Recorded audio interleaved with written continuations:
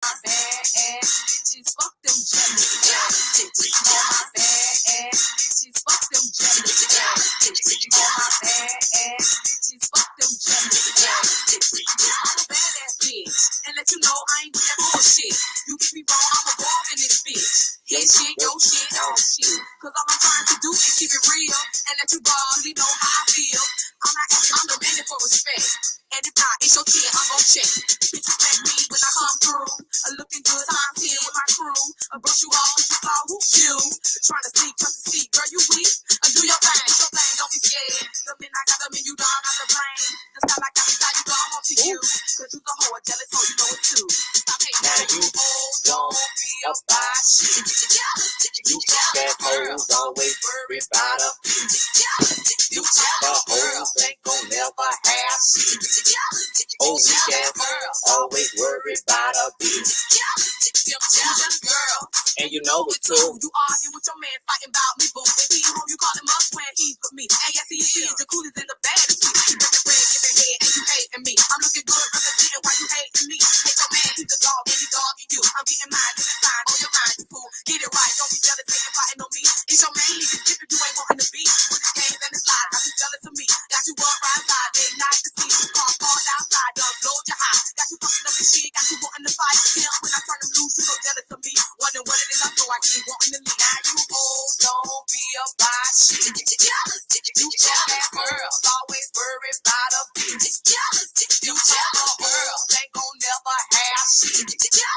Oh, you got girls, always worry about a bitch. Them jealous girls, wonder how I did this, how I said drink that, you on the bad bitch. Keep mine all the time, y'all be losing your mind. Trying to find out what I'm doing, know the place the time. Get a light, dumb bitch, why you worry about me? Get your own shit, bitch, I'm hating, plotting on me. My shit never got it all, never taking the fall. Airtight, much love, bitch, I ain't worried at all. Now you hoes don't be about shit. You jealous girls, always worry about a bitch.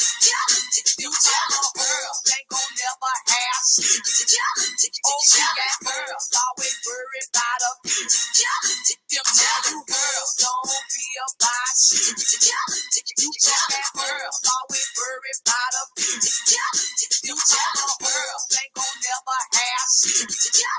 Oh, you got girls, always worry about a bitch. Them jealous girls, fuck them jealous girls. All my bad ass bitches, fuck them jealous girls. All my bad ass bitches, fuck them jealous girls. All my bad ass bitches, fuck them jealous girls. What's going on, Conscious Crew? It is your favorite breakdown commentator, CTV. Welcome to another riveting episode of the Consciouztv platform, girl. Y'all already know what we're here to get into, girl. We're probably going to be here filming all day, girl. So let me take it back just a little bit, girl. Okay, so I had woke up thinking I was a bad bitch, right? I had already set up my watch pages, girl. Had done got everything together for my content today. Even woke up early, girl. Like just knew I was on my bad bitch shit. Okay. Then my nigga took me to some little like country hick town ass outdoor dining cafe. Like way work. Like we already in the countryside of Alabama, but bitch, we went to like the countryside within the countryside of fucking Alabama, bitch. But it was real nice, girl. Had crumpets, had an old nasty house salad, girl. Cause I've been on my multi. I don't even know what the fuck my vitamins are. I'm on my multivitamin diets, girl. I've been drinking my water, girl. I've been like eating more vegetables, girl. Getting all my electrolytes, Neutralites, girl.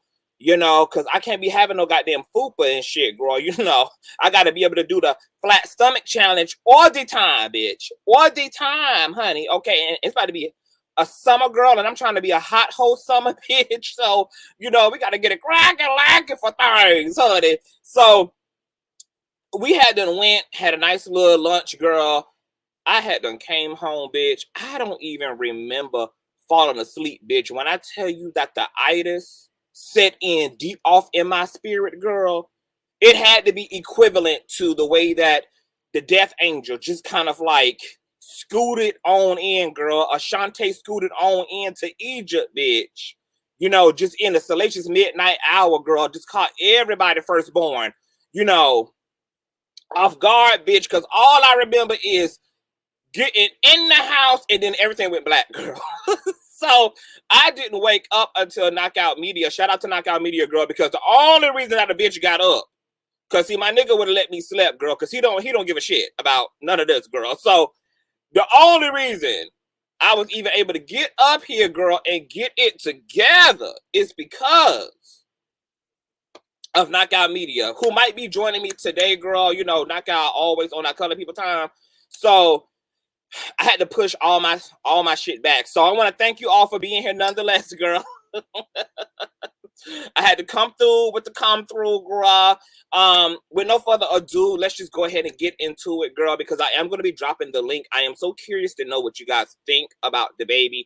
I have covered this artist about twice on my platform over the last probably year or so. You guys know that Dababy is no stranger to controversy. So he's definitely been a segment here on the platform. Well, you guys know that recently that infamous footage from that Walmart shooting that killed 19-year-old Jaylin Craig, who had an altercation with Dababy in Walmart, was fatally shot by Dababy in that Walmart. That video has surfaced. That footage has surfaced, and we're going to be taking a look at it here tonight. We're going to get into a little bit of Dababy's history, his legal woes, his character, and get you guys' thoughts about the presence of Dababy, and whether you guys think that we're dealing with a menace unto society, or whether we're dealing with a good guy who just always happens to be in the wrong place at the wrong time. We will decide tonight, okay? Once again, I will be dropping the link. If you guys have not checked out my Megan Thee Stallion and Tory Lanez commentary, make sure that you guys do that. I will be returning to you guys tonight around 9. So I'm giving myself about at least 2 hours plus to be up here, because I don't know how crazy it's going to get once I drop the link.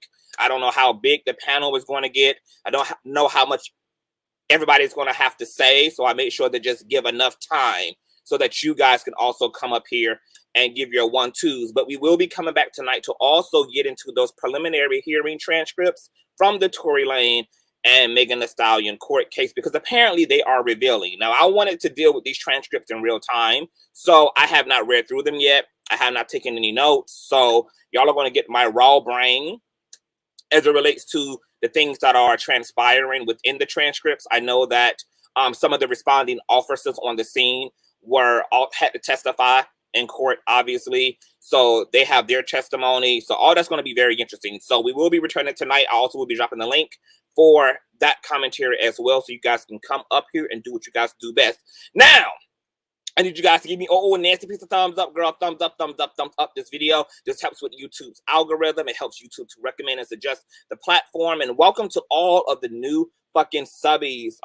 We have gained about 300 new subbies over the last 36 days, okay? And that's largely because of you guys hitting that thumbs up button. You guys, I cannot stress this enough, how important it is and how much it helps the... Oh, I got a cash app. I was like, who did somebody always want to contact me when I'm live, girl? I can't tell you guys how much this helps with the YouTube algorithm. Is this the queen, honey, who done cash app me, girl? How's doing? How's doing? Is this the queen, baby? I think this the queen, baby. God bless you, Miss Barbara. Okay, apartments available in New York, honey. Thank you so much from the queendom, okay? Miss Barbara might drive us all crazy from time to time. She definitely triggers y'all up real bad, girl. But nobody can say that Miss Barbara is not motherfucking supportive of the platform. She, in fact, is that. So you guys make sure to definitely subscribe to Apartments Available in New York. That is Miss Barbara's channel, girl. She get direct downloads from the Holy Ghost, girl, the Black Holy Ghost. So please support her. Give her a click in the view and let her know that CTV sent you. And thank you so much. God bless you, Miss Barbara. Also, if you guys are new here, definitely go ahead and subscribe, because if I like it, but you want to fucking love it. Everybody needs to make sure that they have their notification bell set to all, okay? Because you never know what day or hour the king will be kinging, girl. Even when you're on your way to those coochie and dick appointments, girl. God might just intervene, girl, and stop you right in the midst of your promiscuity by having your favorite content creator, CTV, hit you with a motherfucking upload. Okay? Now, if you don't mind pressing the gas, also share the stream out to your church family, girl, to your adopted family, girl, to your co-workers, girl, to your side nigga, girl, to your side chick. I don't give a damn where your community is. Just let them know that the king is on, girl. So with no further ado, let's just get into the minutia, as my boy YB Entertainment TV would say. I know a place where you can recharge your soul. Baby, that's Consciouztv. And in the midst of brokenness, he gon' see your asshole. Baby, that's Consciouztv. You gon' heal, you gon' laugh and catch a little shade. Ooh, girl. Y'all know he be slaying, y'all better stop playing. Come hear what he's saying. Ladies and gentlemen.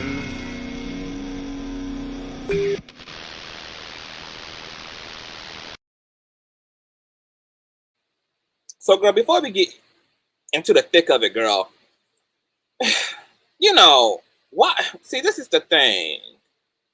You know, I feel so bad in a way, not really, because, you know, Danny Lee tried it with the brown-skinned girls, light-skinned girl shit, girl, so I'm really not here for her either.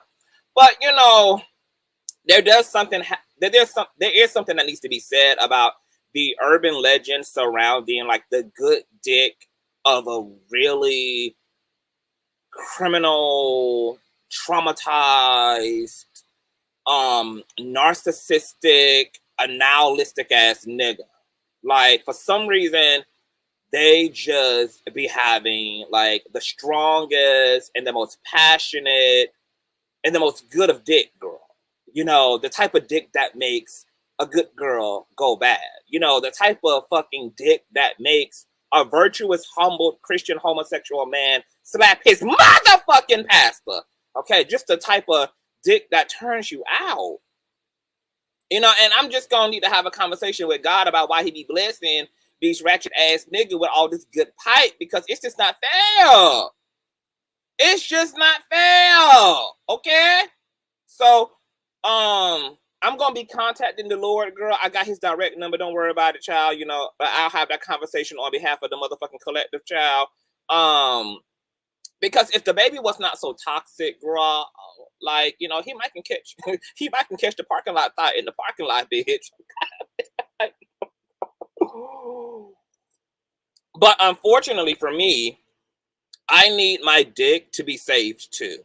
Like, I just can't do it. Like, I can't know that you fucked up until, like, after I done fell in love. But, like, if all your fucked upness comes up and out through the relationship, girl, or through the dating, or through the courting process, girl, it's a no for me. My empathy just won't allow me to, you know, pass go without collecting 200, girl. Like, I'm just hauling ass. However, in the baby's case, and I really want to be open-minded about the baby, because, girl, I'm going to tell you why I'm going to be open-minded tonight. I do already have a prejudgment, but for the sake of our saking, girl, I'm going to be open-minded because I know what it's like to be in very bizarre circumstances. When I was growing up, I was a lot like Jesus. In terms of, I hung around everybody who was not like me. I was like a geek and a nerd growing up, like an artist, very creative, and yet I was around drug dealers. Like, I was in the back seat while niggas was snorting coke up their noses, asking me, did I want to hit it? I'm like, you know, I'm good. I got Black Jesus, you know? And I always had access to the wrong people. However, I never got into trouble with those people because I just was not doing what they were doing. But I was always associated with those people. You know, a little bit of everybody has always loved me growing up. So I could be with the artsy kids. I could be with the street niggas. Like, there was no crowd that I couldn't mix and mingle with. Okay? So I've been that person, okay? And from the outside looking in, it would have been so easy to assume that, like, I was guilty because of association. But, you know, I was just as innocent and as sweet as Alabama pie, you know? Sweet OCTV could never be about that ratchet ass life. So I'm gonna we're gonna look through some of Dababy'S bullshit and really see whether this was like circumstantial drama and bad behaving, or rather Dababy is developmentally delayed as fuck. Okay, because something might not just be right in the buttermilk, baby. So I guess we're gonna start with like the most obvious, and we're gonna work our way back. I'm a Scorpio, Portia, and hello to all my mods and everybody in the building. So we're gonna start with the most recent debauchery, you guys. Okay. Hold on. Hey, Yusuf, what's going on, bro? Because there's a lot, girl. There's a lot going on. It's a lot going on, y'all. Let me see, because I'm going to have to read a disclaimer, girl, before I play some of this old nasty piece of footage, girl. So what we're going to do first and foremost is, give me 1 second. I need to do. I thought I had pulled out a disclaimer, girl. I got Storm and Row fucking Twitter nudes all on my goddamn desktop, girl. Thank you, Storm, for the content, honey. You know, Storm be getting his OnlyFans on, girl. That nigga, whew, babe. What's downstairs on Storm and Row, girl, is a gift that just keeps on giving. Oh, girl. Nope, I don't have a YouTube disclaimer. Okay, hold on. Let me go a YouTube disclaimer, girl. I like the way you stare. And if you're in the building, once again, girl, please give me a nasty piece of thumbs up.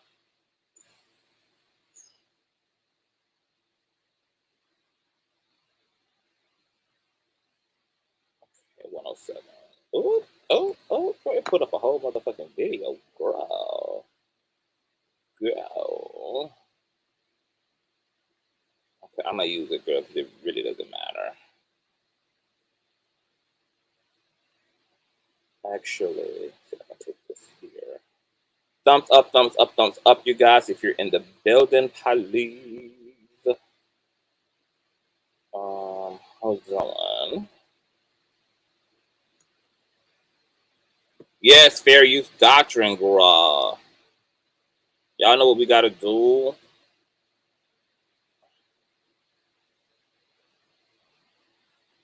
Okay, let me share my screen real quick. Let these whores know, honey. Okay.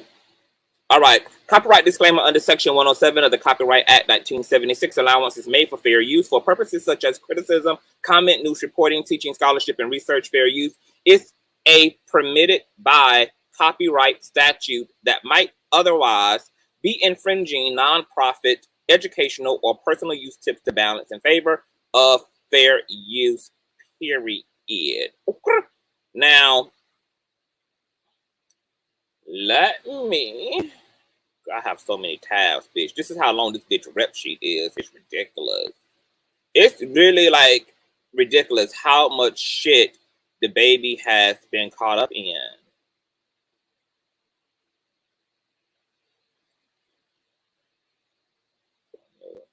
Okay. So this article is from WSOC-TV, you guys, and it's also going to give us a little bit of a backstory to this video.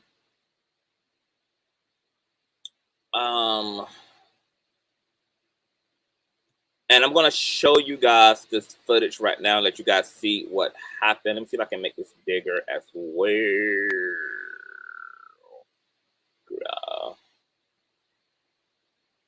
Okay. Let's do it.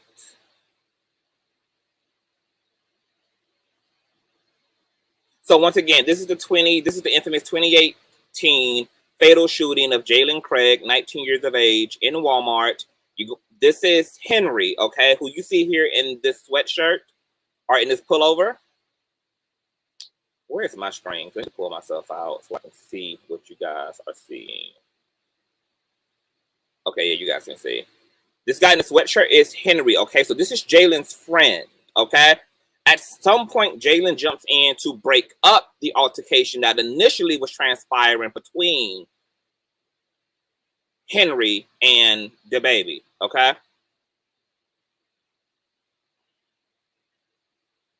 Henry, Dababy, in the blue hoodie. They go out of frame, as you can see. People are coming over, and this is Jaylin in the black here. This is the 19-year-old who was shot and killed. Okay, there's a tussle. Dababy gets knocked to the floor. He pulls out his gun. He shoots. He's walking around, and then he pulls out his Glock again. Okay, so I just want to play that for you guys one more time.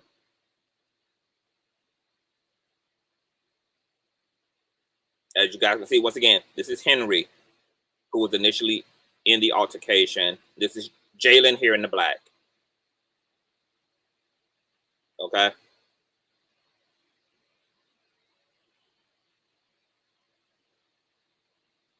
As you guys can see here too, it appears that, and I didn't notice this until just now watching this, just moving back. I don't know if Jaylin also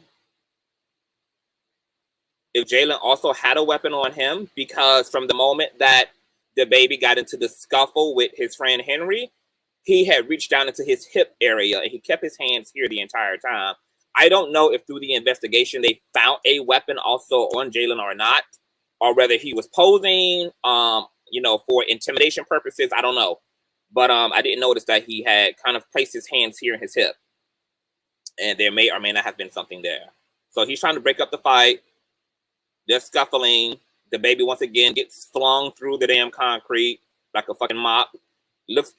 Obviously, Dababy just pointed the weapon and shot. Okay, here it is. Boom. He shoots. Okay. Then he puts the weapon back in. And there's another piece of footage where he pulls the weapon back out. Okay. So that's the footage that has now resurfaced. Okay. Yes, he did. Okay. He had a license to carry. So we're going to read this article, because it gives a bit of a backstory as well. And I will be dropping the link to get you guys' thoughts. The article from WSOC-TV reads, Hunterville, North Carolina. New video from Rolling Stone shows the moments leading up to the deadly 2018 shooting inside a Huntersville Walmart involving rapper Dababy. Authorities said 19-year-old Jaylin Craig was shot and killed during a fight inside the store in November 2018. The Charlotte rapper, whose real name is Jonathan Kirk, told detectives that before the shooting, he was shopping with his family when he noticed two people staring at him in what he believed was a threatening way. Okay, so Dababy is alleging that these guys were giving him some really shady looks while he was traversing Walmart. The new Walmart surveillance footage reviewed by Rolling Stone shows a fight inside the store between several people. Quote, "They're staring at me like they recognized me, like they was about to come pull a gun out," Kirk told detectives, adding that he assumed the teens were looking to cause trouble. "What I'm hearing from it, they see me with my girl and my kids and think, this is a perfect opportunity to do something to him. They're trying to get me to provoke them so they could pull a gun out." Craig was with his friend Henry Douglas at the time. Douglas told investigators that they thought they spotted someone who looked like rapper Dababy and took several glances to see if it was really him. Douglas told police that Kirk initiated the conversation and seemed intent on creating an issue. He said Kirk wanted to go outside to the parking lot to fight, and when they were planning to leave, Kirk launched at Douglas. In a surveillance video, Kirk can be seen hitting Douglas in the head and nearly tackling him to the ground. Kirk and Douglas then start fighting while Craig was seen standing nearby. Quote, "Craig reaches into the front of his waistband," yes, so I guess he was carrying, "out what appears to be a firearm," according to a death investigation report prepared by Mecklenburg County Assistant District Attorney William Bunting. The report then said Craig attempted to pull them off one another when Kirk's partner at the time interjected herself in the fight and tried to separate Kirk and Douglas. Rolling Stone reviewed additional footage that was not published. According to Rolling Stone, Kirk's partner pushed Craig back, and Kirk was able to break free one of his hands. He then pulled out a gun and shot Craig in his side. Craig collapsed at the end of the aisle. The baby's lawyers, Drew Finding and Marissa Goldberg, told TMZ prosecutors reviewed the video in 2018 and determined the rapper acted in self-defense. Witnesses were interviewed and corroborated Mr. Kirk's statement. The entirety of the surveillance video was viewed and determined to corroborate Mr. Kirk's statement. The lawyers told TMZ in part, quote, Mr. Kirk was protecting himself and his family at the time of the shooting. Channel 9 has reached out to the baby's lawyers for a full statement to the situation. For Craig's family, the video raises some new questions surrounding the incident. Quote, I feel like they just swept it under the rug. Craig's mother, LaWanda Hursley, told Rolling Stone of the investigation into her son's death. Kirk knows what he did. I'm not doing this for no fame or anything because at the end of the day, Jaylin Craig is gone. Craig's family told Rolling Stone that the fight only started when Kirk became annoyed that people recognized him and allegedly demanded they take things outside for a fight. Quote, I don't look at him as no Dababy, Hursley says. Quote, I look at him like you're Jonathan Kirk and you murdered Jaylin Craig. Kirk was charged with carrying a concealed gun in the case, and he was sentenced to 30 days in the Mecklenburg County Jail. The district attorney's office said, quote, that sentence was suspended pending his successful completion of 12 months of unsupervised probation. Kirk did not face any additional charges in the case. Statements from the Mecklenburg County District Attorney's Office, quote, in June 2019, Mr. Kirk was tried for misdemeanor carrying a concealed gun in connection with the death of Jaylin Craig in Mecklenburg County District Court before a judge. The judge found him guilty of that offense. He was sentenced to 30 days in the Mecklenburg County Jail. That sentence was suspended pending his successful completion of 12 months of unsupervised probation. The district attorney's office reviewed the police investigative file and agreed with the Huntersville Police Department's decision not to charge Mr. Kirk further, as prosecutors could not prove beyond a reasonable doubt that the defendant did not act in self-defense. Hursley, who still lives in Charlotte, and other family members believe Craig's killing was unjustified. She told Rolling Stone that the baby destroyed their family and that it took all these years before anyone came to them asking for their side of the story. Quote, we never hid from anybody, she said. We never heard from anybody. Y'all knew our names from news clips, but nobody ever asked us what Jaylin was like. Nobody. Craig's family are also sickened to watch Kirk seemingly launch a career off the backs of their son's death, Rolling Stone reports. Quote, this is stressing me out right now because every time you turn on the radio, you hear him. Craig's father, Curtis, said, quote, you can't even listen to the radio. I think about my son constantly. Rapper Dababy has been involved in altercations and violence multiple times. In April 2022, he was at his home in Trotman when a person was shot on his property. Police have not confirmed who shot the person, but Dababy posted on his Instagram seeming to claim responsibility for the shooting. Okay, there's a video here that I'm not going to play, girl, because copyright is just too stupid. Okay, so this is one side of the facts, you guys. The baby is claiming, girl, that he felt threatened. These guys were giving him shady looks. He felt like something was about to pop off, and therefore it did. And he ended up shooting Jaylin Craig, who was not even the initial aggressor, but someone who was trying to break up the altercation. Jaylin died at the end of the Walmart aisle as he was actually running away from the altercation, okay? This is interesting to me because it's not far-fetched for me to believe that Dababy, because of the type of lifestyle that he lives, because of him being in the streets and the dynamics of street culture, gang culture, ratchet culture, project culture, ghetto culture, I'm sure that he's been programmed to interpret these nonverbal cues as something menacing, okay? You know, when you get certain looks from niggas, you know, you feeling like they motherfucking lions and you the innocent gazelle, okay, amidst the headlights. Now, that may be actually how he felt. But what I don't understand about DaBaby getting off on self-defense is he was already carrying a concealed weapon. He shot the person who even the courts deemed as and saw for themselves in this footage was breaking up the altercation. If these guys hadn't meant DaBaby any fucking harm, why would Jaylin, at least I can speak for, be trying to break up the altercation rather than jumping in, rather than helping his friend Henry to further assault DaBaby? If DaBaby felt he was about to be robbed, why didn't they do just that? Especially since Jaylin was also carrying.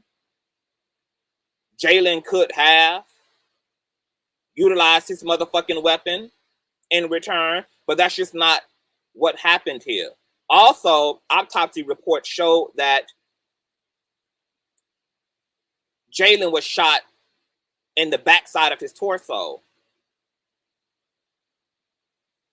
So how can you have been threatened for your life by someone who was running away from the fight?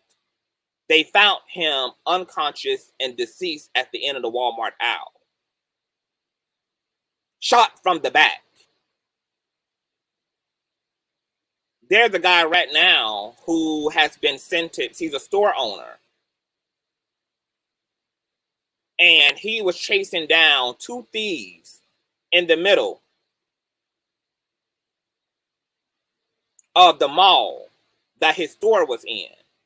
Upon him chasing these thieves down, he ended up shooting his weapon, which ended up shooting and injuring a 9-year-old girl who was standing in line at another store. That store owner is going down for reckless use of a firearm, etc., etc., etc. And on top of that, even though those guys had stolen merchandise, do you guys know that had he chased them down and shot them, shot the thieves, who were technically wrong, who did technically have his merchandise in their hands and was fleeing the scene with it, that if he would have shot those guys while they were running away, even with his things, he would have went down for for manslaughter, for involuntary manslaughter. Because you just cannot fucking shoot people when they are disengaging. It doesn't matter what they've done. It doesn't matter what just happened. So the fact that this man was shot and found dead at the end of the aisle because he was running away, and he was the person who was intervening and breaking this up, and he's the one who lost his fucking life. And even though all of this was caught on camera and all of this between the judge and DaBaby's lawyers, they were able to convince the jury that DaBaby acted in self-defense. How is it self-defense when people are running? He opened fire also inside of a whole fucking store. And the interesting thing about the judge is that, like, no one judge is the same.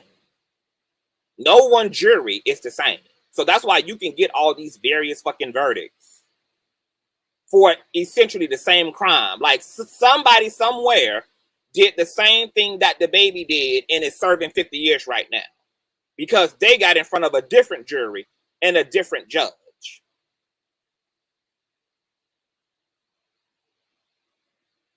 I don't think that was just.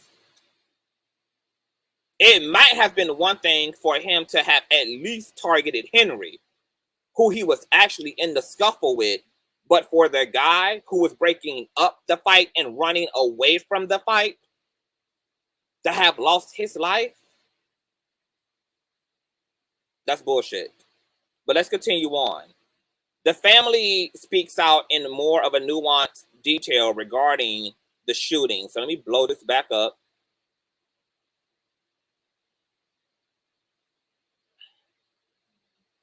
and see if you guys can see this article. Okay. I gotta get rid of some of these fucking articles, child, because there's so much going on the tabs.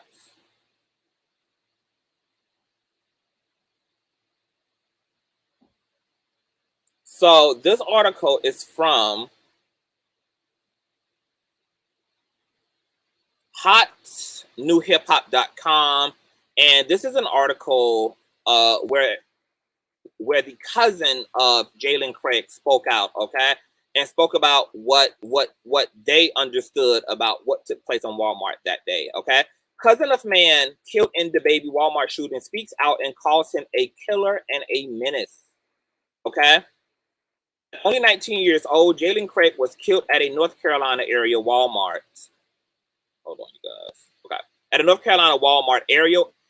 At only 19 years old, Jaylin Craig was killed at a North Carolina area Walmart after an altercation with rapper Dababy. The rapper has referenced the shooting on multiple occasions in his music, claiming that he fired his weapon in self-defense. Craig was a fan of the rapper, so says his family, and his cousin is speaking out against Dababy after the recent backlash from his homophobic comments at Rolling Loud.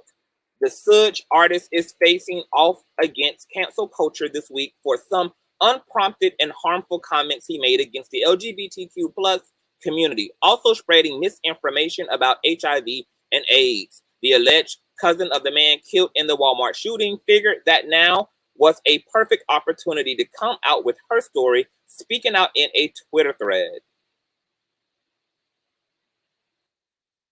Quote, now that so many are apt to cancel him, are we ready to talk about the murder he committed in November 2018? She wrote, quote, my cousin Jaylin Craig was shot and killed by Dababy on 11/5/2018, November the 5th, 2018.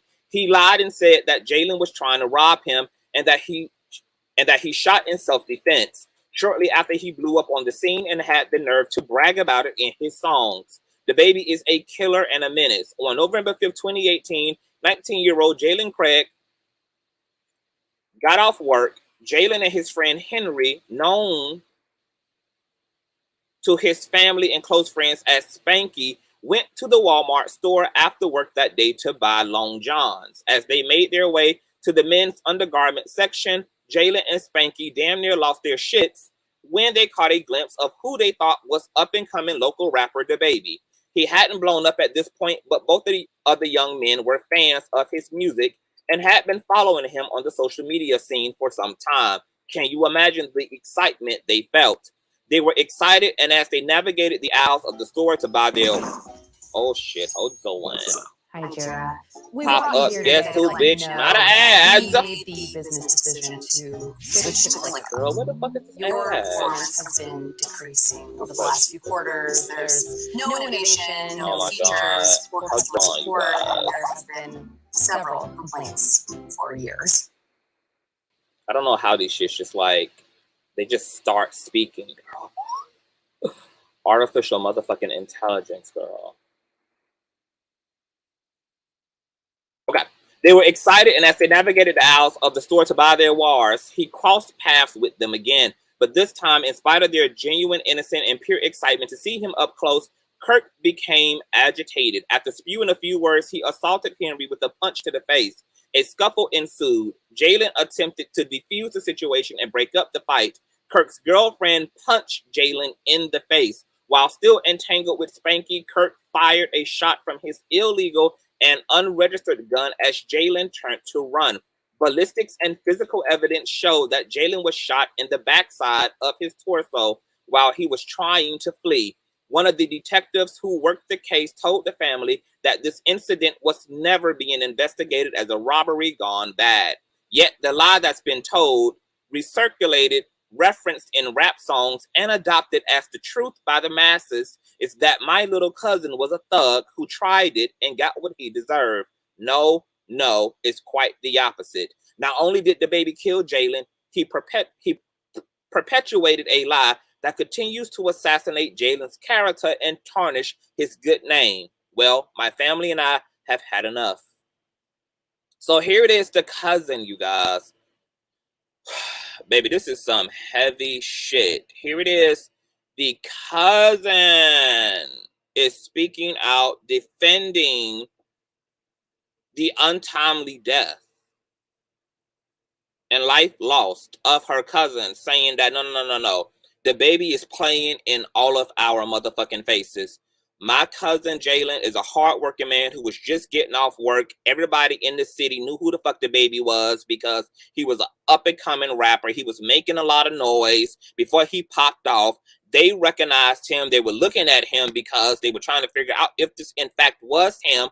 And the baby started freaking out once they went up to him and tried to speak to him, tried to get his attention. Shit went left, and my cousin was shot trying to break up this fight. And ballistic findings and physical evidence support the fact that he was shot while fleeing the scene. Okay? That's also supported by the surveillance. I'm much more inclined to believe that that's exactly who Jaylin was. Because as we're going to further read through Dababy'S controversies, Dababy unfortunately has pretty much dissolved any lick of credibility he really has, because he's also assaulted fans, female fans at that. He has displayed irrational behavior. He has made he's had very little emotional intelligence in his socializations. So because of the way Dababy has treated his fans in present time, girl, I can only imagine how much more worse and inappropriate his responses were to people that supported him when he was still 100% in that ratchet ass lifestyle. Okay? And once again, Jaylin wasn't even the aggressor. Jaylin was the one who was breaking up this altercation.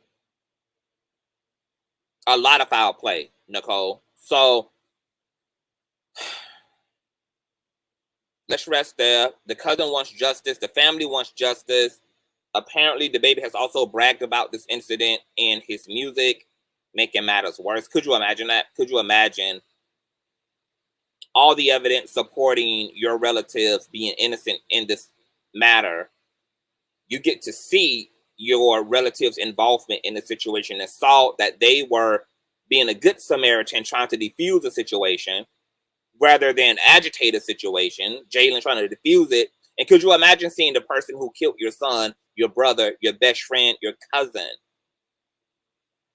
not only spend 30 days in jail, not for the crime committed against your cousin or your son or your lover, but because he had an unregistered concealed weapon. And then see that person become so famous that he's literally out here performing on the BET Awards. His music videos are everywhere. His songs are being played commercially on the radio.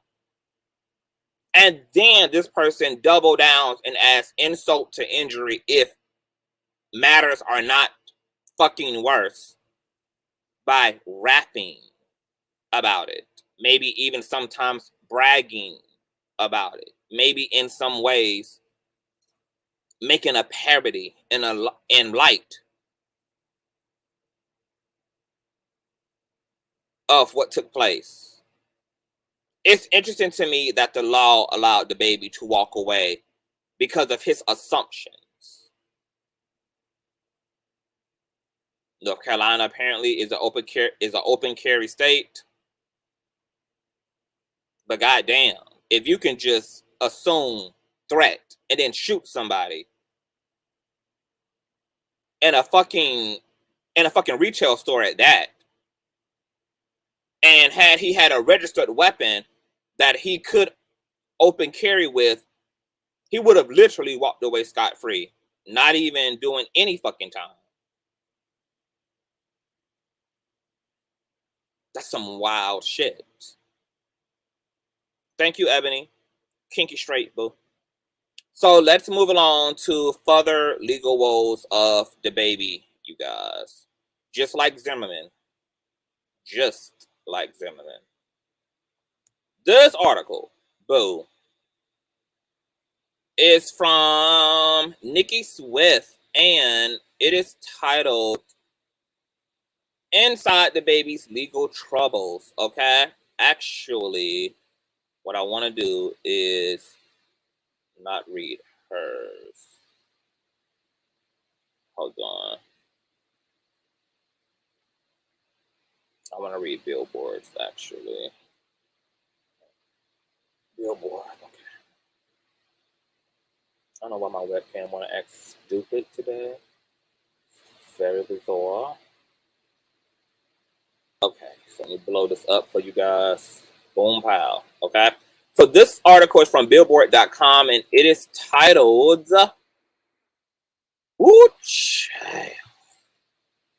A Timeline of DaBaby's Controversies, from a deadly shooting before his career took off to a 2022 shooting outside his home.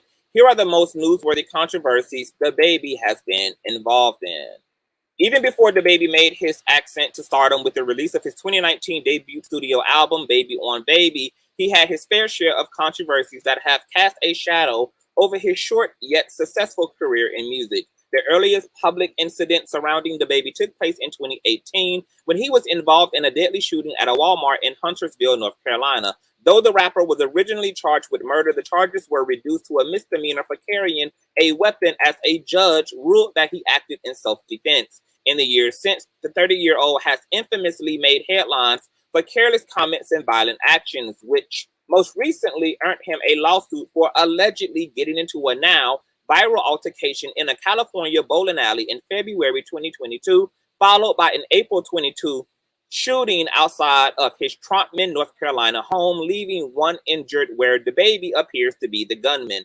The rapper, real name Jonathan Kirk, for his part appears unfazed by his string of legal issues and controversies.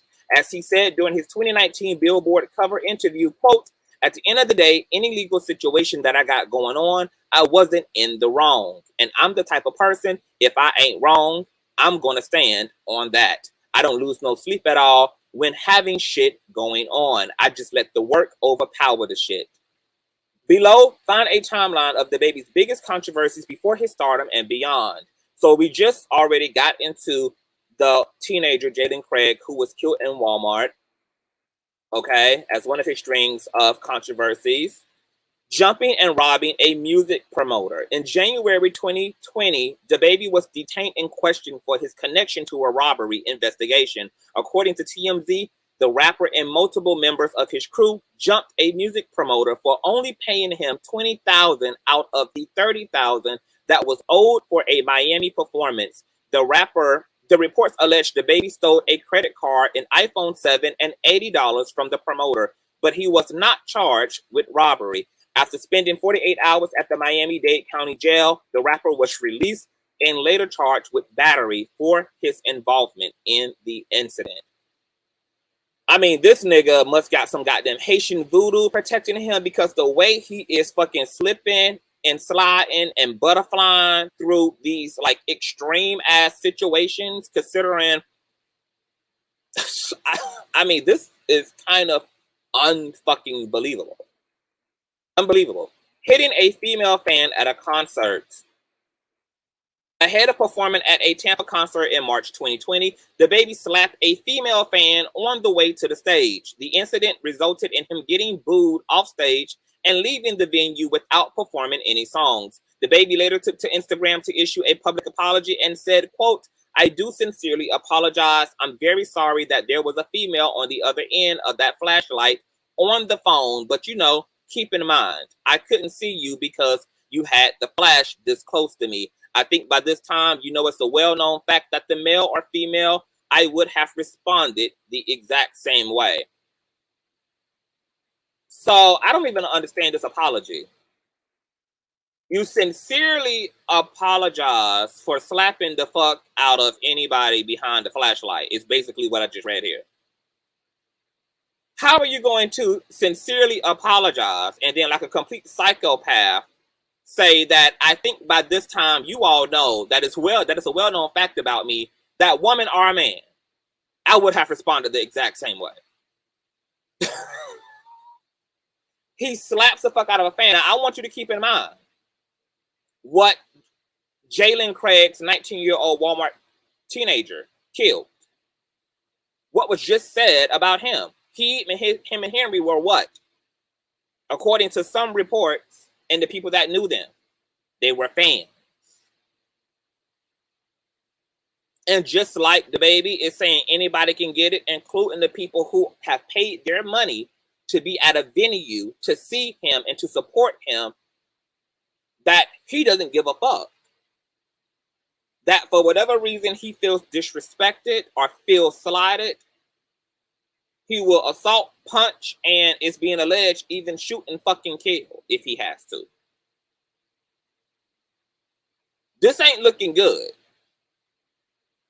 This 2020 situation with this fan should really call for pause as it relates to the 2018 Walmart shooting, where it's also being alleged by Henry, one of the surviving members of this ordeal, and Jaylin Craig's family, stating that they also were fans, because Dababy has a habit of treating his fans just like his enemies. There's no distinction between the way Dababy treats his foes from his friends. There's no distinction between the way that Dababy treats his fans and admirers from his fucking haters. None. Okay? Let's go on.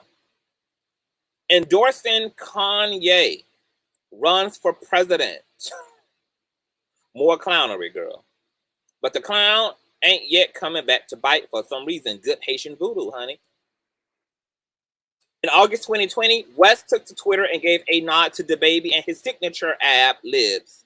Let's go, he wrote. Dababy and lib. By the way, the North Carolina rapper caught wind of Ye's tweets and responded, quote, warning, use the let go ad lib at your own risk. It makes you unstoppable. I'ma let y'all finish. But you got me fucked up. You think I ain't voting for Ye.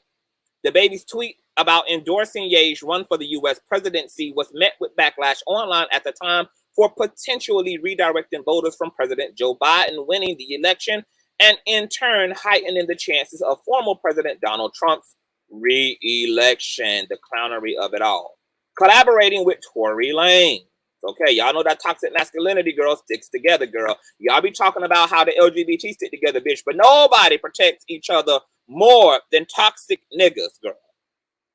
Okay? Nobody. In January 2021, Megan Thee Stallion fans were upset with Dababy after Tory Lanez, who was charged with felony assault for shooting the female rapper in both of her feet after an incident in July 2020, teased a collaboration with Dababy. Megan and Dababy previously worked together on the singles Cry Baby and Cash Shit. Lanez hinted at the collaboration with Dababy on Instagram using the hashtag 2021 Umbrella, a release date for the untitled track that was never announced or formally released, though Dababy appeared on Lanez's Scat, which was released in June 2021. So, yeah, murderers support murderers, girl. Shooters support shooters, girl. Feuding with JoJo Siwa. In February 2021, Dababy sparked his most inexplicable feud yet. This time, the bad blood wasn't with another rapper or hip-hop star. Instead, he seemingly took aim at Nickelodeon star JoJo Siwa by dropping her name into the lyrics of the freestyle beatbox remix, in which he sang, "Nigga, you a bitch, JoJo Siwa, bitch, you let the wrong nigga get rich." Though Swaya never addressed being mentioned in the track, the rapper received backlash online for mentioning her in the track, but wasn't fazed by it, and instead, he and his daughter are fans of her work. He added, "It's JoJo Swaya, my 3-year-old princess. It's your #1 fan. I brought her every product you have out. She think she you," he tweeted.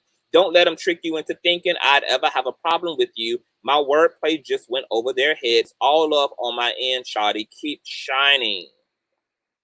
Homophobic Rolling Loud comments. During his set at Rolling Loud in July 2020, DaBaby came under fire for homophobic comments he made while performing on stage at the event. He said, if you didn't show up today with HIV and the A word, or any of them deadly sexually transmitted diseases, that'll make you die in 2 to 3 weeks. Then put a cell phone light in the air. Ladies, if your pussy smell like water, put a cell phone light in the air. Fellas, if you ain't sucking dick in the parking lot, put a cell phone light in the air. After the comment sparked backlash online, DaBaby later tried to justify his comments at the festival by saying that gay fans of his do not have the H or A word because they are not nasty, gay-ass niggas or junkies. Following the incident, several festivals removed him from their lineups, including Lollapalooza, Governor's Ball, Park Life Festival, Day in Vegas, Austin City Limits, Music Midtown, and the iHeartRadio Music Festival. In March 2022, Rolling Loud announced that the rapper would be returning to the festival stage in July because capitalism allows every wretched ass nigga to win under its rule. Altercation with Danny Lee's brother. DaBaby and members of his crew were filmed getting into an altercation with Brandon Curell, the brother of the rapper's ex-girlfriend Danny Lee, with whom he shares a child, at a San Fernando Valley bowling alley called Corbin Bowl in February 22. Video of the incident shows DaBaby and Curell swinging at each other, slipping in onto the bowling lanes, and other members of the rapper's crew jumping into the fight.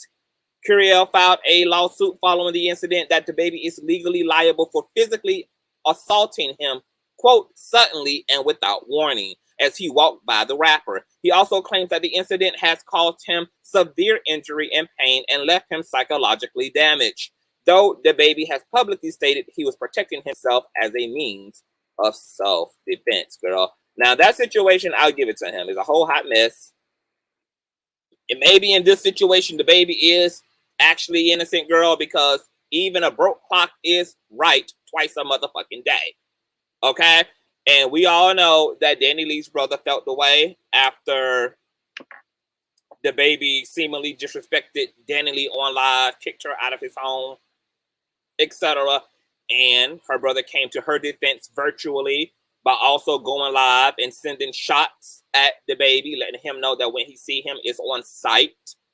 So the fact that when he saw DaBaby, made sure to be in proximity to DaBaby, made sure to be close enough to be touched by DaBaby, after sending shots after shots after shots to DaBaby, that after getting his ass rolled down the goddamn bowling alley and striking out, that he would claim that he's the one psychologically injured and that he was an innocent bystander just walking on by. Now,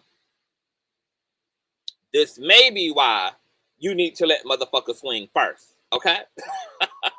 Because even your fucking antagonist might be able to have a case against you if they provoke you to take the first fucking blow. However, that would actually be bullshit. But considering how bad behaving and terrible DaBaby is, I actually wouldn't mind,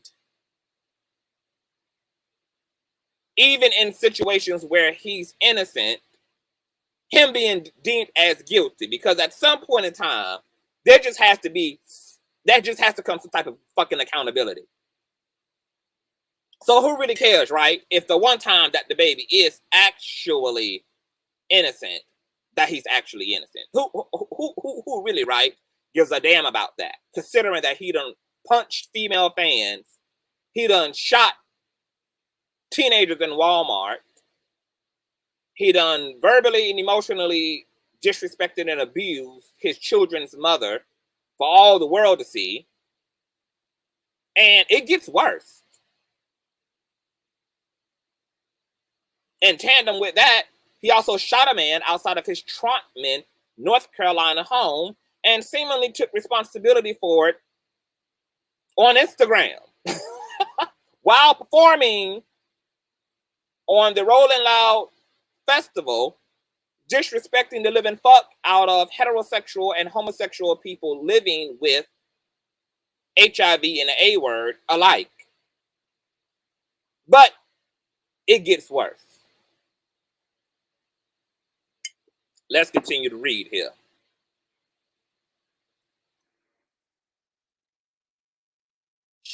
Shooting outside his North Carolina home. Police confirmed to Billboard that a person was shot outside DaBaby'S home in Trumpman, North Carolina on April 13th, and that the victim went to the hospital where the injury sustained was not life-threatening. While police haven't said whether DaBaby was involved in the shooting, a 911 call since posted by TMZ appears to be made by DaBaby, in which he tells the operator, "This guy was trespassing on my property. I shot him in his leg." On April 15th, DaBaby broke his silence on the shooting, posting a movie clip to the Instagram account with the caption, quote, "Heal up and live, my boy. Just don't bring your ass back." The movie clip DaBaby posted is from 2002's Paid in Full, in which Rico, played by rapper-actor Cameron, tells his shooting victim while casually eating a bag of chips, "Niggas get shot every day, B. You'll be all right, nigga. You tough, right?" In his caption. DaBaby writes, "Choose not to take a nigga life the other day and it felt great," with a thumbs up emoji. Well, if only he could have had this level of consideration and compassion for Jaylin Craig, who literally was not even fighting him and yet was fatally shot in a Walmart aisle in Huntersville, North Carolina. So DaBaby has the privilege of just deciding when he gets to kill people with no accountability. And police won't even acknowledge DaBaby as a suspect, despite there being a 911 call where the nigga admits to shooting this person. And rightfully so, if the motherfucker was trespassing. But how much more really would you fatally shoot a trespasser versus fatally shooting someone who was trying to break up an altercation between you and their friend? It would seem that the shit would be in reverse. Once again, I don't know what type of Haitian fucking voodoo this nigga got set up on.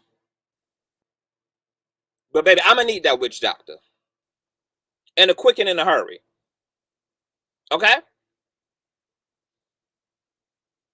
Now, it gets more interesting.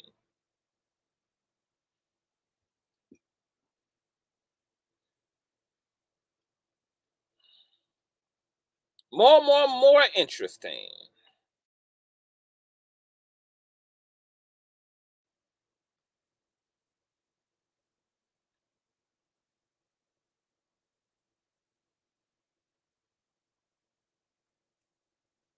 Because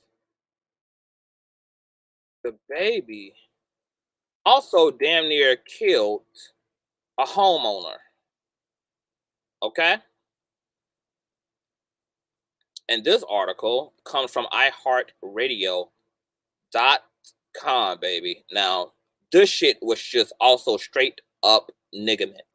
Straight up niggerment, okay? It's titled, "DaBaby Accused of Assault Robbery of Homeowner."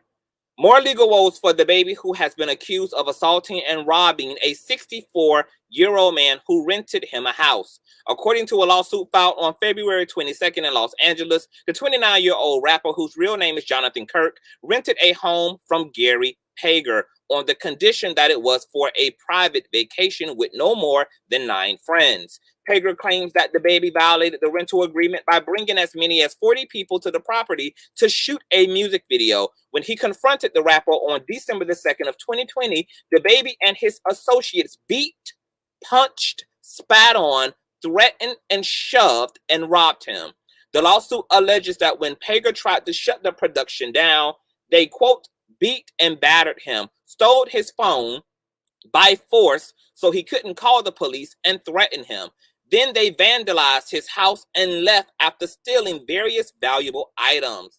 Pager claims DaBaby and Jake Paul were sitting in a convertible when he was assaulted by an unidentified associate of the rapper. Quote, their behavior was cowardly and despicable, reads the lawsuit. An honorable man would have intervened. The filing alleges that DaBaby climbed out of the vehicle and threatened Pager, punched him, and chased him into the house. He then allegedly sucker punched Pager, knocking out a tooth. Quote, Mr. Kirk appears to think he's a real tough guy, the lawsuit reads. Mr. Kirk is wrong. Pager is suing DaBaby and others for fraud, breach of contract, battery conversion, and trespass to chattels? Okay. He is seeking at least $117,000 for damage and stolen property. $117,910. Oh, and 48 cents, baby. Pager wants the 48 cents too, bitch. 48 whole cents, girl. Not 50, not 46, not 40. 48, girl. $117,910.48. None of the allegations have been tested in court, and DaBaby has not responded to the lawsuit. Last September, the rap star was sued by a man he allegedly assaulted inside a Los Angeles hotel 9 months earlier.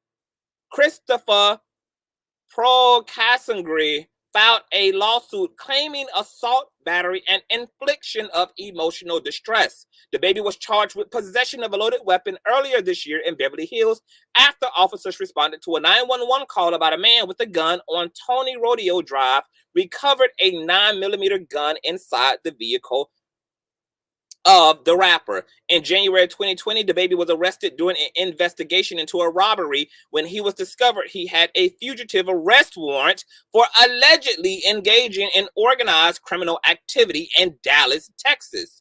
The rapper was convicted in 2019 of carrying a concealed weapon after being arrested in connection to a fatal shooting in Walmart in Huntersville, North Carolina. Last March, DaBaby publicly apologized for smacking the fuck out of a fan at one of his concerts because she held his phone up to his face with her flashlight on. Girl, I don't understand how... Girl, do white people think that DaBaby is Caucasian, girl? Because DaBaby is the only nigga, aside from O.J. Simpson, girl, who is literally exhibiting mayonnaise privilege. This is unfucking believable. This is unbelievable. Like, white people must actually not see color. DaBaby might be the receipt that mayonnaise culture is looking for, girl, when they say we don't see color. Because this is the only motherfucking nigga in the United States who has mayonnaise privilege. If I was a mayonnaise person living amongst the Black Lives Matter era, every time I needed to prove that I don't see color as a mayonnaise person, I would pull out the entirety of DaBaby's arrest record and say, girl, I told you we don't see color. We don't. Everybody's mayonnaise does. Everybody's mayonnaise, bitch.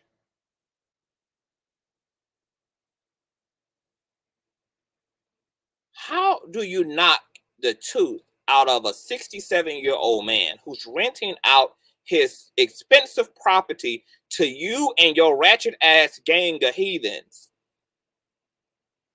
He greenlights only 9 people in the home and you allow 40 under the guise of a fucking video shoot he didn't even know was going to happen until he showed up to check on all your nigament because something in his mayonnaise spiritualizations must have just told him, girl, that you was going to be on your boys in the hood shit, girl. Despite him still allowing himself to go into business and contract with you. This man has the right to come in and tell y'all to get the fuck out, to shut the fuck up, and to sit the hell down. And y'all beat, jump, rearrange the man's motherfucking teeth, still out of the fucking house, steal the motherfucker's phone so he can't call for help, and then flee the scene. And the baby won't even respond to the motherfucking lawsuit. Allude all these other criminal offenses that proceed and exceed these incidences. I'm gonna let y'all help sort this thing out, girl. Is the baby a fucking maniac and a goddamn sociopath running fucking wild? Is he a menace unto fucking society, girl? Is this who the Wayans brothers was got the inspiration from? From menace to society while drinking your juice in the hood and shit? Is the baby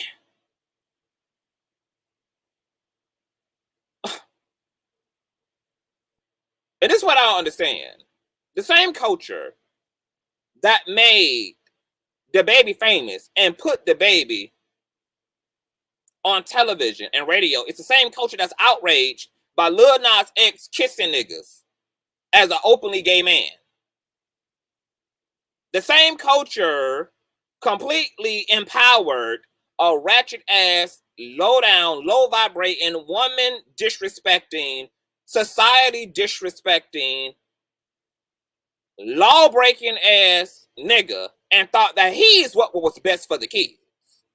And almost had a congressional fucking hearing over Lil Nas X spinning down a pole in a music video and kissing the nigga on a performance. The same culture that concerned about the kids and the imagery and the subliminal social programming, girl, is outrage over gay people and trans people being on TV.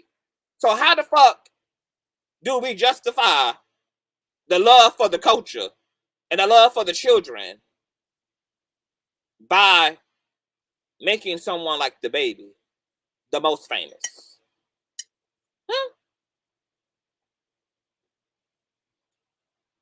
Where they do that at?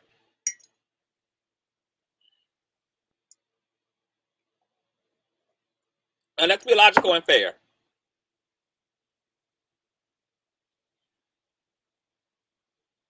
The dude trespassing on his property, that was a justifiable shooting.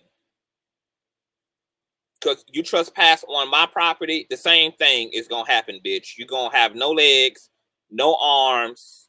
You're going to be drinking out of a tube. And you're going to have to be on Tinder trying to find you a decent lover who's willing to be with somebody who only has a head left.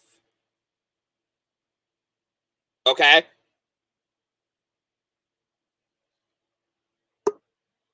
And I'm talking specifically about the shooting that took place at his Troutman property. Definitely understood. The Walmart shooting makes no sense to me. What I'm willing to believe is that by the baby having this hood mentality, that I'm sure his perception did make him feel threatened by niggas just looking. And the baby don't have no type of emotional intelligence. So he ain't even walking around remembering that he's a whole fucking celebrity. He's a whole celebrity, but still think he's Kirk ducking and diving the ops and ducking and diving his gang enemies. He forget that niggas gonna be looking and trying to figure out who the nigga is behind these goddamn dentures because he's now the baby. He just throw all that away, girl. All this institutionalized, impoverished ass psychology he's still functioning in. So I believe when I just saw you, Purple Lover. If you can come back up, boo. So I believe he felt threatened. But what I don't agree with is there being no accountability for him fatally killing the person who was breaking up the altercation and running away from the altercation. I can believe he felt threatened. But I can also believe the other side of the argument too. That the baby knew these guys were fans and just wasn't feeling them because, as we've all seen, he is willing to punch and assault motherfucking fans who pay to be there. These are people he know are fucking fans, girl. They took time out of their life and took money out of their pockets to actually support your ass, and you beat the hell out of them. And this man who allowed him to utilize his property and gave him a shot, he beat the hell out of, allegedly, stole from, allegedly, terrorized, allegedly. So we know what the baby will also do to people who are trying to support his motherfucking ass. Hey, Purple Love, how you doing, boo? Can you hear me, love? Because I can't hear you. Yeah, I can hear you just fine. It was just What's going on, girl? Tell me what you think. What the fuck is going on with the baby? Psychopath or good person in the wrong place at the wrong time?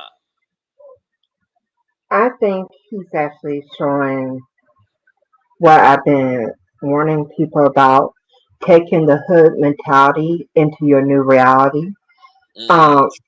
You can't, when you're choosing to be a public figure, there has to be a mental adjustment. That mental adjustment never got made. So we're watching a hood dude treat the whole world like it's one big massive hood. And it's wreaking havoc because the whole world is not one massive hood. And everybody is not out to get you. This is why really doing the mental work is so important, because you're going to respond to reality from your perspective of how you view the world. So if you're used to being in survival mode all the time, your response is going to be a survival mode response.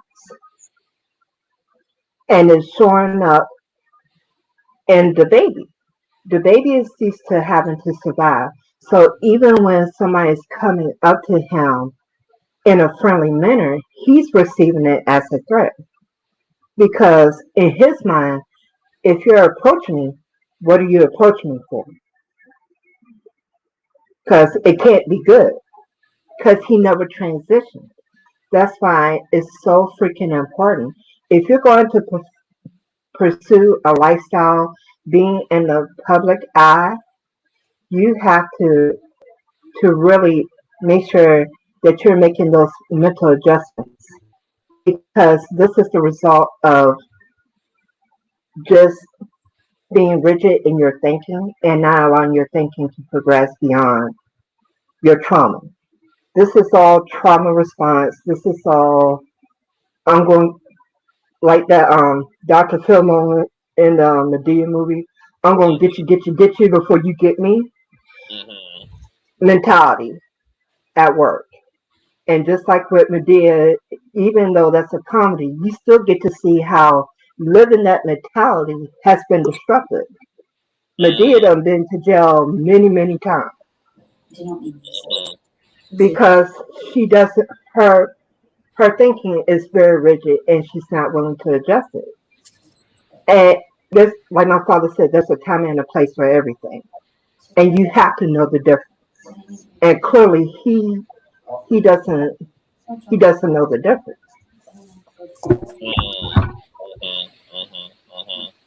So this also then goes to show how callous, money hungry, and capitalistic these record labels are, because I don't know why record labels, considering how much money they're going to make and invest, first of all, invest into these artists, the potential of the platform and success of these artists, meaning given they might be capable of global influence, if not alone national, which is huge. Why would you not honestly, I feel like music labels, considering the level of influence these people are going to have over the youth, over the culture, music is universal. Americans love their music. Music shapes, this type of art shapes the mentalities of especially young people, especially hip hop. I don't understand why labels do not require a psychological evaluation, why they also don't do background checks, why they don't actually vet the people who they're going to go into contract with, and think more long term about. I think they do vet them, but I don't think that a psychology test is needed, because they know exactly what, so that they can influence whoever paying. You know what I'm saying? Like, that's how I feel. And I didn't mean to interrupt, but I had to call Cap. Yeah, I call it the but see, but it's bullshit, because I don't understand why are you willing to put and invest $100,000 into a hip hop artist when the life expectancy of that hip hop artist is 25, 31 max. Like, it just seems like a very extreme investment for short-term outcomes by people who pose as more of a liability than not. And as a and I'm speaking about as a business, like, it doesn't make sense as a business practice, even though this is the type of business that these labels practice. I mean, this scenario, because I just saw someone who owned prisons. I saw something on a thread. I don't know if y'all saw the thread about he bought a prison for like $7 million, and he ended up flipping it for so much more. He ended up opening seven more prisons. He said he put down X amount of money. This is how much the state is paying to keep these prisons full. And this dude, he was ew. I can't really say. I'm a truck driver, so like, don't mind all the stuff in the background. But shout out to the truck driving lane. I got a cousin who she's a truck driver too. Toot. But yes, the dude was saying how he put down like $7 million. He had to do like, or matter of fact, it probably was like less than that, because he said he only had to put down like 30% of the total, however much it was, and per inmate is worth a certain amount. So honestly, and he was a ooh, you know, we can't say it, but he was a ooh, and those are the people that really own the record label. So I really feel like it is a business. They got to get these niggas like this, the dust mites, to in their jail. You know what I'm saying? Yeah, I call it the Pied So, Piper. you know what I'm saying? That's how you. Take exit 119 and die My bad. 270 East Outer I completely agree with you. And it's actually an ideal business model, because these rappers' lifespans are extremely short. So they're very expendable. But the amount of influence and the money that can be made off of them, plus when you factor into the amount of money that can be made off of the fact that they're influencing people to go down the jail pipeline, it behooves me, if I'm just out here to make money and I don't mind making it dirty, to get the person who's in survival mode, because they're going to be willing to do any and everything to get that bag. I want to, and they're not going to read the fine print. So you can basically just modernize the slavery in a lot of respects. Well, they did write it in the Constitution. I want to definitely speak Oh, on yes, the they baby. did. Definitely, they I did. came up here because I want to speak on the baby character. I want to explain what he is. He's pure evil. He has no Yes, God. a chocolate covered demon. You're right. He has no God. He has no conscience. He has no God. He has no morals. He's pure evil. That's what the baby is, pure evil. You know, you cannot trust him around no one. He will harm you, he will hurt you, he will assault you, and he will kill you. And all of this has been proven. And this is what they want to promote.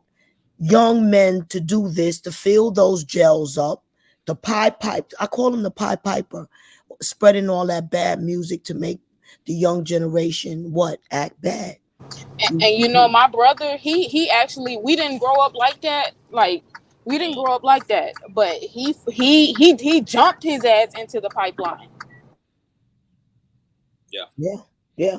That's how it goes. Because of the glamour that's sold around and marketed around street life. And this is the brand of masculinity that a lot of black men are buying into, even if they had parents who raised them differently, even if they were raised in an upper scale community, went to private school, but because this is the overwhelming brand of masculinity that's heavily perpetuated in the black and brown community, even it's almost not even enough to try to separate your child from that in lifestyle, separate them from that in terms of the school system, because once they go out from within those barriers and out into the regular smuggler world, and they're around the culture and they get introduced to the culture, they now have to wrestle with the enchantment and the spell casting that culture and its influence has on the individuals that are exposed to it. And that's why a lot of parents they have a growing concern about what's on TV, about what's being shown, about what's being demonstrated, because living in the technological age, living in the information age, living in the digital age where everybody damn near has a phone, everybody damn near has access to Google. These young people have even more exposure to very adult themed concepts within the culture. And this is what they want to continue. Conditioning can start sooner than later, even for those who are protected by classism from certain aspects of the culture. And this is why they promote people like the baby. They want to continue to pollute the society, to fill up those jails. You know, we have good rappers, Chance the Rapper, you know, there Kendrick Lamar. There are some good rappers out there, but they don't promote those rappers. You know, they don't promote what they do, like what Nipsey Hussle was doing, what he was doing. He was promoting real estate for the young men. He had workspace. He was promoting for them to be their own entrepreneurs. They don't want to promote rappers like that. They always kill them, condemn them. You know, it was really sad the way they did Nipsey Hussle, the way they took his life like that when he was helping the community. You know, they always allow those young men to get slayed. Do you think that's probably what happened with this dog situation? I really don't know them by name. You know, I knew Nipsey because I was very proud of the way he was helping the gang members of the world and allowing them to be entrepreneurs and business owners and everything. You know, most of the men that are out there helping, you got them evil things out there taking them down. I'm gonna tell y'all this. I was listening to my boo, my auntie Olivia the Oracle earlier, and she had a female on her panel who was saying that her father was like very pro-black, and her father was very much so for like black liberation, the black community, the black community getting what they're entitled to. But she said her father also, in the same breath, had a defensiveness toward the black community. Like, you know, didn't really want her around, you know, like he didn't also fuck with black people, but at the same time, fuck with black people. And she was saying she did not understand why. Like, how could he hold both attitudes? How could he be black and then also be like, fuck, you know, like stay away from Yeah. from this group, or you know, like protect yourself. And I was Right. thinking to myself, in lieu of the conversation that Miss Barbara is bringing up around the Nipsey Hussles and the Young Dolphs, who were all killed and slain in the communities that they were doing charity work in, that they were bringing business to, etc. That the reason why statements like that, why they can exist side by side of one another, is because everything that Black people are entitled to but didn't receive is exactly why the community is also so sick. We're talking about a conquered and abandoned community who is still currently oppressed under a mayonnaise patriarchal capitalistic construct. So on one end, you can love your people, but because of the way your people have been treated and the things that have been transferred intergenerationally, the bad behaving, the denial, the mental illnesses and spiritual illnesses, and the defensiveness and the survival mechanisms that Black people are relying upon just to endure and navigate a system like this, also make, to some Black people, other Black people dangerous. Yeah, because so it's like I love my people, but my people got fucked up under this system, and they also now are kind of, what I felt like I heard her daddy saying is that my people got fucked over by by pale supremacy. But now the issue is our people are a product of that pale supremacy and all this anti-Blackness that leads to the killing and slaying of other Black people now also has us not wanting to live next door to each other, because it's every squirrel trying to get a nut, because white supremacy created a barrel for Black and brown people to live in. And some Black people are doing what they have to do. If it means taking your life, if it means raping you, whatever it is that has been internalized by the circumstances that are now of the Black community because of all that's happened to our people, also kind of make us a little schizophrenic or bipolar in our attitudes toward us. This is what I was trying to explain to one of my kings, right? I was trying to explain to him. I said, let me explain something to you. You are not to sell Percocets and heroin. You want to know why? Those pills and those things go for $20. If they legalize marijuana, why would you catch yourself with something that you could sell for the same price? Why would you do that to yourself? There's no damn excuse. So I don't want to hear it. If you pick up that garbage, those Percocets, those heroines, and those pills, and you sell that and you get caught out there, I don't want to hear it. When you get them 7 years and 15, I don't want to hear it.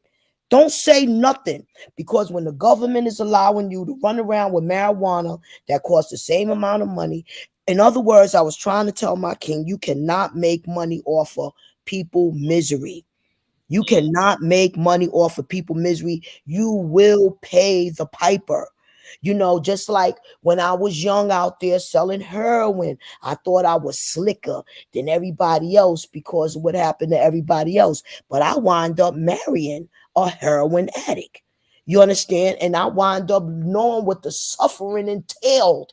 You are not going to make, and you are not going to get away with making money off of people misery. And that's just it. Yeah.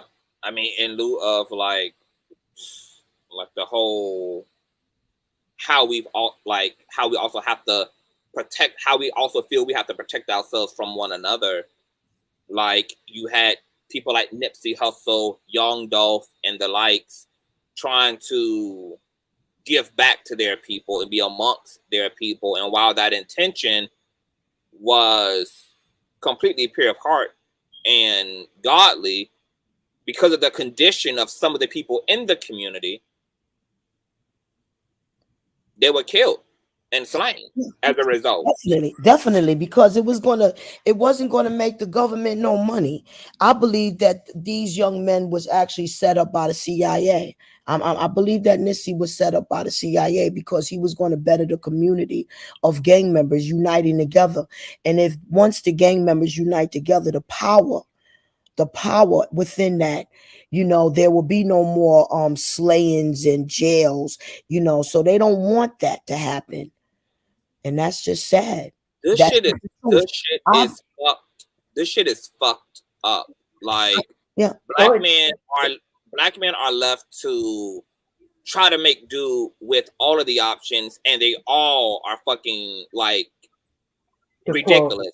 Like black men obviously are like they take the hip hop route because it's a way out of the barrel into the bag.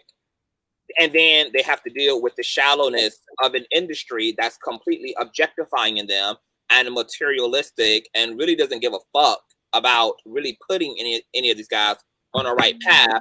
And then they're left to have these record labels profit from their ignorance, profit from their trauma, profit from their low vibrating ass psychology. But then if you also encourage black men to go to fucking school, you're telling them also to go be palatable for white supremacy, which also has a slew of discriminations and standards that are preventive of them even being able to be fulfilled and taking on all of that debt just to get an education. Exactly. We have to build up our own economic economy.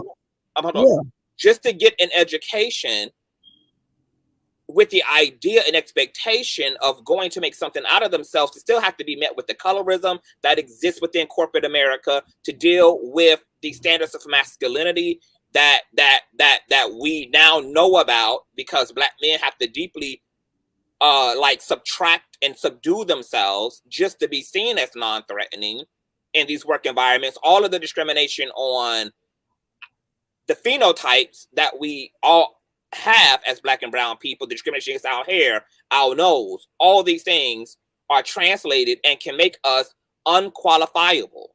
All of the systemic issues that as it relates to banking and loans and business loans, like black people literally can't get a fucking break under this system. The bullshit is to the east, it's to the west, it's to the north, and it's to the it's set up that way not to give us a break. It's set up. Let me tell you something. Black Americans, we know it's set up that way. We have to get out. You have to get out of these big banks, certain banks. You have to go to a federal credit union bank. You understand? You got to stop dealing with these other kind of banks and find yourself a federal credit union bank, somebody that's going to help you out and give you a loan when you don't have no money. You know, like for instance, my beautiful bank with my poverty behind, if I didn't have my bank, I would be dead. I really know what it is, but where did I get that opportunity? I got it in Ku Klux Klan land, not in you know, the ghetto. You know, this is what's offered to the Ku Klux Klan's children.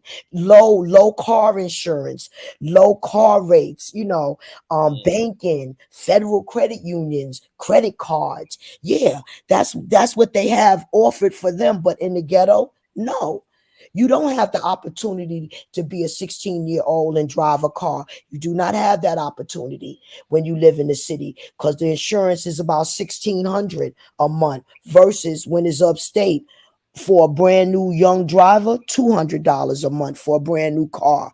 You can actually get a car with a credit score of 2.5 upstate, but not in the ghetto, you know. So we have to learn. I have an adopted sister that taught me jobs ain't nothing but slavery. You know, we have to our children to Hold on 1 minute, Miss Barbara. Hey, Miss Mickey, I think you got feedback in your phone, boo. Can you hear me? Yeah, I hear you. I just turned it off. Okay, love. Thank you. I'll go ahead, Miss Barbara. No, I was just saying that, you know, our young black generation have to build up our own economic economy. We have to make our own soap. We have to make our own underwear. We just have to stop buying other people's products and really build up an economic economy and stop being a slave. I'm sorry, I'm gonna have to call Cap because we've been doing that. We've been doing all that. No, we haven't. Just because Yes, we you have. got my color, you are not me. Okay, just because you got my color, you are not me. We've been doing that as the Black Americans. I'm not talking about people without color. I'm talking. Okay, what I'm in storefronts. I'm talking about what I'm saying is I believe that the reason we still discriminated against is because of the baby. I think that we are not being treated fairly. The people who are going through society doing what they're supposed to do. No, that's a fact. Can you hear me? Khadija, are you there? Randomly, and the women were saying the reason they don't want us in their neighborhood as the women is because they know we're gonna bring our badass sons. I don't got no kids, but I get exactly what she's saying. What these neighborhoods be saying, like you're gonna bring your uncles, you're gonna bring people who want to sleep on your couch, and they don't want that in their neighborhood. Yep. And I have to disagree with you on that because our history has shown something completely different. This is a more recent phenomenon, and this has also come about because the government at hand is purposely doing things to cause these situations to come about. When you redline a community, when you take out resources from that community, it's going to have certain devastating effects upon that community. Before, when you were on point, when you were doing what you were supposed to, they were still having lynchings. They were still having picnics where they were hanging you and taking photos. What they doing and that right doing now? all those things. They Yes, doing that it right is now? still going on. Yes, ma'am. It's still going on right now. Who getting We lynched? still have cases. Who got There's lynched? countless cases, honey. Where? All you got to do is look at we never all stopped. over the country. Do you got a It screenshot? never stopped. Do you have a It's too many screenshot? of them to screenshot. Do you have any receipts? Like 2 forms What of you got to identity? do is We do a need to see Google search, somebody honey. that was lynched. I want to see somebody that was lynched. That they just they lynching them just because they black. Because there's so many of them out there. I can show you If every you want 5 the hours information somebody just getting the same lynched way because I they got the black. information, you can go get it for yourself. I'm not here to debate. Nah, I don't think we gotta It talk is about what what's it going is. on right now. And that's going on It's right still now. going on right now. There are still many cases of people being found in trees, and they're saying that they killed themselves. So is and that the reason everybody why the knows baby it's acting the way that he it's acting? Sandra Bullock? Nobody Sandra is Bullock? saying. Come on, girl. Nobody Come on is. now. What I'm saying is that why the baby is doing what he doing? I didn't say that. So What I am saying what we is talking that about? Folks hanging off in trees, and we first got of all, people. You know what I'm if you're saying? going to ask me a question, then you need to allow me to answer it. Yes, let's What answer. I am saying is that you don't get a baby out of the blue. That came with a lot of systemic crap. And when you are being redlined, when you have resources taken out of your community, when you are having jobs and things leave your community, you will make people go into survival mode. Survival mode creates folks like the baby. Man, I cannot. Exactly. No, I can't either. Can I hop in, because me please? and the baby are the same age. No, I'm not going for that. I'm Yeah, not going for it either. It's you plenty don't of have to go for opportunities it. What out you here. have to do is understand it. You don't I have to came go from for it. You have to understand I that was we are raised. still in I was slavery. raised in Atlanta. I We know never stopped getting lynched. I know the struggle. I know all this. I know all of this. Yeah, can I hop in, please? So I understand. No excuses. Hold on. I want Kadia to respond to that, and then I want C Marie to jump in, and also have a Miss Mikia also jump in as well, so they can give their initial thoughts, and then we'll pull it back around. But continue your point, Ka. I'm gonna call you Ka. Okay, like what can I call you? Is it Ka? Khadijah. Okay, Khadijah. Okay, got it. Okay, continue your point. Yeah, I was just saying, no excuses. Me and the baby, we're the same age. You see what I'm out here doing at the same age, went through the same thing that you went through from the South, all that. And I'm a damn truck driver. Why you got more money? You making way more money than me. Why are you still doing hood rat shit? Why you made it up out what the fuck you was saying that you needed to make it up out of? So why you still doing it? It don't make no sense. Because if you look at his mama and you look at his daddy's background, he didn't come from real bad beginnings, but his brother was an influence to him. That his brother killed somebody before he killed somebody. So it's a cycle of these niggas, honestly. But that's what I was talking about. But that's what I was saying earlier about the culture. Like, the culture itself is a social construct that we're all being indoctrinated with. It doesn't matter how much our black parents protected us through classism, through luxury, through da-da-da-da-da-da. You have a lot of black people coming out of those communities, out of those private schools, out of those backgrounds, who are just as, and they're still choosing that shit. And they still choosing it. And it begs the idea that you can take the person out of the ratchet, but can you really take the ratchet out of the person? Because now we're also dealing with the same thing of a slave mentality. You can set the body free, but if things have gone fucked up here, if things have gone fucked up all inside of here, it doesn't matter. It's not enough to just shift the environment. You have to actually deal with the things that now produce the psychology that was reinforced by the environment. And one of the fucked up things about America is that it doesn't want to have anything to do with what black and brown people need psychologically as a result of being a enslaved people. Because they now just set niggas free, and niggas can go freely work for McDonald's or become a CEO or own the business, white America is under the impression, or maybe they intentionally know, that they've only provided one variable of healing, which is the physical freedom, if that's what you even want to call it. But none of the psychological shit was dealt with. But that's not their responsibility, though. We're still not a people who know anything about our native language, our native beliefs. As a black and brown person, none of us are being taught by the current curriculum and the current school system about our true identity.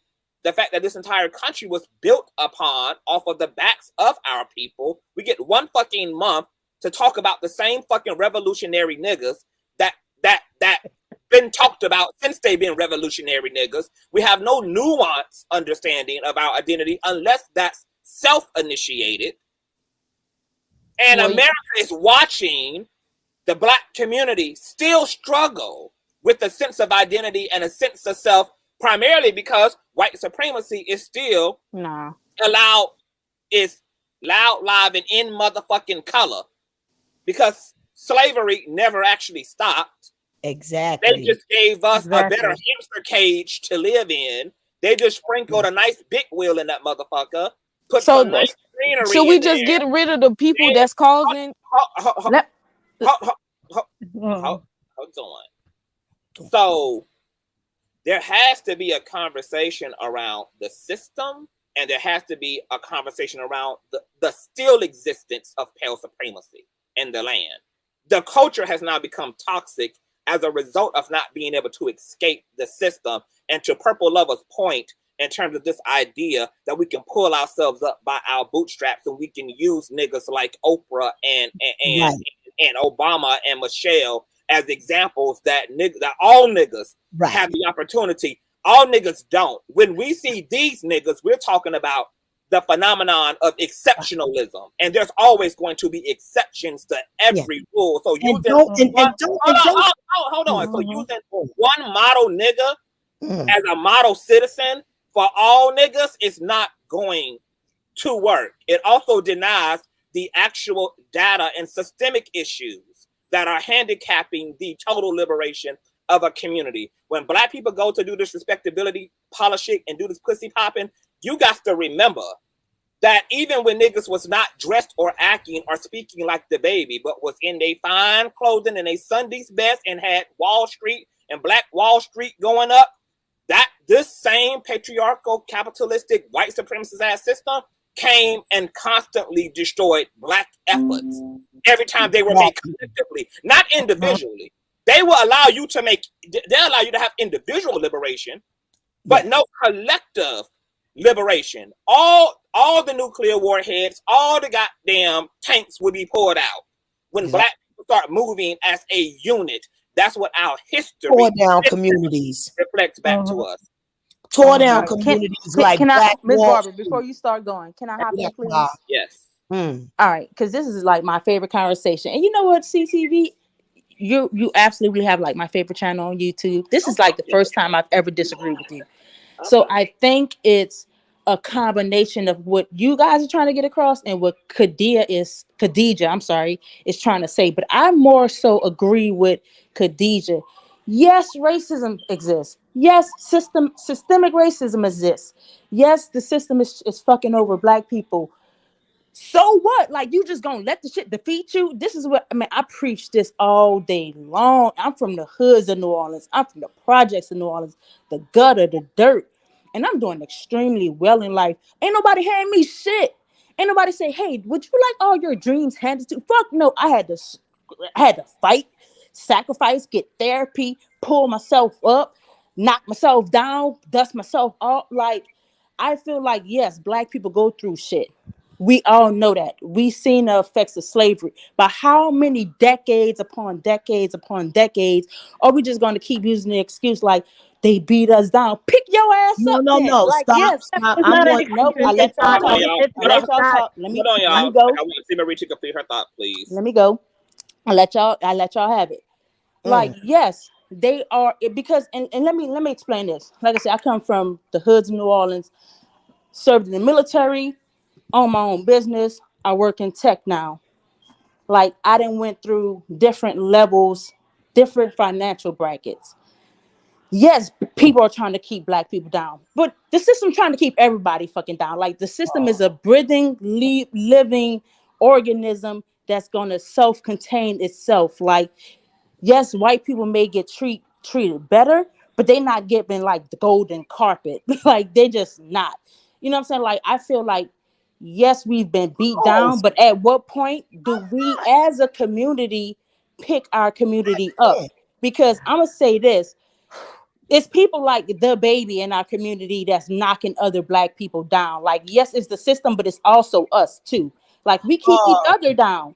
Like, it's how You're using any black system. person that has mm, made it out of the hood, how many black people have tried to snatch your ass back to that mentality or that lifestyle? no, no, no, no. Like, Friend, man, can I go? I let you oh, go. Like, you let just me gotta say what stop. I'm gonna When is it say. gonna stop?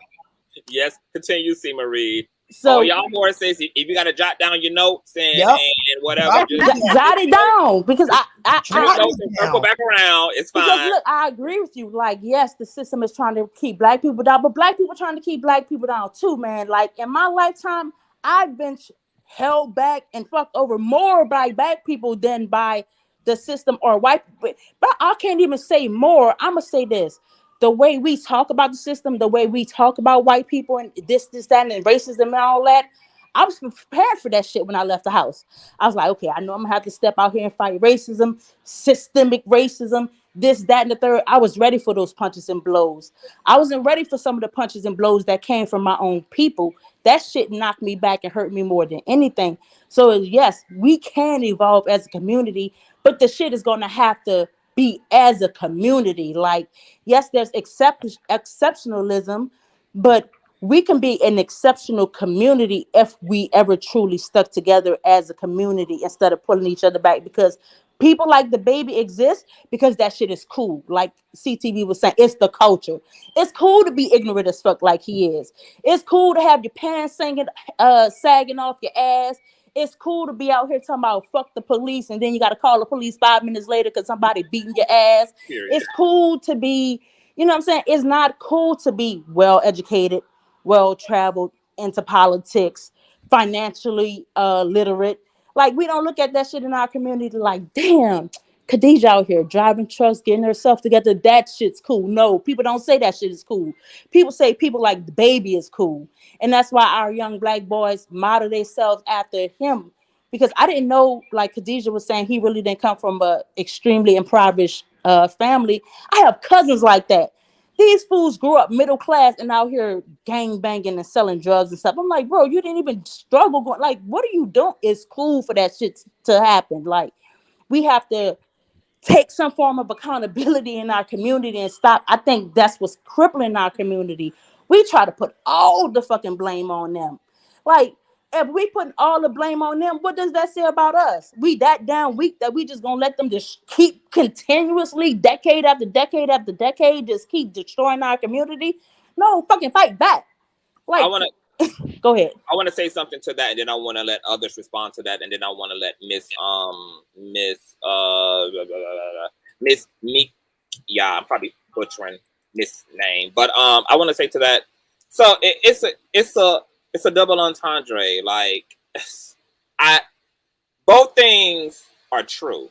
The problem, though, with sometimes the problem with the pull your bootstraps up attitude from other Black people is that we can preach that yes, you cannot lie down and take it either. Like, we have to fight for some solidarity and sanity and maintain and sustain what we can. And unfortunately, the burden is going to be on us despite all that has happened to us, because as we can see, mayonnaise people nor their mayonnaise Jesus are coming back for Black and brown people. So whatever is going to be left of us is going to have to be because of us. Nobody is coming back to make it right for us. Nobody is coming back to make it well. So there's going to have to be 100% responsibility taken upon ourselves to do what's in the best interest of us. But I also don't want us ever to forget, in tandem with that pull yourselves up by your bootstraps attitude, never forget who did this to us. Thank you. Never forget why we're having to be burdened at the extreme and to the degree in which we have. Never forget who your actual open enemies are. Never forget why your children have to learn to find Black to be beautiful. Why these messages are going to have to be more personally internalized rather than represented within a healthy culture, because the culture is not healthy. Never forget also, never forget to forgive each other, because the problem with pale supremacy is that it has successfully did what it was designed to do, which is to elevate its own, even though classism still exists, even within pale America, it exists. So yes, there are poor mayonnaise people, but those poor mayonnaise people have the luxury of still being preferred over broke ass poor Black people. So there's still a privilege and a certain level of preference and immunity that even poor mayonnaise people have access to. And now, because of us constantly being hit over the motherfucking head, when we make collective strides, our leaders get assassinated, our people get met with difficulty. Every time there's a collective movement, not individually. So I want to hear shit about Beyonce and Oprah. Talking about when niggas move in bundles and by the droves, that's when you see that what it's like to try to leave the plantation ain't no different than what it was like for our ancestors. Okay. Leave that motherfucker. And the But level of CCV, All right, no, I want to talk next. No, I want to. Hold on. And the level of warfare committed against them. I don't think. And here is my issue with the whole like Black-owned business bullshit. We've done it. We've done, to whoever said it earlier, we've done all this shit. Like this ain't the first time niggas done got their shit together. Niggas done had their shit together. Exactly. Niggas was out here focused on nothing but their bag and their economy and their culture and their fucking kids and the KKK, the American Ku Klux Klan, and all other motherfucking forms of oppression met Black people literally by the bomb. The bombs literally dropped. Literally dropped. And that shit ain't even 100 years out. We talking about, you can consider that shit modern genocide. Like, in terms of the destruction of Black Wall Street. So, yes, we're going to have to overcome the enemy within ourselves and the anti-Blackness that's now being inherited. But I'm never going to let my own people forget who authored that trauma. We not the author of the confusion that we are now under and operating in. We are not the author of the shit that's perpetuated within our communities. Yes, we now in part are a product of that shit, but it's also not as easy as just saying, look, get it together, because there's literal data now that proves that people are more influenced, especially impressionable minds, are more influenced by the culture than they are by the values instilled by their parents. That young people now actually are being parented by the culture, and that's largely because of the information age. It allows your child to intersect with contradictory imagery, contradictory messaging, contradictory information and stimulation than what he or she is enduring at home, because your child don't just live under your roof. They spend at least 8 or 9 hours outside of your fucking supervision in a whole nother system along with other human beings. They have access to things in between time, all of that. So this shit is going to get really deep and get really fucking epic. And I don't know how encouraged I feel about Black investing in Black owned fucking businesses. Because once again, that Blackness, that self-hate and internalized anti-Blackness don't even allow us to really want to see. But that's a part of the crab in the barrel mentality. The system doesn't even want us to see niggas doing better than us. It got us feeling like that about our own fucking people. And the minute that our people are not 100% perfect in their business and 100% perfect in their practice, we're the first ones writing the bad reviews and talking shit and spreading all of our gossipy ass attitudes about the customer service or the lack of napkins or whatever the fuck it is we can nitpick about when it comes to our people doing anything. This is why it's like, in a way, I don't even know how we're going to psychologically liberate ourselves, because like you can do that on your own, but baby, the amount of us that are going to self-actualize under this umbrella are a minority.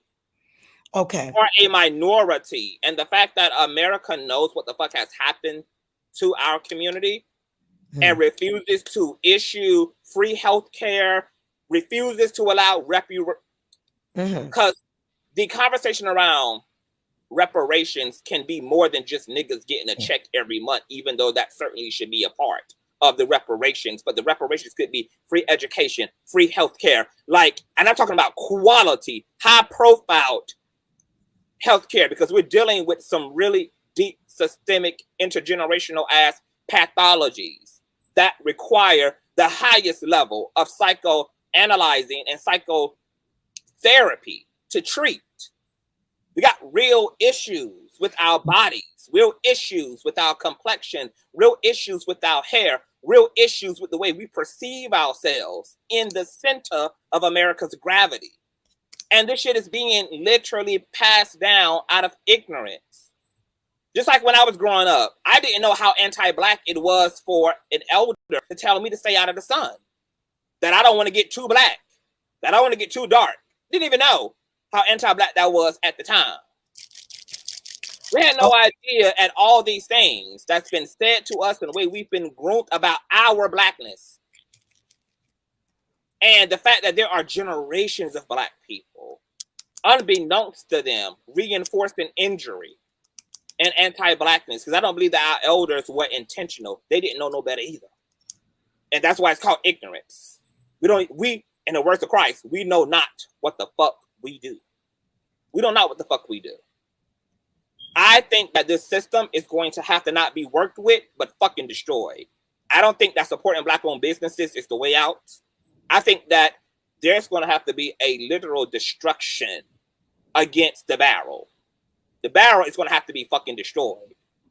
And the fact that our history bears out that we have tried to be we've tried to be peaceful and civil and nonviolent, that we've also built our own banking systems and institutions, that we have already thrived, we've already done this, we already got the history that tells us what is at the end of trying to go about things the way that we've already gone about them again and again and again and again. And they say that the act of insanity is doing the same shit and yet expecting a different result. And so you have some of our people who still believe that this system is really offering you a way out.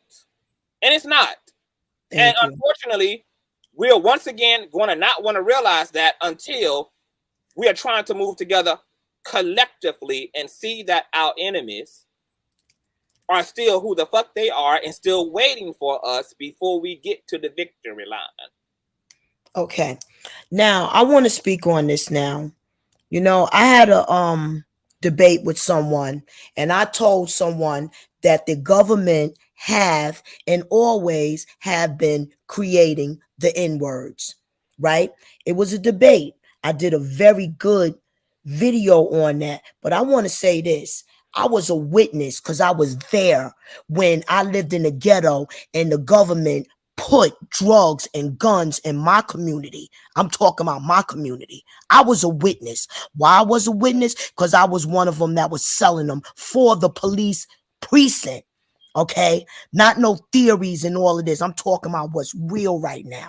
Okay, so no one is going to tell me that the government wasn't destroying ghetto areas. Now, my mama had 11 children. Out of her children, she got a couple of police officers and correctional officers up in there, but she also got a couple of murderers and drug dealers up in there too, because the community that when I left the ghettos and was moved to Ku Klux Klan land, oh, good lollipop land, where there was no drugs to be found, and my neighbors were airline students, not drug dealers and bank robbers and alcoholic. I dare you say that opportunities. This is what this beautiful lady above me was trying to explain to the young lady, that they took jobs out of our community and replaced it with hardships and replaced it with a liquor store. They gave you a government education and didn't give you a government job. Okay, now they got you in debt. You understand? You're going nowhere. They gave you a minimum wage job. You understand? They didn't give you the same opportunity that they give little white mayonnaise land. All right, okay, cool. So now we in Do 2022. not have the same opportunities.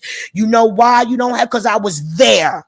I was there when I was there. I'm here in the city right now where a 17-year-old was trying to get a car. In upstate New York, he will have a car.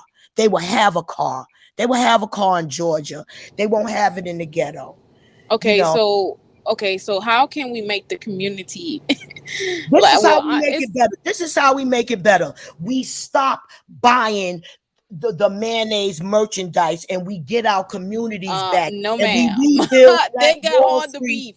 And we will rebuild Black Wall Streets, where we could rebuild. How we gonna do that if we can't stick together? In our own people. Let me answer the question. Ma'am. Let me answer the question. Where we build up an economic economy where we can lend our own people money to buy houses and developments and lend them money to start their own businesses. By building up our economic economy. I dare you say we cannot, we have to. How we gonna build up our own economic economy in somebody else's country? Right. We have to do it in ours. And then we also got to take advantage of these Garden of Edens in other countries and build up an economic economy for ourselves. Black Americans in other countries move out of United States and go to someone else's country where there are Garden of Edens, right now. Black Americans are smart, and middle-class Black Americans are moving to places like Mexico and Puerto Rico and Haiti, and living the life of a kingdom. Yes, they are. Believe that if you with want their to. family, right? No, not with their family. They're just going there and building up their own economic economy. They loving it out there. What's the name of Loving this? it when they What's the go name to of this Jamaica. colony? Jamaica. People have went to Jamaica. People have went to Jamaica. People have went to Africa to live. You know, United States is not the only place to live. I'm Miss not Barbara, going no this damn where Africa. y'all confused. Y'all think us quote unquote bootstrappers are fooled by the system. We not fooled by the system. What we're trying to say is You better use say the that, fucking girl. system. Like I mean, use the system the way they use us, man. I use the fuck out of this, man. yeah, Fuck this man. system. Yeah, it is. This Like, system They is only give easy a to few, finesse baby. They legally. only give yes, a yes, few. it is so They many only ways give to a few. They finesse the got a system block. legally. Like You I'm a don't even whole, like for understand. real, like I'm a whole truck driver. I'm Hey, But like, look, I have a I trucking find company. like we can't be that Congratulations. goddamn hello, restricted. hold on. The captain is steering. Let me ask y'all. I want us to be clear because at least I know I'm clear about the difference between individual liberation and collective. So, are we still talking about individual liberation, or are we talking about what collective liberation would look like? They Both. talking about individual. Both. No, we're talking about both. They talking about how liberty. Because I keep hearing everybody on the platform talk about them as individuals and what they've done individually. I honestly to feel not like be you a can't. product. Like I just like you said, unless the whole barrel, and then once you bust that barrel down, it's like the crabs that was pulling you down. You gotta kill them off. You know what I'm saying? So it's a lot that you got to do before you can get some. It's like I think you said your uncle or somebody was saying that they can't. They was pro-black, but they No, would I was always. watching the channel. I was watching the channel of someone else, and that person was speaking about their father, who on one end is pro-black, but also is kind of like anti-black. Yeah, so that I feel like that's how, if you want to be like I support black women because I get nothing but finesse by black men. So I don't do no dealings with any kind of, I still support black owned businesses, but I'm very. Can you hear us, Khadijah? CTB, we talking about both types of liberation. Women, but I'm sorry, go ahead. I mean, I'm pro-black. I mean, but you can't. I'm not sure how it's gonna work if we trying to unify with the baby. Like you come up, you start a laundromat or some shit. The baby and his goons gonna end up running in there and steal all your damn quarters. He gonna end up robbing it. Hold on. I want to steer this conversation because it's going to get very passionate. I can already feel it. So, because you got the queen up here now. Well, there's only one king who got authority up here, and all y'all queens gonna stay in the queen places. Okay, let's calm down. We gonna try. I wanna, because my question about the conversation around like individual liberation versus what versus collective liberation is, are we even? And this is my fear, like. And I feel bad for some of us who really okay. So first of all, let me co-sign. I think it was C. Marie who was talking about finessing. I believe in finessing the system. That's why I don't be giving a damn about black people selling their stamps. Do what the fuck? I don't give a fuck because mayonnaise folk done finesse the whole fucking globe and done finesse the laws and done completely hijacked the whole situation to their advantage. So whatever shucking and jiving black folk having to motherfucking do under a system that they didn't even create, like I don't be having no fucking judgment. I don't give a fuck. Do what you gotta do. So I agree with just like wherever you can find your loopholes and whatever, do you. But my issue with our people is y'all really think that pale supremacy has calmed the fuck down. So y'all still think that when we go to take these collective strides to get the fuck up out of the barrel, that is going to be as simple as everybody just need to get an education. Everybody just need to stop running the streets. Everybody just need to like focus on what's valuable. But I'm not hearing anybody acknowledge that when they start to see the numbers change and they start to see that there's something collective There's a collective progression, baby. That all these individual niggas are starting to pile up. And now they're recognizable on the radar as a group that's making moves. Y'all don't understand that pale supremacy are going to have the motherfucking helicopters waiting on your ass. Well, it looked like the Y'all helicopters don't being understand waiting that for them right y'all now. don't understand that pale supremacy is going to come and inject poison and cancer into your water supply in your city, like they did in Flint. Y'all don't understand that they're going to strip. Yes, we're not crazy. down. Yes, we do. What we saying is, No. you have to create a spider web. If we gonna catch this monster, we have to collect individually level up and collectively level up all at the same time. Create a spider web to where, because let's, like Khadija keep trying to explain to y'all, it's 2022. Like, education don't mean shit. Fuck those degrees. You could get CDL, you could get certifications. Man, I don't have a degree. I make over 6 figures. I don't have a degree. Like, it's ways, but I feel like we have to individually level up, go out there, try some shit, fail, learn and teach one another. Like, hey man, you ain't gotta spend all that money for that degree, right? Let me tell you how to really get some real money. I could have you 18 years old making 6 figures if you get your IT certifications. Like, we need to educate each other, level each other up, and be in every industry at high levels. And yes, they're going to come for us, because let's be realistic. And this is another thing I feel like our community don't do. We don't have realistic ass conversations because we haven't lived to a certain level. We haven't achieved certain heights, right? Even our celebrities and shit, they ain't telling us the truth. They trying to protect their brand. But we have to have realistic conversations. Like, yes, when you level up, everybody coming for your neck. The government coming for you, white people coming for you, black people coming for you, men coming for you, women coming for you. Let's stand solid together. I'm gonna catch you when you fall. I'm gonna tell you when you slipping. You do the same for me. We have to have each other back. I agree with what you said, but Khadija, your phone is going in and out, boo, and I'm gonna have to let some of the other panelists also have the opportunity to speak. Your phone is like, breaking if you up, cannot stand up, if you cannot get up out that barrel, why, like, just go on down the pipeline, man. Like, if that's where you want to go, jump on down in there. No, so let me ask the real question. Because I understand the necessity for teachers, lawyers, doctors, people in stem cell research. We need black people in all of this shit. Like, we need them in all of this. We're gonna have to get over being a basketball player and being a rapper and being a model and being a singer. Like, there's other valuable occupations that would actually make a difference in our community if employed. But once again, this is my issue, because see, I start to get hopeful, and then I start to realize what always fucking happens. Because just like a few years ago, when there was like 11 black female judges who had got elected all across the country, all of these fucking black female judges ended up mysteriously dead, found in fucking rivers, found dead in their fucking apartments. Like, once again, the system also controls the players and how high they rise in the system.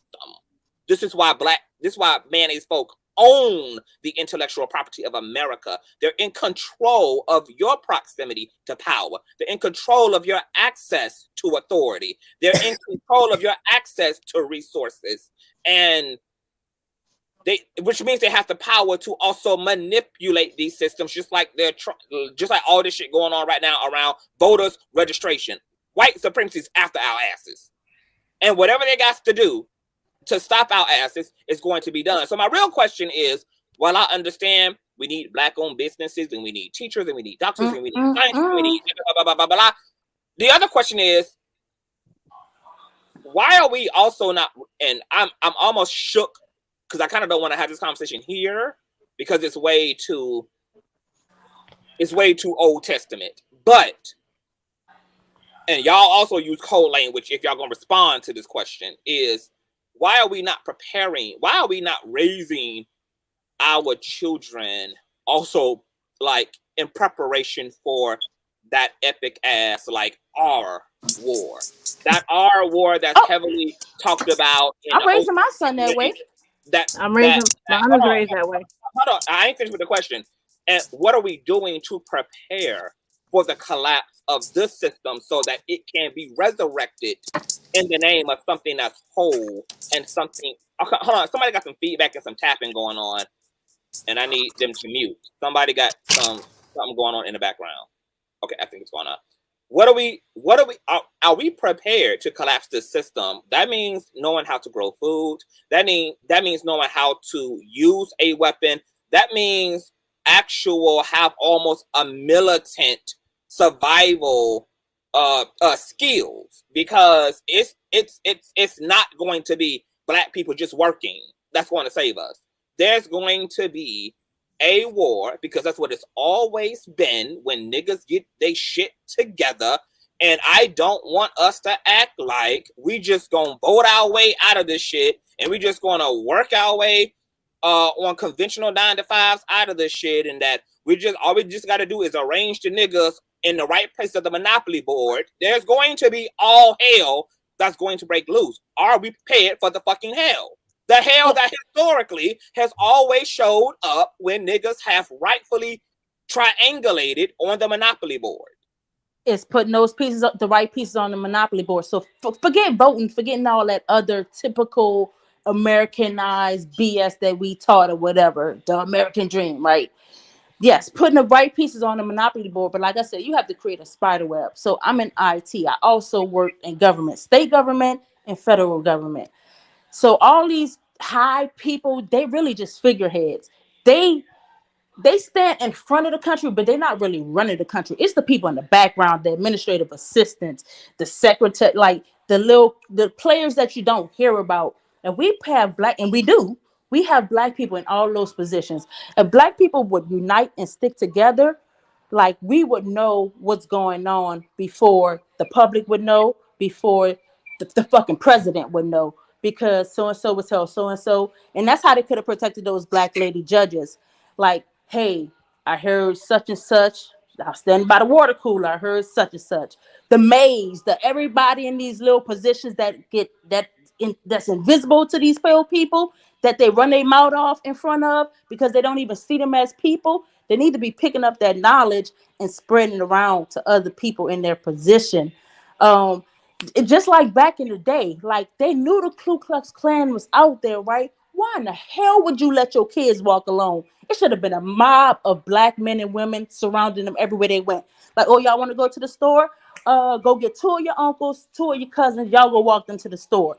Like You can't depend on them niggas. You can't depend on them. Right. Like we don't stick together. Like we will let one of our people just go out into the world by them damn selves without having a fucking force field around them, because we already know what they about to be up against. Like we need to create that spider web where we can catch all the bullshit, direct it that way. We need a major infrastructure, and like all liberations, we literally won't be able to do it alone either. It's going to take people who look like our oppressors, but who are not actively operating as our oppressors, who have direct access to that power to work in tandem with minority people. Yes, biracial people, white Hispanic, people that have that complexion for the connection, but they really know our struggle. Okay, I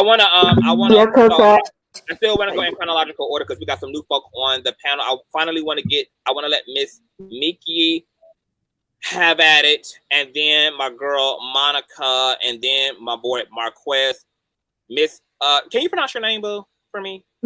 Mickey, like Mickey Mouse. Mickey, okay, got it. Okay, hey, boo, welcome to the platform. I know that you have probably heard a lot so far. Thoughts?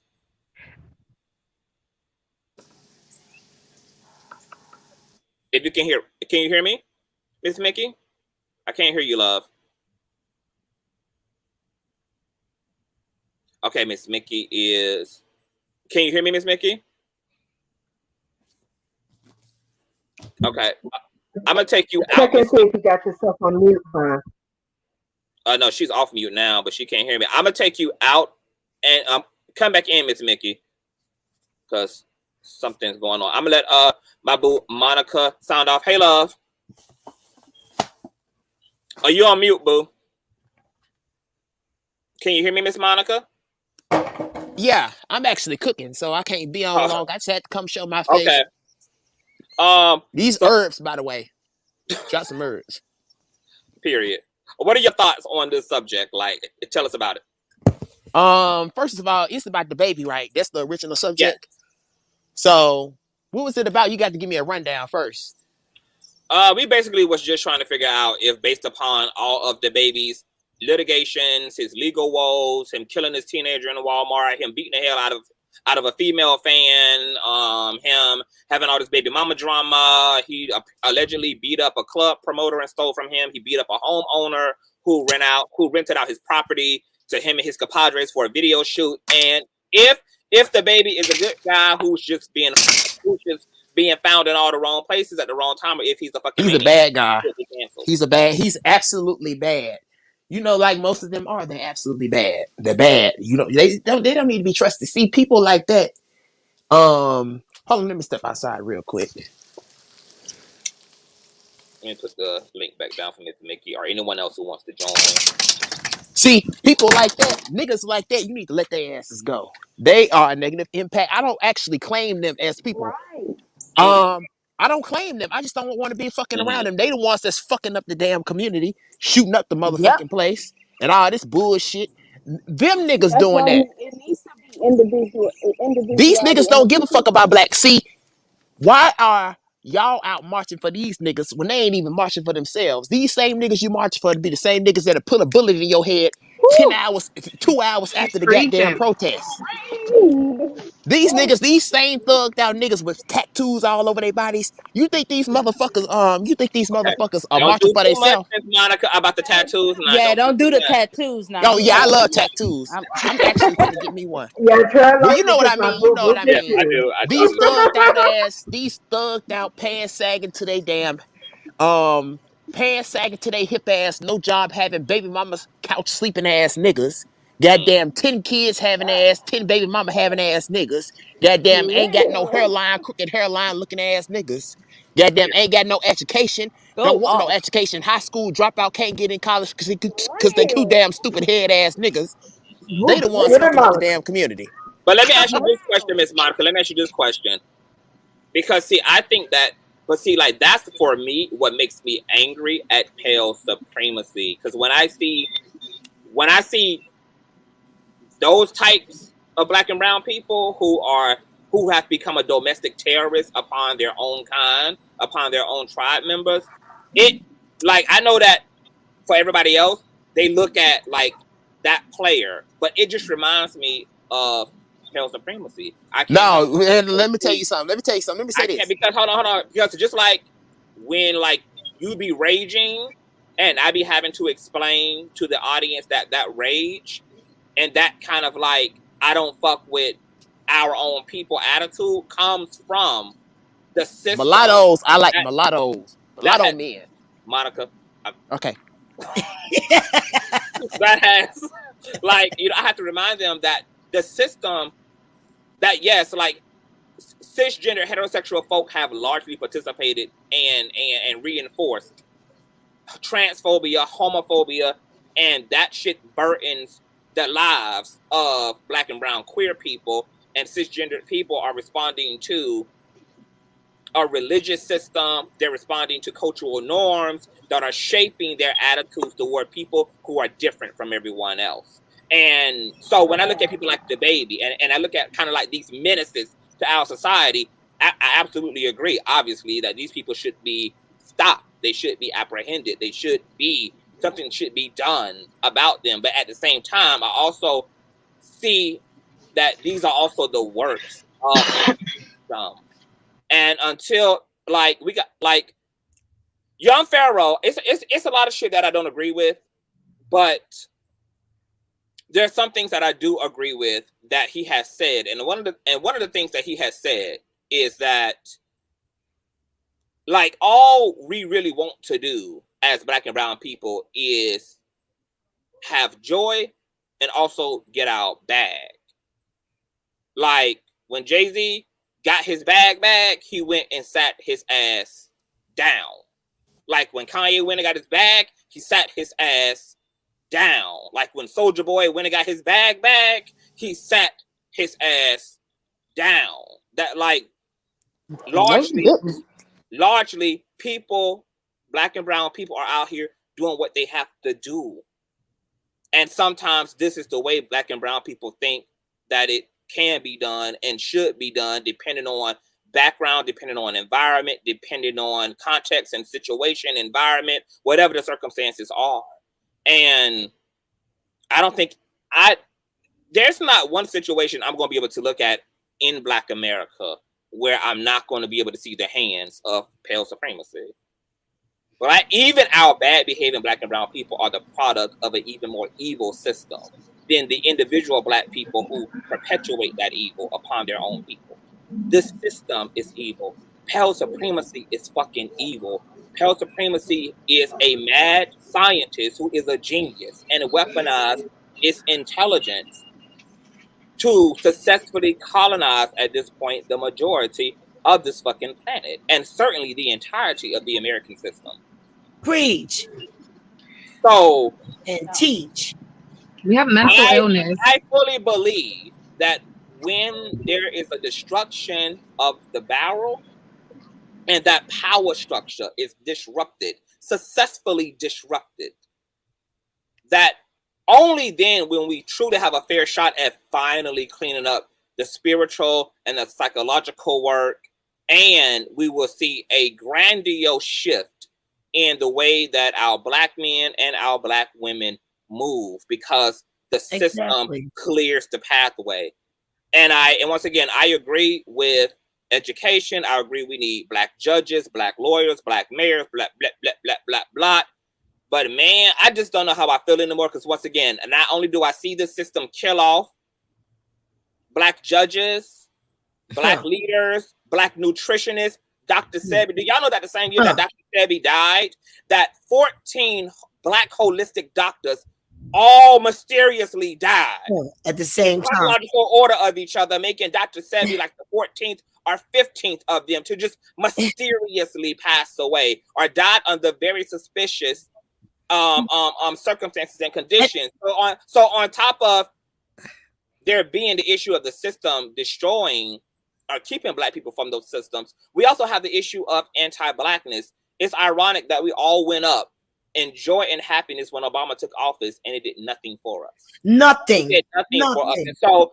And so the issue with also internalized anti-Blackness is that also all skin folk ain't kinfolk. Just because somebody looks like me is in office means nothing about their politics. That don't inform me anything about where their heart is, what their agenda is.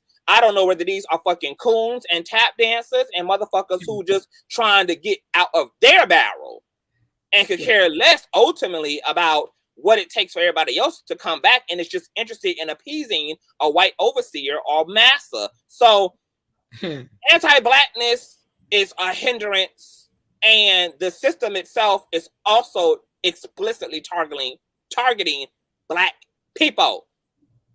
So when we talk about we need to be in these positions, there also has to be a conversation around, well, who the fuck is the we? Because your Black ass don't necessarily have my best Black ass interests at heart because you're fucking Black. So what's going to be the vetting system for that? Because at this point, like I said, this community has mutated. Our own people have mutated so many times over because of unchecked and undealt with trauma generationally, that we're not even the same people we were 40 years ago. We're not even the same. And this is why you have elders on the panel talking about the way things used to be, because the mutation is growing and evolving. Listen, we're not even the same people. We're losing sense of some of those values. We're losing sense of some of those community efforts. Yes, they have gentrified my community to an Indian immigrant community. When I tell you these people do not spend their money with no mayonnaise, no designer, nothing. They spend their money amongst each other, and they give each other loans to buy this property in America. That's what they are doing. Every community. We have the Spanish community. They spend their money amongst each other. Black people are the only ones that give their money to everybody. Yep. I wanted to say something. I want to be clear about something earlier that was stated. Hold on, Hold on real quick. I want to let Marquez jump in here, and then rules by Venus, and then you can double back around. Go ahead, Marquez. I want to say, to begin, the baby, Reality that's in front of us first. right? To add And on now, to, okay, this is what's going on. This is what's happening. are you gonna let me? And when you Yeah, you have kind of cut somebody me who has off. a, Hello, hello, hello, hello. Can anybody hear me? We can I hear was you. talking, sir. Okay. So this is Conscious Yeah. TV speaking. I want Okay. the new people on the panel to jump in Oh, I'm first, and sorry. everybody else who's been here can circle around. So I'm gonna let Oh, I Marquez, and apologize. then a Rules by Venus, and then a Purple Lover. Go ahead, Marquez. Yeah. So I wanted to say I wanted to begin with the baby. He's not a problem. He's the problem, and he's not the solution either. But how can we really get mad at the baby by saying he's a bad guy and everything else if the baby is just a product or is an example of what everybody in the community in the family got the baby. Everybody in the community has gone up and have experienced and have been on that same, you know what I'm saying? Like everybody like been through this, everybody's had a baby in their life at one point.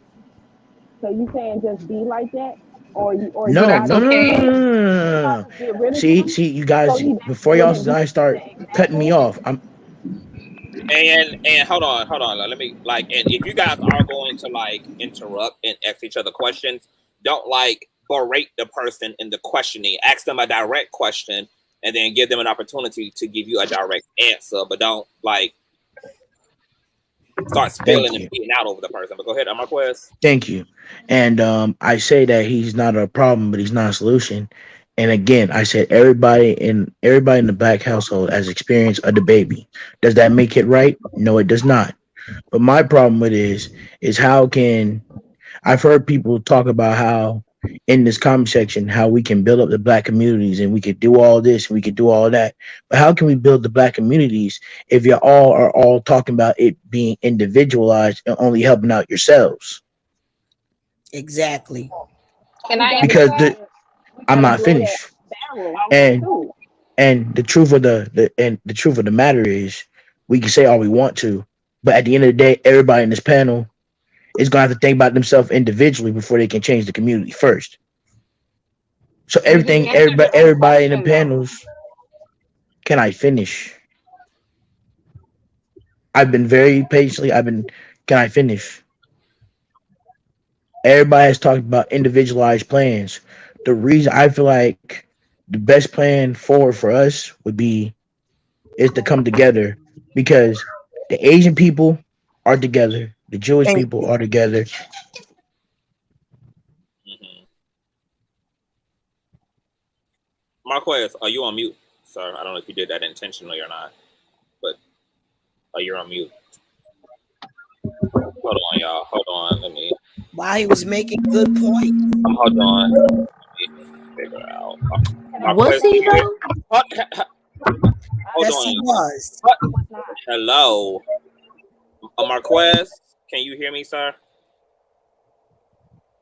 I'm gonna go ahead and Okay, I think he muted himself, so maybe he maybe something just happened. So I want to let my girl Ruled by Venus chime in, and then Miss Mickey is also back, and then Purple Lover can elaborate upon her point. Oh, Ruled by Venus, are you there? Hi, can you hear me? Okay, yes. I'm gonna also rev up your microphone really quick. I'm gonna turn up my Hold on on, my real end too. quick. I'm Let me turning it up. okay. I'm turning it up on my end too because I can control the mic settings on my end. Okay. Can you hear me? Yes. Hi Okay. everyone. You still This is sound my a first little time faint. Are you talking through calling it? in. Yeah, let me come off of the AirPods. Okay, yeah. Can you hear me now? Much better. Okay. So yeah, this is my first time calling in. I love your show, but I'm gonna get to Oh, my thank point you. because I know we've all been here a Happy long to have time. you. Thank you. Thank you. I'm so happy. I love hearing all of the different perspectives. A couple of the things about the I feel like what I was trying to say earlier, I feel like one thing we're kind of all overlooking, but you kind of hit on it, Conscious, was like, I feel like Black people as a whole kind of have a mental health issue collectively as a result of white supremacy or pale supremacy. So it's very easy to be like, he's a terror, he's this, he's that, which he is. Let's not get twisted. Yeah. But we're not, like I even heard someone earlier, like, no, I come from the same background, and this, you, it's very easy to say that, but none of us have the exact same experience. We don't experience the same actions even in the same way. So we can't just be quick to say, well, I come from this and I'm doing this, so why aren't you? So I just think we have to show each other a little bit more grace when we're judging each other, but he absolutely needs to be apprehended. I just want to be clear about that. Yeah. My other thing was when you guys spoke about what the solution is. I don't necessarily know what the solution is, but I know one of them is to support Black-owned businesses, and here's why. Like the young lady mentioned earlier, every community, and I'm in New York and Brooklyn, and I lived where there was a heavy Jewish community, right? Yeah. They spend their money with each other. They literally have their own school, their own medical facilities, their own police. Like, Absolutely. I mean, this is how connected the Jews are. If a Jewish person comes from, like, let's say LA right now, and her car breaks down, do you know she could call her place of worship? They will call a place of worship in New York, and somebody will pick her up today. Exactly. That's how connected and strategic they have been as a result of the, I don't know if you can say the H word, but I think the H word. H word is fine. Okay, but you know what I'm saying, right? So I think we need to get a bit more organized and strategic, but I'm not going to compare them to us because I'm not taking away from them, but our H word, so to speak, hasn't necessarily stopped. It just changed. Like after that, they were able to regroup and organize and do what they need to do. And what do you think about this point as well, Rules by Venus? Not only has our H word not stopped, but those groups are also a part of a protected class. So they also get a lot of head starts. They also get a lot of grant money. They also get a lot of just head start resources that allow them, like the way that America gives literal business loans and grants to people from outside of the system coming into the system versus the people who are native to this country. And not only native because we've been here as long as we've come up and on our applications. But black and brown Indians also, like black and brown people, are native to the American land. Right. So we've been here even before some of us came over and was shipped over. But what do you think about those groups though? Because they do also have like a lot of advantages within America's legal system to operate in the way that they do. That was done by design. You know what happened? Every time Black people advocated for some type of scholarship, some type of grant, some type of privilege, the words went from Black to people of color. And then all these other groups are now able to come and qualify as people of color, and then they take the resources. So every time we do advocate something and we actually do get a step ahead and we think we might just have it, then it goes from Black people to people of color. So then it's getting dispersed between Latinos, Indians, Asians, and everybody but us. And the Black American application is denied. Trust and believe that. For mortgages, trust and believe that. For car loans, trust and believe that. For insurances, for storefronts, trust and believe that. Wait, can I just last point? Because earlier, I like what Conscious said about loopholes. So to give you guys, long story short, I'm a small business owner, right? When I had my job, one of my customers was this white guy, and he used to always be like, oh, did you start your LLC? Did you start your LLC? And I would be like, oh, I don't really have customers. And every month he would ask me the same question. And one day he was like, listen, you know how the rich stay rich? And I said, how? He said, we don't pay taxes. He said, I'm a Black woman. He said, I'm telling you this because he told me, he said, I didn't become a millionaire until I was 35. I know what it's like to be poor. But he was like, you have to understand the system and how to take advantage of it. Yep. And so he explained to me, like, just by you having an LLC, you will get certain tax write-offs that you will not get as a W-2 worker. Right. Yep. And so, like, I don't think it's anything wrong with what Conscious said about any loophole you can get around, because guess what? Every millionaire we can think of, that is what they're Took doing. all of them. Yes. That's why They Trump still trying to get a hold of Donald Trump's taxes, baby. Like that nigga Still, took and they every never Facts. motherfucking pathway there to the top. Facts. So I just want to say, we should, But see, like, and that's a part. But that's a part of like, and this conversation actually is making me quite sad because we are a part of a people who have like stayed stuck in survival mode. We don't even know a lot about the land we live in or the laws, to ruled by Venus's point, and therefore we're not only not getting that information that ruled by Venus is speaking about from the American school system, we're not getting it at home either. Our parents don't even know this stuff. Like, this information is just, we don't even know that, we don't even know it exists to even seek it. Yes, so, we do.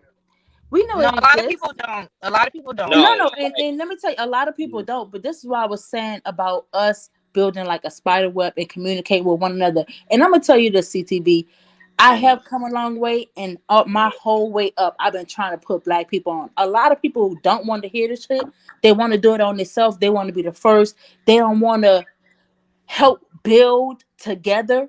A lot of Black people don't want to build together. They want to either cut you down, or they just want to try to go do it themselves so they can say they did it first, because the information is out there. Man, you can hop on Clubhouse right now in this rooms talking about business. See, a lot of people don't know that. Like, and how many people aren't on these platforms? I'm sorry. Yeah, like how many people? Because we're talking about our people collectively now. Like, we're not even talking but about. Understand, like, if you want something, you have to go get the information to go get it. No one is going to give it to it, because this one thing that I always was confusing to me about. But that's my point, though, is that some people don't even know. Like, for a prime example, as much as like, well, first of all, everything that I know has been like self-taught. But like, I'm so happy to have a mentor as it relates to like even me like growing my business online and all of this shit, because he's teaching me things that I just didn't know. And I didn't even know to know them. I didn't even know anything. Like, it just like, it was just something that had to be given to me for it to raise my awareness. And luckily, like, I'm in a position now and I have someone who is successfully navigating the system. But when I think about the things I know now as a result of like somebody just being gracious enough to educate me and being gracious enough to inform me, I'm like, my fucking God, there's nothing in my reality that would have made me aware organically, unless it would have been somebody just informing me. And I'm glad you brought that up. Hold on.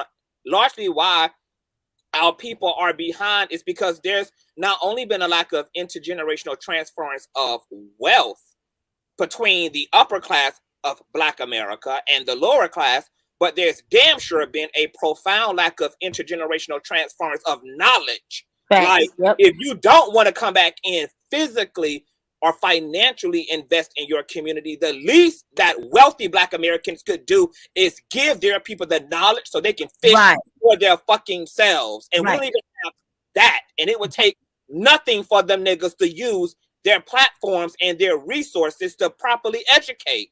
Yeah, but they think about their brand. I want to say something to CTV. Black people on their branding, Black people on the system of money, the psychology of money, etc. Like, Constance, it's time. It's time for you to make us members, for us to pay you monthly so we could be able to give you special crowns, so we could be recognized as members. You know, you got the Patreon going on. We got to do the member thing. You got to get that started. That's what I wanted to tell you. Can I say something? Yes, we have to be special. So we have to have our little name, you know, little geniuses. I don't know what you're going to call us, but it's time for us to do the member thing, you know. So we want this as soon as possible, okay? So we want to be able to we got to be able to identify the family. It's time. Okay. I get it. I received that. And Marquez, I'm gonna drop the link for you. I know whoever was also speaking before Ms. Barbara, it's okay for you to complete your statement, and I want to let the other folks who just jump in as well. So go ahead. Hey, I think it was C. Marie who was saying like the information is out there. Was that you, hon? C. Marie, boo, are you there, love? I'm sorry. Yeah. The information is definitely out there. Okay, so you gotta transfer it, like CTV was saying, and gotta go look for it. Well, that was gonna be my point, right? I'm only going on 2 years having my own business. And I promise you, there's so many things I still learn. And the point, and it's not that I did not want to know. I didn't know what articles of organizations was, why you need a business account, what piercing the corporate veil is, what write-offs are. Like we're not exposed to this information. And sometimes, like he said, I didn't know where to look until I got around other people who own businesses already. And then they were nice enough to give me, I didn't even understand credit until about 6 years ago. Our family don't teach us the importance of building credit or building wealth or generational wealth or even health. Like there's a lot that I think you just got to give our people a little bit of grace for just how behind we are. And that it is all very strategic. Yeah, and don't misunderstand what I'm saying, because I'm one of the bootstrapper people, so I speak kind of harshly and directly. I don't mean like people who aren't interested in business should be sitting around thinking about what's an article of, like, I just don't. I just feel like if you have an interest in something, don't expect people to provide you that knowledge. Like no one is just gonna hop out the bushes and give it to you. Go find it. And it doesn't have to be business. It doesn't have to be politics or whatever.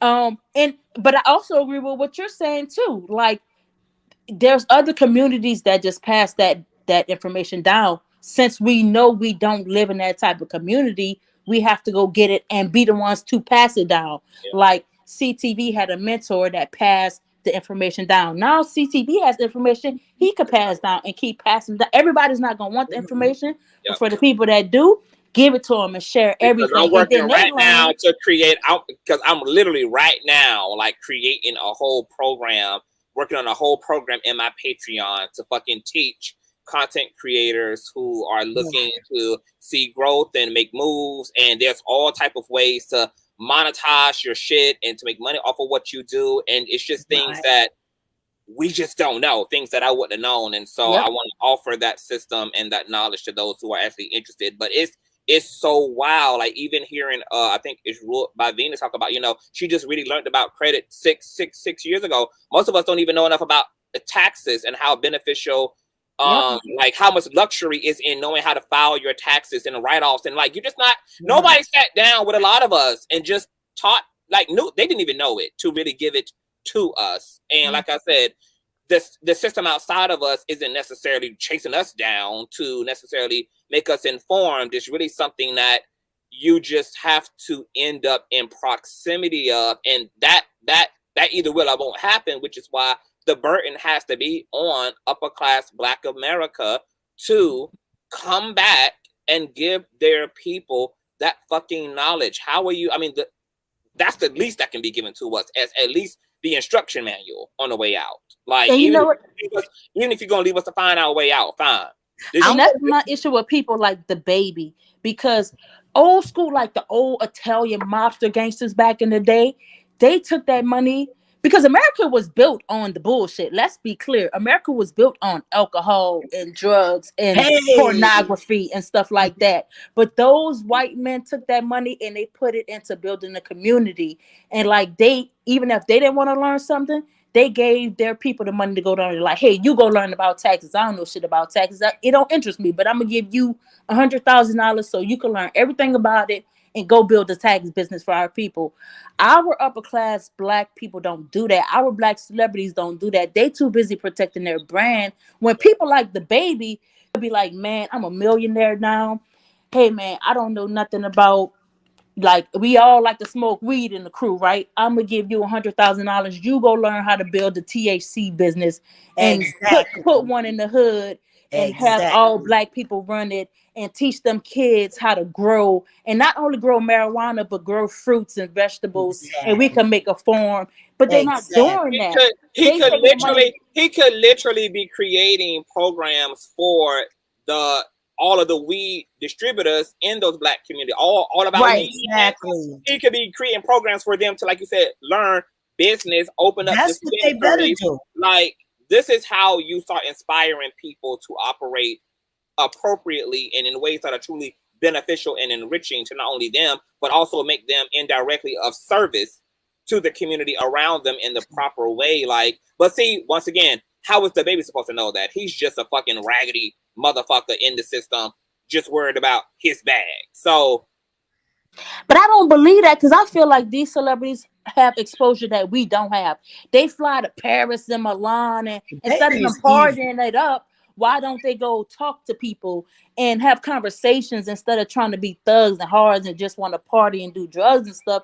They need to be out there trying to find information to pass down. Because just think about it. How many guns is in the hood? You know how much money armories make and how much money could be made off of guns? All them little kids like, okay, I see you like guns. Instead of doing it in a way where you could go to jail, let me find someone to teach you about guns. You can make guns. You could start your own gun club, open your own gun store, educate the people in the community on how to protect themselves. No, they just out there blowing their bags, smoking it up, drinking it up, partying it up, spending it on white women and clothes and stuff, instead of using the resources that, because they have resources. Forget money. Resources is way more powerful than money. Like I said, they fly to Paris and Milan on a weekend. We only want money to get access to the resources. To the resources, right? So they have access to all these the elite of the elite, the people in Dubai and all the kings and princes and stuff of the world. They have access to all these people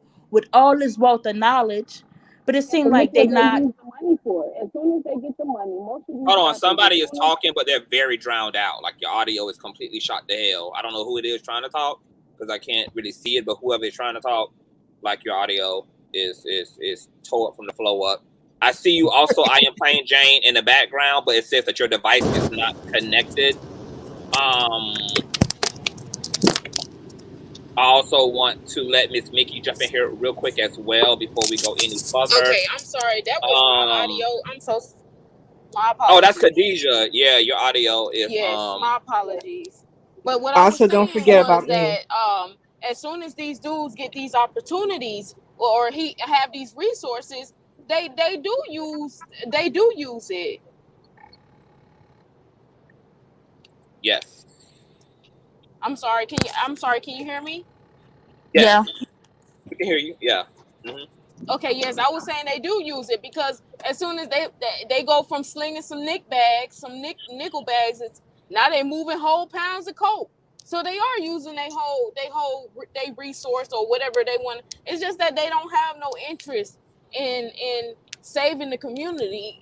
You know, because that's not what they want to do. I just don't think they just want to blow a bag. I want to give a benefit of a doubt. I want to say that they just don't know because once again, like, this is a psychology thing. It's not like you go from like being against your community, having a fight, you know, whatever bullshit going on in your community, and having to war off with other niggas' narcissisms and egos, and then you get in a position to get a bag, and all of a sudden you Dr. Martin Luther King. It just doesn't. That switch not gonna happen like that.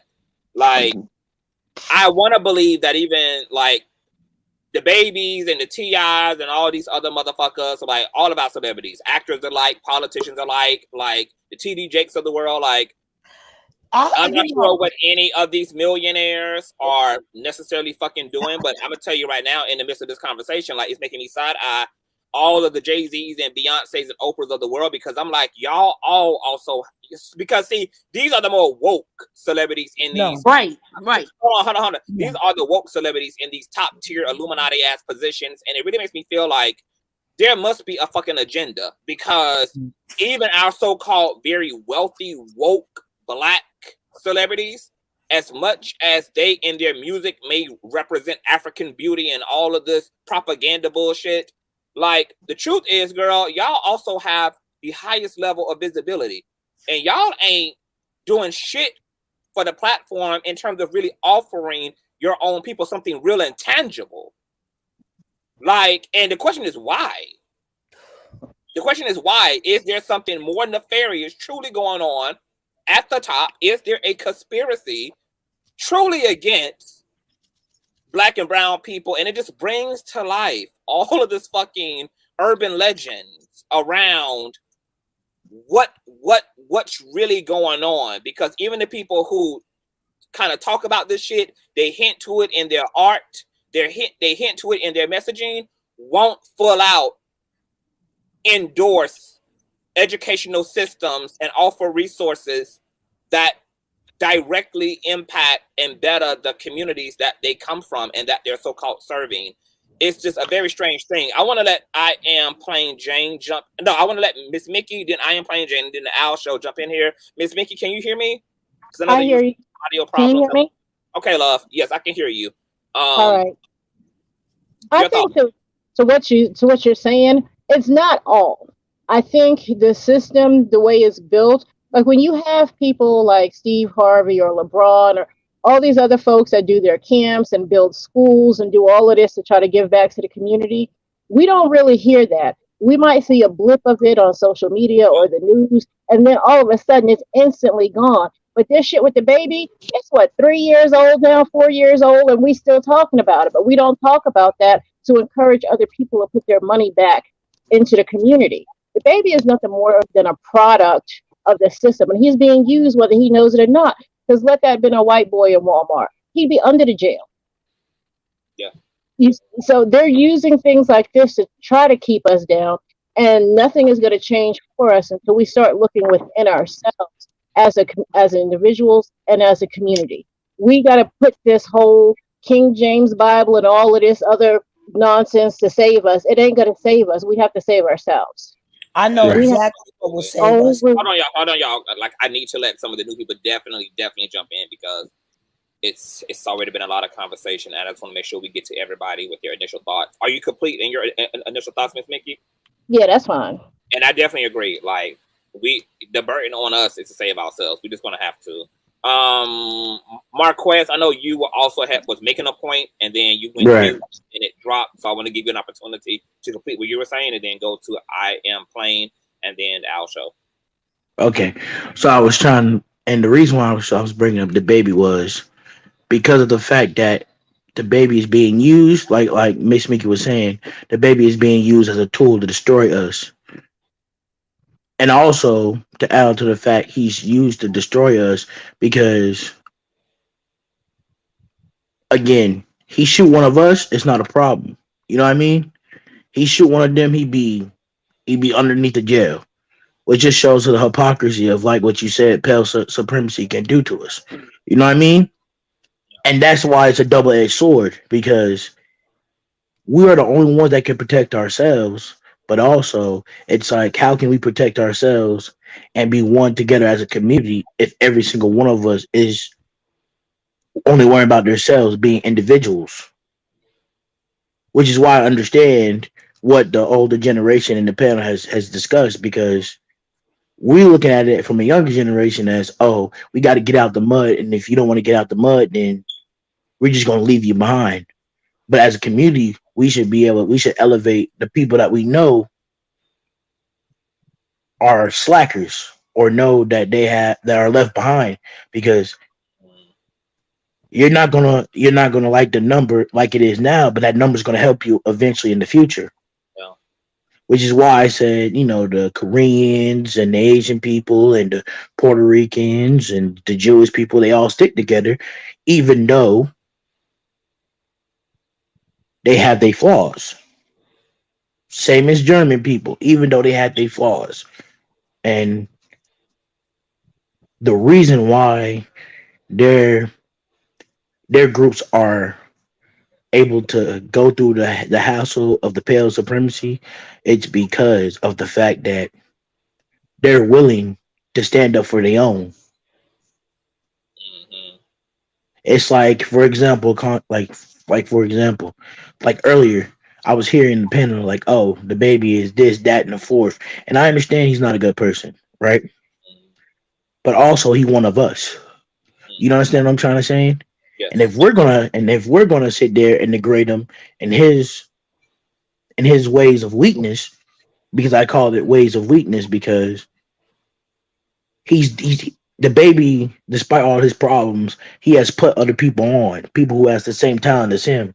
He's put fellow rappers on so they can follow their dreams, right? Mhm.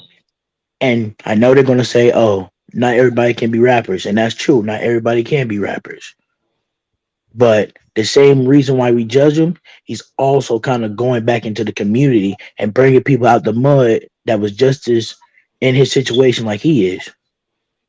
But You let know me what I'm ask you a saying? question. Do you think that it's helpful if he's only endorsing and supporting people just like him, which ends up not really making a difference at all? Other ignorant people Um, who are not necessarily investing in business, who are not necessarily like doing anything substantial with the revenue other than just living glamorously off of it. Like, and do you? that's the double-edged sword, because we want a guy like the baby to come bring back into the community, and when he doesn't, we feel upset about it. But and that's the double-edged sword. It's like we want to be together, but we get mad when the individual don't want to be together. We get mad when the individual wants to be selfish, when in reality, this whole time we've been selfish, just think about ourselves.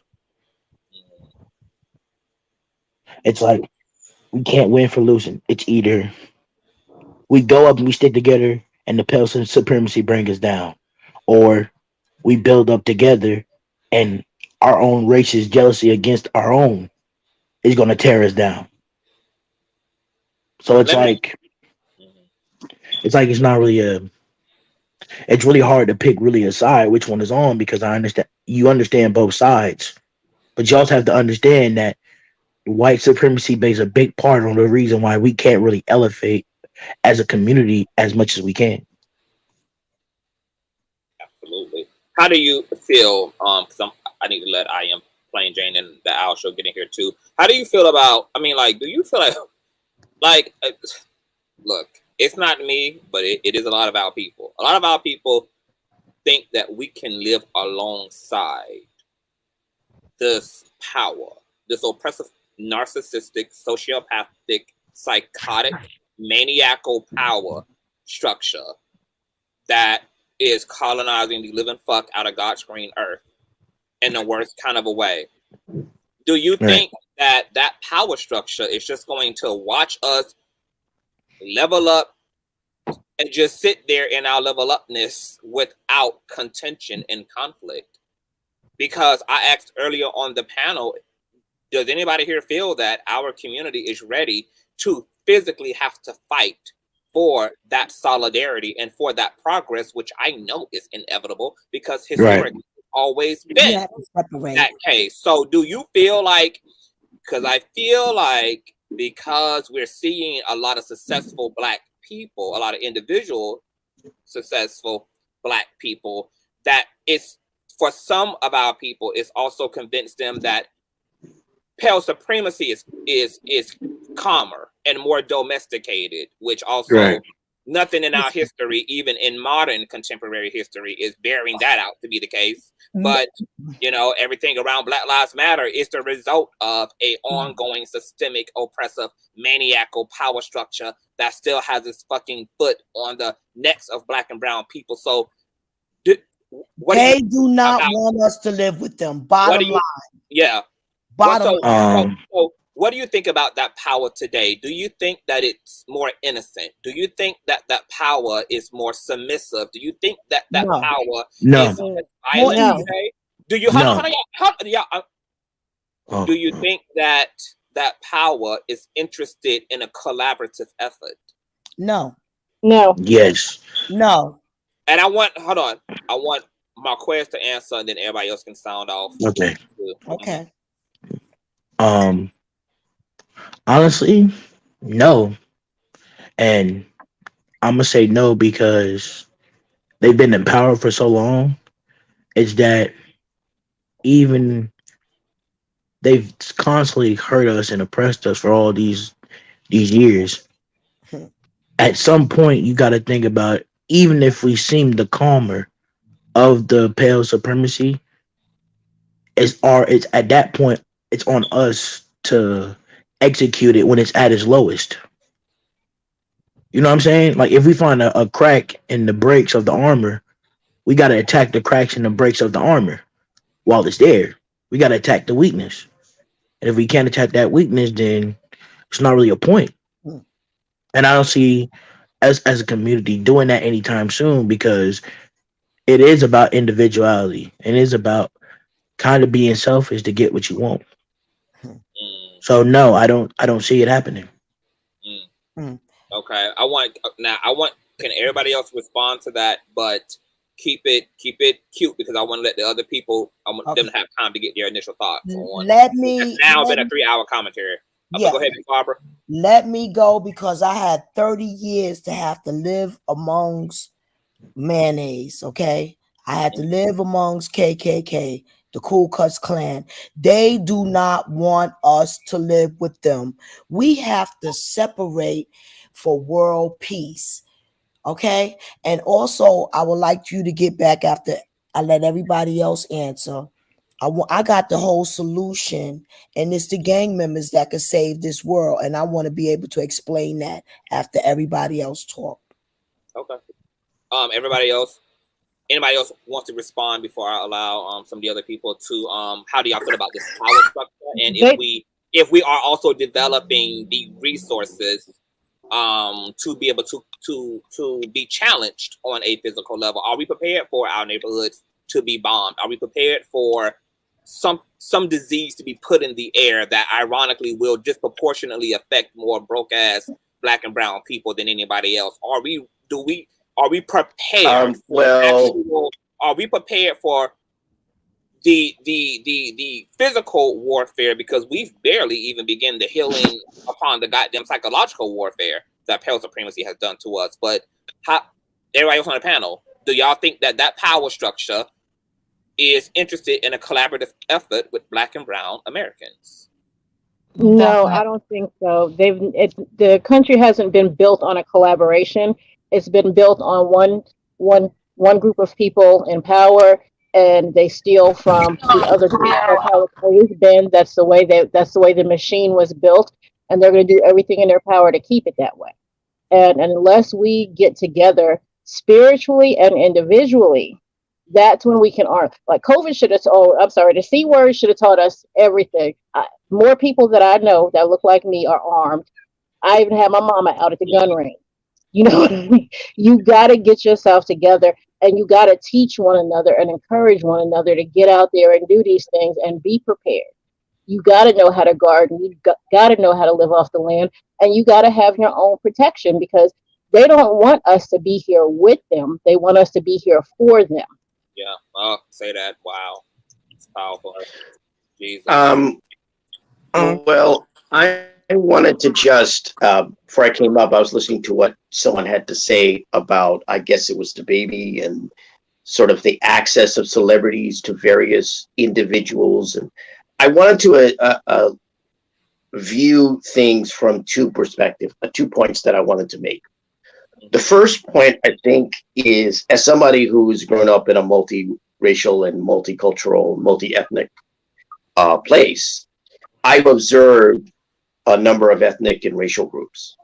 And the thing that I notice about various ethnic and racial communities is, and I think this is instructive when you're looking at the rappers and all that, is that communities in general don't depend on their celebrities for their sustenance. No one in other communities depends on singers or musicians or actors or directors or others to power their community or fuel their community or make it work, either financially or politically or socially or what have you. You have to look at the basics as in every community. The doctors, the lawyers, the architects, the engineers, the people who are professionals, the people who, although I'm a left-winger, people with businesses, the people who have professions and jobs and are in regular walks of life. They're the ones that make the communities work. And that's true of any community. Doesn't matter what the persuasion or what the aspect. So the emphasis on, I think for Black communities, the emphasis on celebrities unfortunately doesn't get anywhere because the United States is an individualistic country for everyone, whether people like it or not. I don't think it's necessarily the best thing, but it is what it is. Those individuals become successful by dint of whatever amount of work, whatever amount of effort, whatever breaks they got, which is primarily the case. And they have to take care of that. Self-interest is important. Their ability to look out for number one, and I think this is true for anyone, is important. That's why I say the reliance on celebrity gets nowhere, because even if celebrities can fund a school, even if celebrities can fund a business, even celebrities can give back, that's nice in a charitable way. And I think those expectations are perfectly fine. But they don't work in a community sense, because more often than not, the celebrities aren't a part of the community for logical reasons. They're living in more affluent neighborhoods. They're living in more better places and better spaces. And they have to, because they made the money. I want to interject a little bit. Okay, go ahead. That's largely the reason why there is a pressure and an expectation on behalf of those people, because they directly come from the neighborhoods and then get leverage because of the very people, because of those poor people are supporting those rich people. It's poor people who are supporting Mount Olympus. That's why the rich are getting richer and the poor is getting poorer. The rich is sitting on the spinal cords of the poor, and those who have little, who are always given all that they have to the system. I think for Black and brown people, to your point about this whole kind of like emphasis on celebrities is kind of unique to Black and brown people and not to other ethnicities of people. And I think, once again, that it's largely because of the issue of pale supremacy that it's hard for, I think, Black and brown people to look to each other, because most of the people that we're looking at are in the fucking struggle, and nobody is motivated by other unmotivated people or other traumatized people or other people having hardship.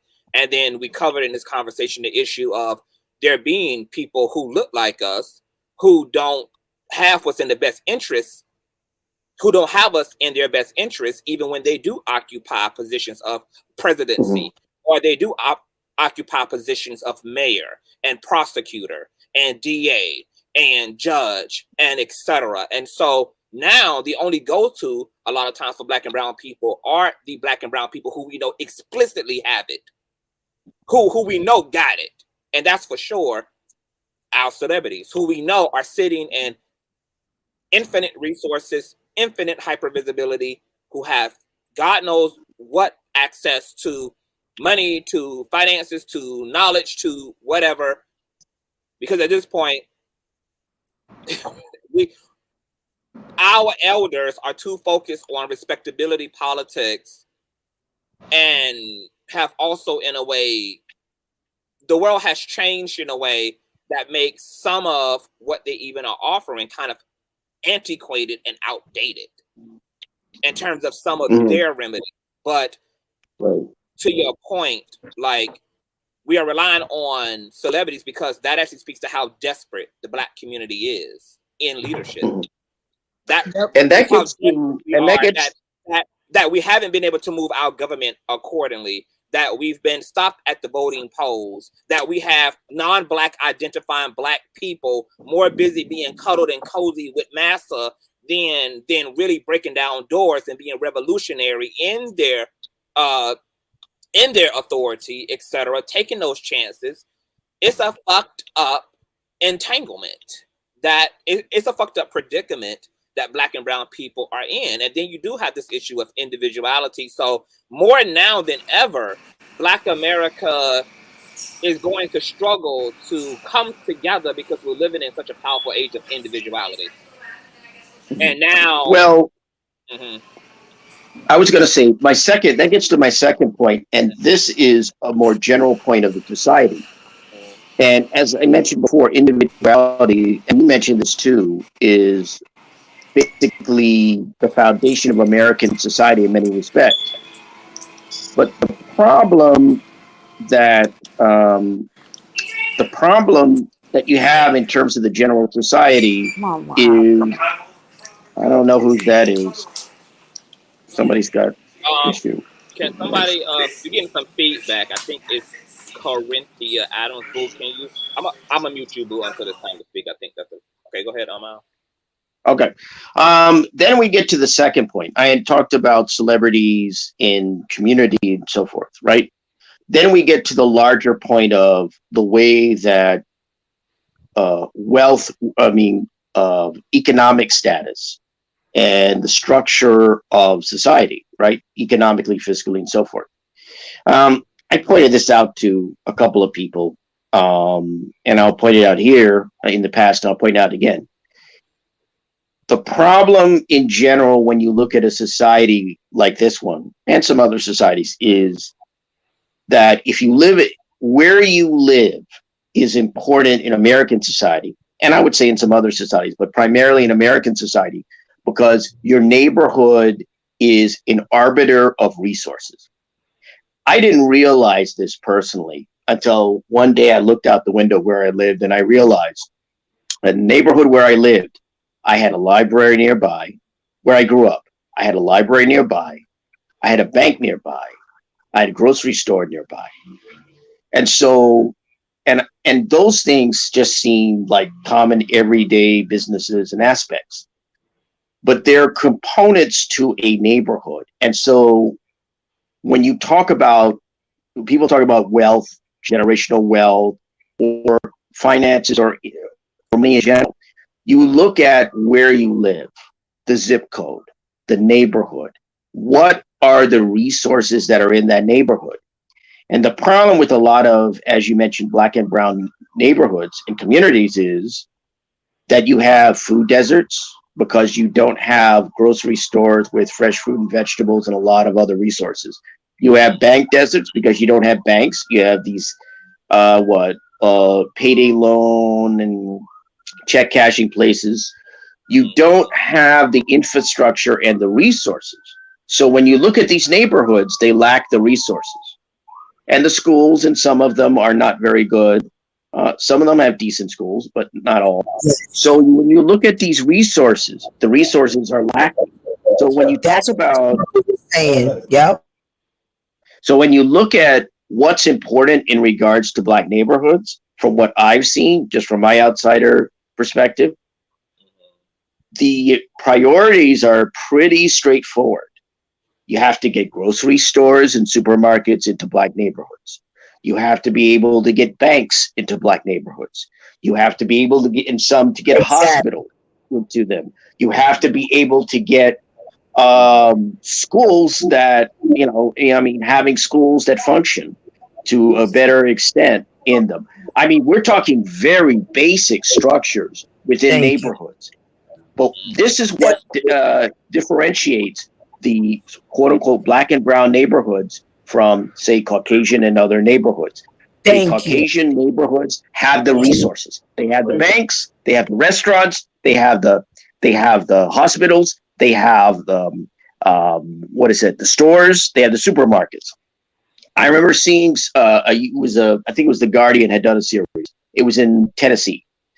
And an African American food activist was talking about the fact that in her community, you had maybe a couple of stores, and they had all these chips and sodas and all of these nutritional, and then, but there are only maybe one or two of these stores. You go into a Caucasian neighborhood, they've got you don't see those products.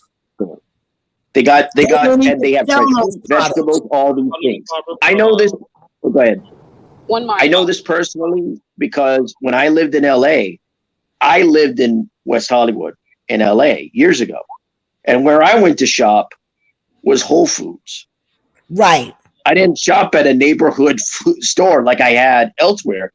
I went to Whole Foods. Now, Whole Foods took the whole wallet, as I call it. It took a lot. I had to spend money there, but it made me, and I now appreciate you know, what it takes. And so the problem that Black and brown neighborhoods have is also a generic one. That is, poor people. If you live around poor people can't teach poor people how to be rich.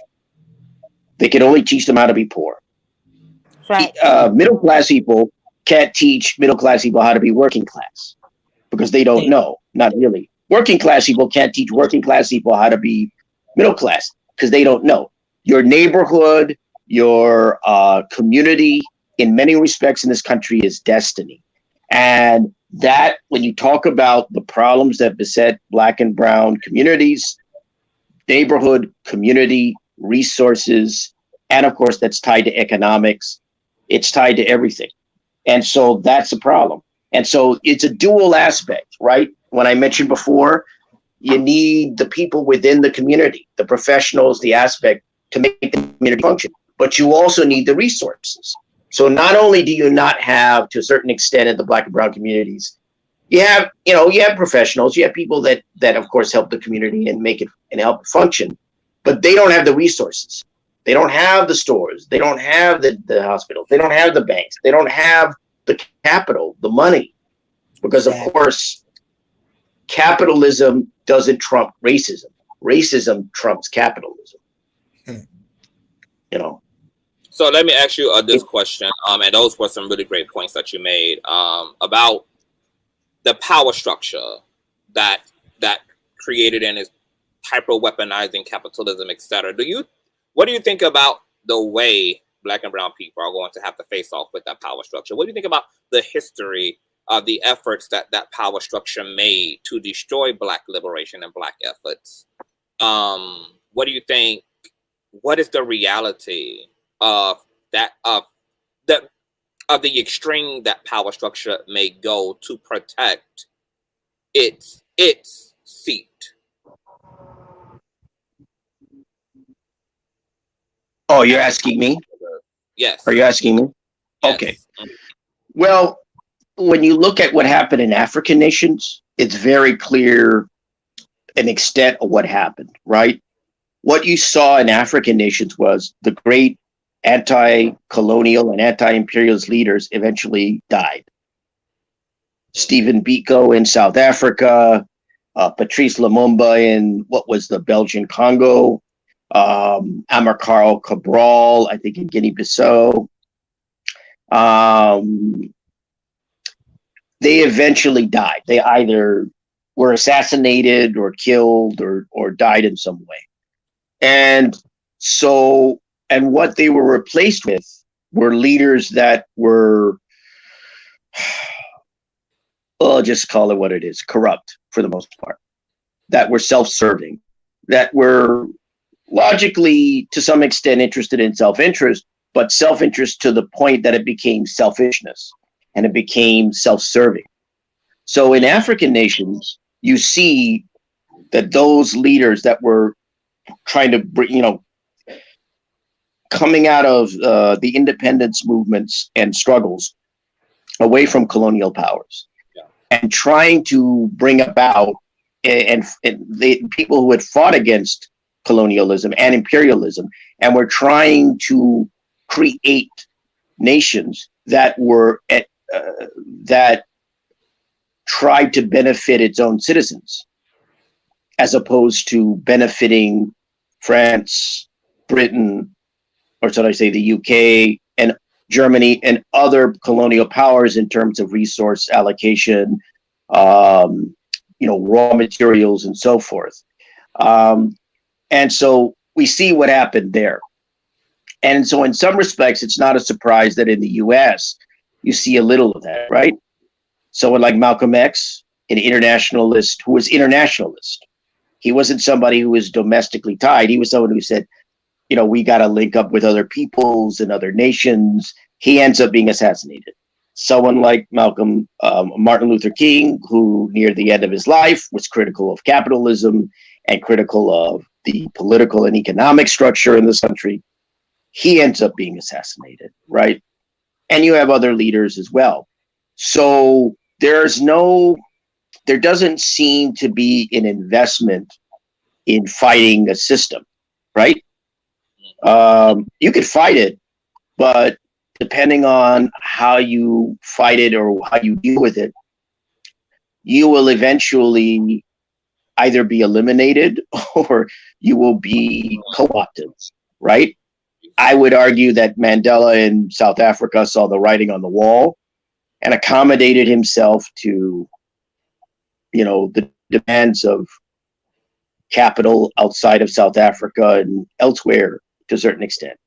Sad to say, but I think he became more of a pragmatist. I mean, pragmatism is one thing, but the Mandela that came out of prison is not the Mandela who went into prison. Yeah, for sure. Very Thank you different. for that. I gotta let some other folk jump in here, but Yeah, no problem. That was a great that was really great feedback. I want to comment on something he said though. I don't think that. Hold on, who's speaking for one? C. Marie. Okay, hold on for 1 second, boo. Purple Lover has to kind of get in here, and she's going to drop down and get out of here. Purple Lover, are you there? Yes, I am. Thank I know you. you wanted. Okay, yeah. Go ahead, boo. Okay, I just want to be really brief. Earlier you mentioned bootstraps. That statement has been overblown and overused, and it's not even being used in the correct way. Initially, when they talked about pulling yourself up by the bootstraps, it was to state that it was impossible to do so. So we're not even using the terms properly anymore. You're not able to pull yourself up by the bootstraps. And the reason why they were using that term is because consumerism in the United States, as we know it today, is a really recent phenomenon. It was not something that previous generations indulged in the way that we do it now. To have more than one pair of shoes was a huge deal at one point. So telling somebody to pull themselves up by the bootstraps when they don't even have the damn boots is the issue. When you're dealing with What about things right like, now, 2022? Because we got can I Tims, finish my we got statement? Nike tees, Can I just complete a thought? slides. Yeah, Purple Lover. Let me finish my thoughts. When you're addressing situations like the baby, I was not making excuses for him. I do not believe in pity parties. Anybody who deals with me as coach knows that you have a certain amount of time with me. Well, I will allow you to go through your pity party process, and then we're going to get to work. But in order to deal with our community, we have to address the issues in the community. Treating the symptoms and you're never dealing with the root cause of what's causing the issues in the first place is putting a Band-Aid on a gaping wound. The person is still going to bleed out because you never address the fact that this person has a wound that needs more than a Band-Aid. We're dealing with, and when you're dealing in a system that tells people that they're expendable, you can't expect him to value you more than he values himself. He doesn't value himself. So therefore, telling him, well, if you just do this or if you just do that, none of that matters. If your self-concept is in the toilet, it doesn't matter what other people think of you when you don't see it in you. That is what I was talking about. I was dealing with the fact that the whole reason that the baby is doing the things that he is doing is because in his mentality, making it past 30 may not even be an option for him. So he's going to get it while he can. And that mentality is going to create a whole different way a person responds in the world. Like one of my favorite people often says, be good to yourself and you will be good to others. But if you can't even be good to yourself, you're damn sure not going to be good to nobody else. Absolutely. And you're dealing with a group of people who are being told that they're expendable. And if you have the mentality to go for it and do what you got to do, more power to you. But the system is set up to show the different examples of, hey, it's possible, because that's part of maintaining the system to promote the illusion that, well, if you just go out here and do what you got to do, then everything's going to be okay. I come from ancestors that did what you all are talking about. And they were a part of Tulsa, Oklahoma. We all know how that ended. We also know about Central Park. We know how that ended. That was another Black community. We also can talk about how many lakes are now on top of full-blown Black communities that were prosperous. They are now underwater forever. So in order, what we cannot do is afford to act like that if you want to predict future behavior, that you can't look at past behavior. This is past behavior that has been working well for them. And when something works for people, they are not going to let it go. They will continue to do what has worked for them. Those who are in power knows having these type of conversations, and we never discuss the solutions to it. As long as we're just talking and we're not doing anything and we're not focusing on the problem and really taking a look at the root, then they're happy to let you do so because you're still maintaining the status quo while you do so. And let's be real. In this country, wherever people wanted to do the most harm to a particular group of people, they got people who look like them to do the worst evil to them. So we have to address all these things. We cannot afford to put on blinders. We cannot continue to be clinically insane, which is to keep doing the same thing over and over and expecting a different result. I love the work that I do, but one of the things that I do when you come and work with me is we're going to deal with what's there. In order for you to get the desired reality, we got to deal with the one that's currently before you. What has caused you to do the things that you're doing? Why are the things that are showing up that's showing up? Because we do not get to over 500 years of a system without there being a whole government applied to it. The whole purpose, the whole meaning of the word government is to control the mind. If you control the mind, the body follows. Yeah. And we have to deal with the control that's over our minds. Because until we deal with that, these type of issues will continue to exist. On a spiritual level, we are under a curse. Yes. Definitely. But Purple, I have a question. Go ahead. So I understand what you're saying. Now we're not talking about what the original bootstrap term meant. Let's talk about what we have identified it to be, at least in this conversation, right? So I hate that it becomes like this back and forth extreme argument when we should meet each other in the middle with our concepts. Like, because I said before, the people y'all consider bootstrappers, we understand everything you guys are saying. We not ignorant of the system. We not walking around living in la la land. We are fully aware that there is a system in place that is not for us. It's more of a hindrance to us than anything. But we still choose to have the mentality that we're going to fight to get what we want.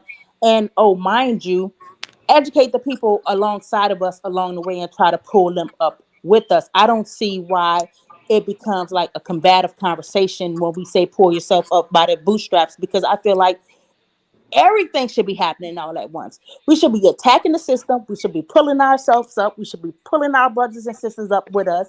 Like, this battle isn't a one solution fits all type of battle. It's going to take it's going to take us strengthen ourselves on the mental level, emotional level, physical level, strengthening our work ethic, our spiritual, just strengthening ourselves all around. Try to understand why we even get pushed back. I don't think it has. Ourselves up by the. I don't think that it has been pushed back per se. I think it's just like when the alleged bootstrappers speak about the bootstrap, and it's just that, just like y'all feel the extremists leave out all of y'all points, it's just the same experience on the other end. Like, we don't hear the other side of what needs to happen too. Like, And so it's not really a pushback. It's more so of a both sides coming together to include both sides of the Right. moon, like the dark side of the moon, and then the part that we see. And I actually just full out believe, honestly, that America is going to have to damn near look like a third world country before this shit can get on track. I just really believe Yes. that the system has to be blown to complete and other smithereens. Like, literally, America is going to have to look like Afghanistan for a little while, like for this power structure to be humbled. Because, you know, like I said, I get it, but I don't know what to say about all of that since we have history. Like, we have the bootstrap history already. Like, we've done it over and over and over and over and over and over and over and over and over and over And again. we And we also know had the that we're going to be, conversation and we of know that we're going to be met with that fight. And matter of fact, I want everybody to go ahead and mute, because we're about to take a little trip down memory lane, because Purple Lover ain't crazy, and neither am I. And this article is from the dailyjstar.org. And let's just walk down memory lane. And the memories ain't even that far back in damn time, unfortunately. But this is called The Devastation of Black Wall Street, Tulsa, Oklahoma, 1921. This is just 1921. A wave of racial violence destroys an affluent African-American community seen as a threat to white-dominated American capitalism. Author by Kimberly Fain. Shout out to Kimberly Fain. In 1921, Tulsa, Oklahoma's Greenwood District, who Pick Me Oprah also did a really great documentary, a 3-part series on Greenwood. I strongly encourage everyone to check it out. It was heart-wrenching and heartbreaking, but it was so fucking enlightening to just see the truth about this the overshadowing power that's over all of us, and just how ratchet and extreme it is. In 1921, Tulsa, Oklahoma's Greenwood District, known as Black Wall Street, was one of the most prosperous African-American communities in the United States. But on May 31st of that year, the Tulsa Tribune reported that a black man, Dick Rowland, attempted to RAPE a mayonnaise woman, Sarah Page. Mayonnaise people in the area refused to wait for the investigative process to play out, sparking 2 days of unprecedented racial violence. 35 city blocks went up in flames. 300 people died and 800 were injured. Defense of mayonnaise female virtue was the express motivation for the collective racial violence. Accounts vary on what happened between Page and Rowland in the elevator of the Drexel building. Yet, as a result of the Tulsa Tribune's racially inflammatory report, black and mayonnaise armed mobs arrived at the courthouse. Scuffles broke out and shots were fired. Since the blacks were outnumbered, they headed back to Greenwood. But the enraged mayonnaise were not far behind, looting and burning businesses and homes along the way. 9,000 people became homeless. Josie Pickens writes in Ebony, this modern, majestic, sophisticated, and unapologetically black community boasted of banks, hotels, cafes, clothing stores, movie theaters, and contemporary homes. Somebody got feedback in their phone. Somebody needs to mute their background. Not to mention luxuries such as indoor plumbing and a remarkable school system that superiorly educated black children. Undoubtedly, less fortunate mayonnaise neighbors resented their upper class lifestyle. As a result of a jealous desire to put progressive, high-achieving African Americans in their place, a wave of domestic mayonnaise terrorism caused black dispossession.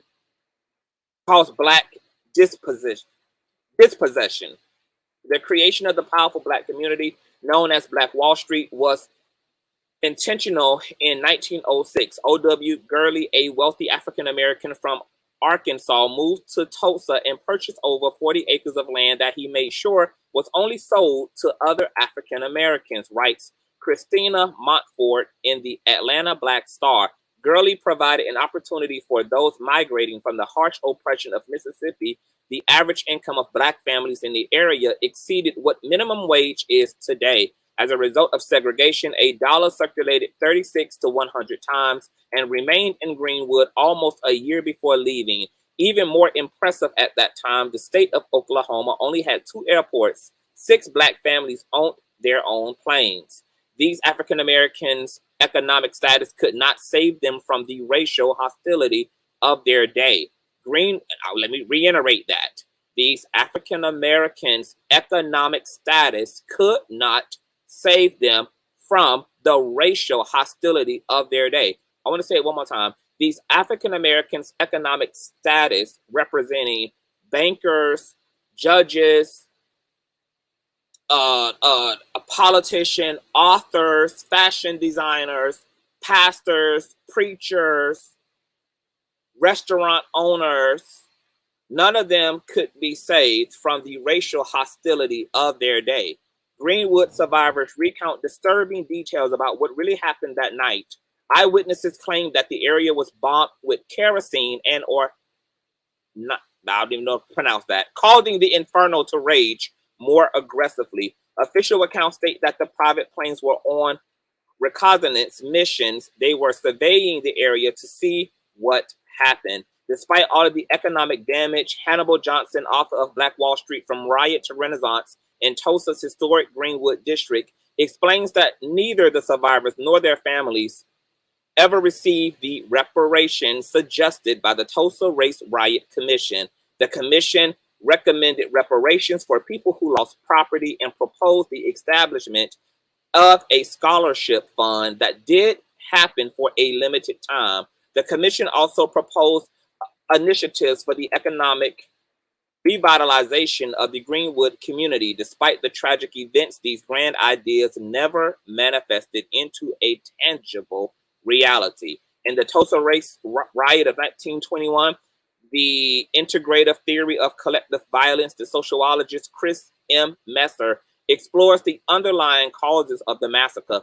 As a result of a mass migration to the area, driven in part by increased job opportunities, Tulsa became the city with the most African Americans in the state. With a boom in the Black population and demands of equality, perceptions of discrimination, and shared experience among African Americans allowed for little time for adaptation amongst Menace folk. Tulsa's rapid change in demographics made the city ripe for a riot motivated by Menace animosity against Black economic progress. Menace folk of the era equated improvement in wages and working conditions as communistic threats. In essence, Menace folk were resentful that Blacks no longer passively accepted second-class citizenship in their own homeland.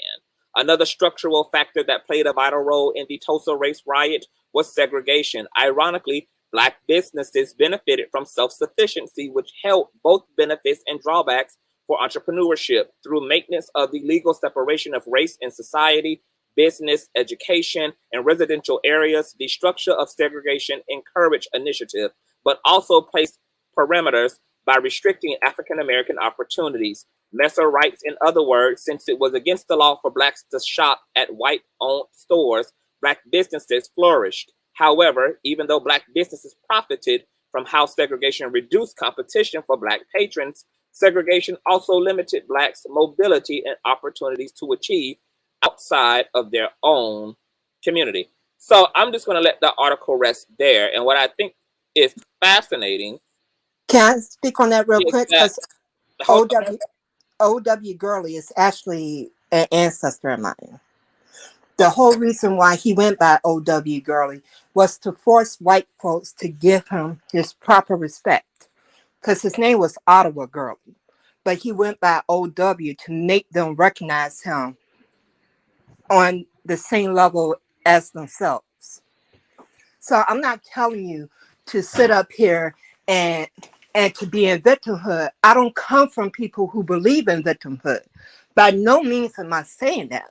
But I'm saying when you ignore the history and you ignore the pattern, then you look clinically insane to keep doing the same thing over and over again and expecting a different result and refusing to deal with the elephant in the room.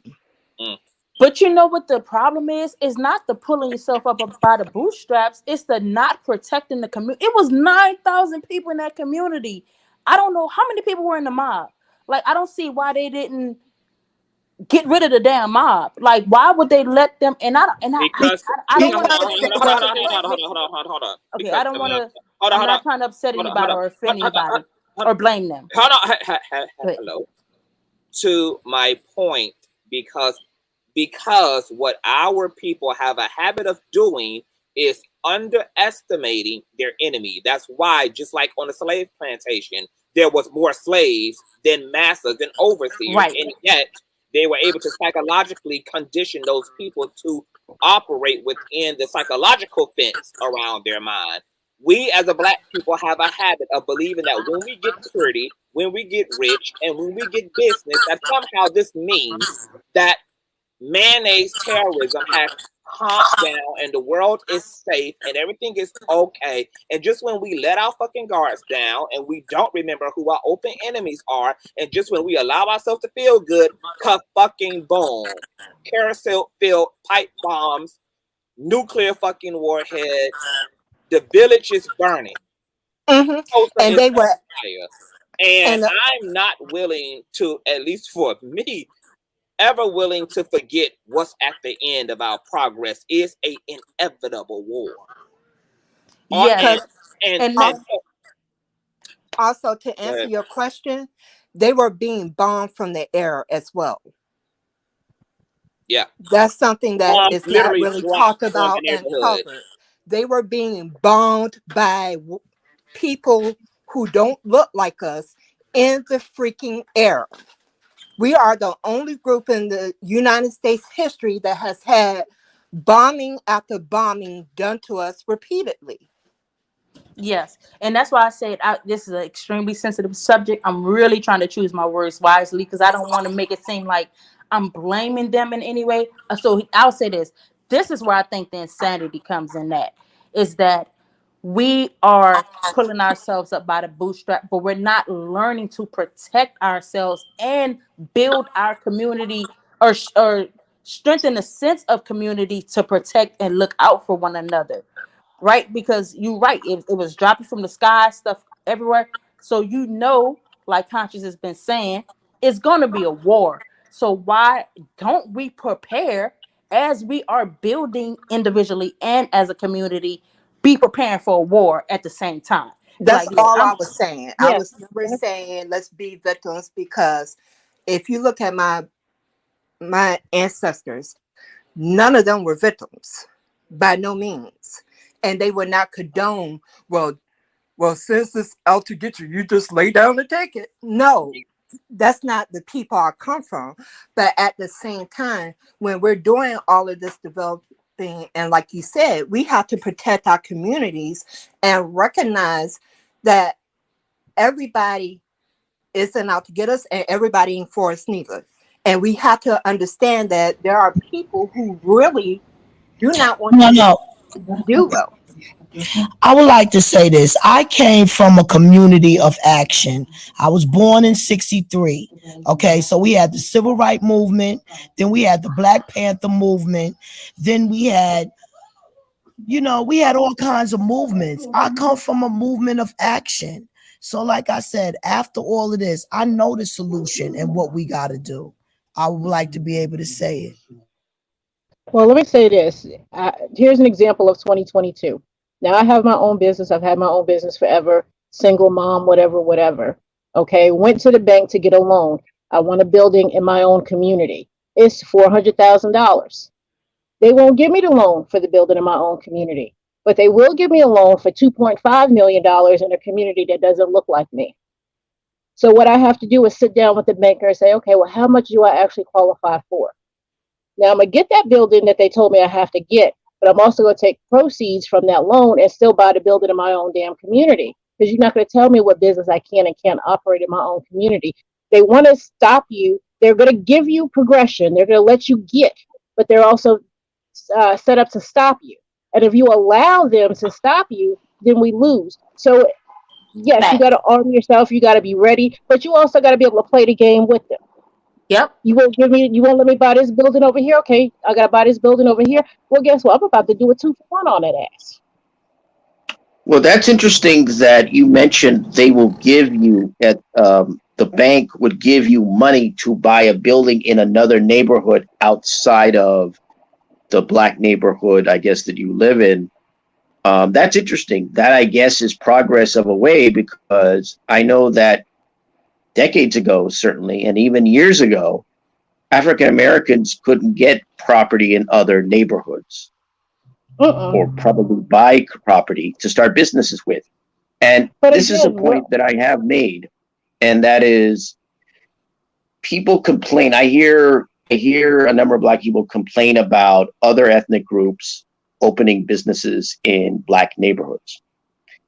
And one of the points that I make is then that the way that African Americans business-wise can progress is they have to find a way to open businesses in other neighborhoods, because that's what other ethnic and racial groups are doing in black neighborhoods. They're coming and they're opening restaurants in your community. They're coming and having, the hair store or what have you, in your community.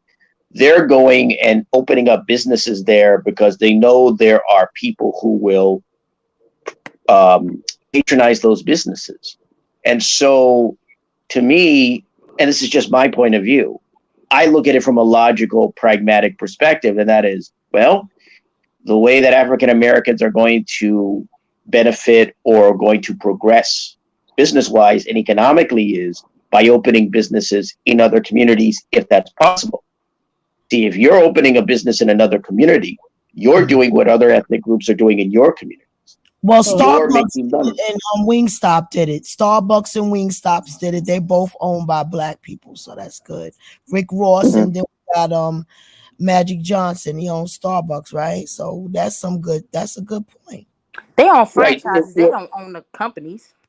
Right, but here's the important part of that. Yeah, they own the franchise, but it's not in their community. It's in another community. So they own a franchise in another community. That's one way you can do it. Not just start your own business. That's good if you can, but also own a franchise, right? You put up the money to have franchise. Depending on the franchise, some of these franchises, from what I understand, or some of these chains, I don't want to say they're racist. What the hell? I'll say they're racist, right? They'll allow you to open up a McDonald's or Burger King or whatever, so long as it's in a black community. But if some of them won't allow you to open it up in other communities. But if you open a franchise in another community, that's a different story. Yeah, you got to give some of that money to the home office, to corporate. But you're a franchisee, you make money. See, this is what I've said before. When you look at what African Americans, in a sense, need to do to progress in terms of business and economics, one is looking at it from a pragmatic point of view.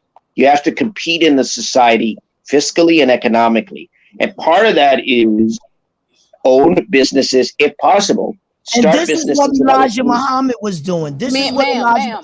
No, ma'am. I'm speaking with him. I'm talking with him. This is what Elijah Muhammad was doing with a franchise called Steak and Take in Harlem, New York. He had the Steak and Take restaurant that did not sell no pork. So that's another good thing that need to be started back.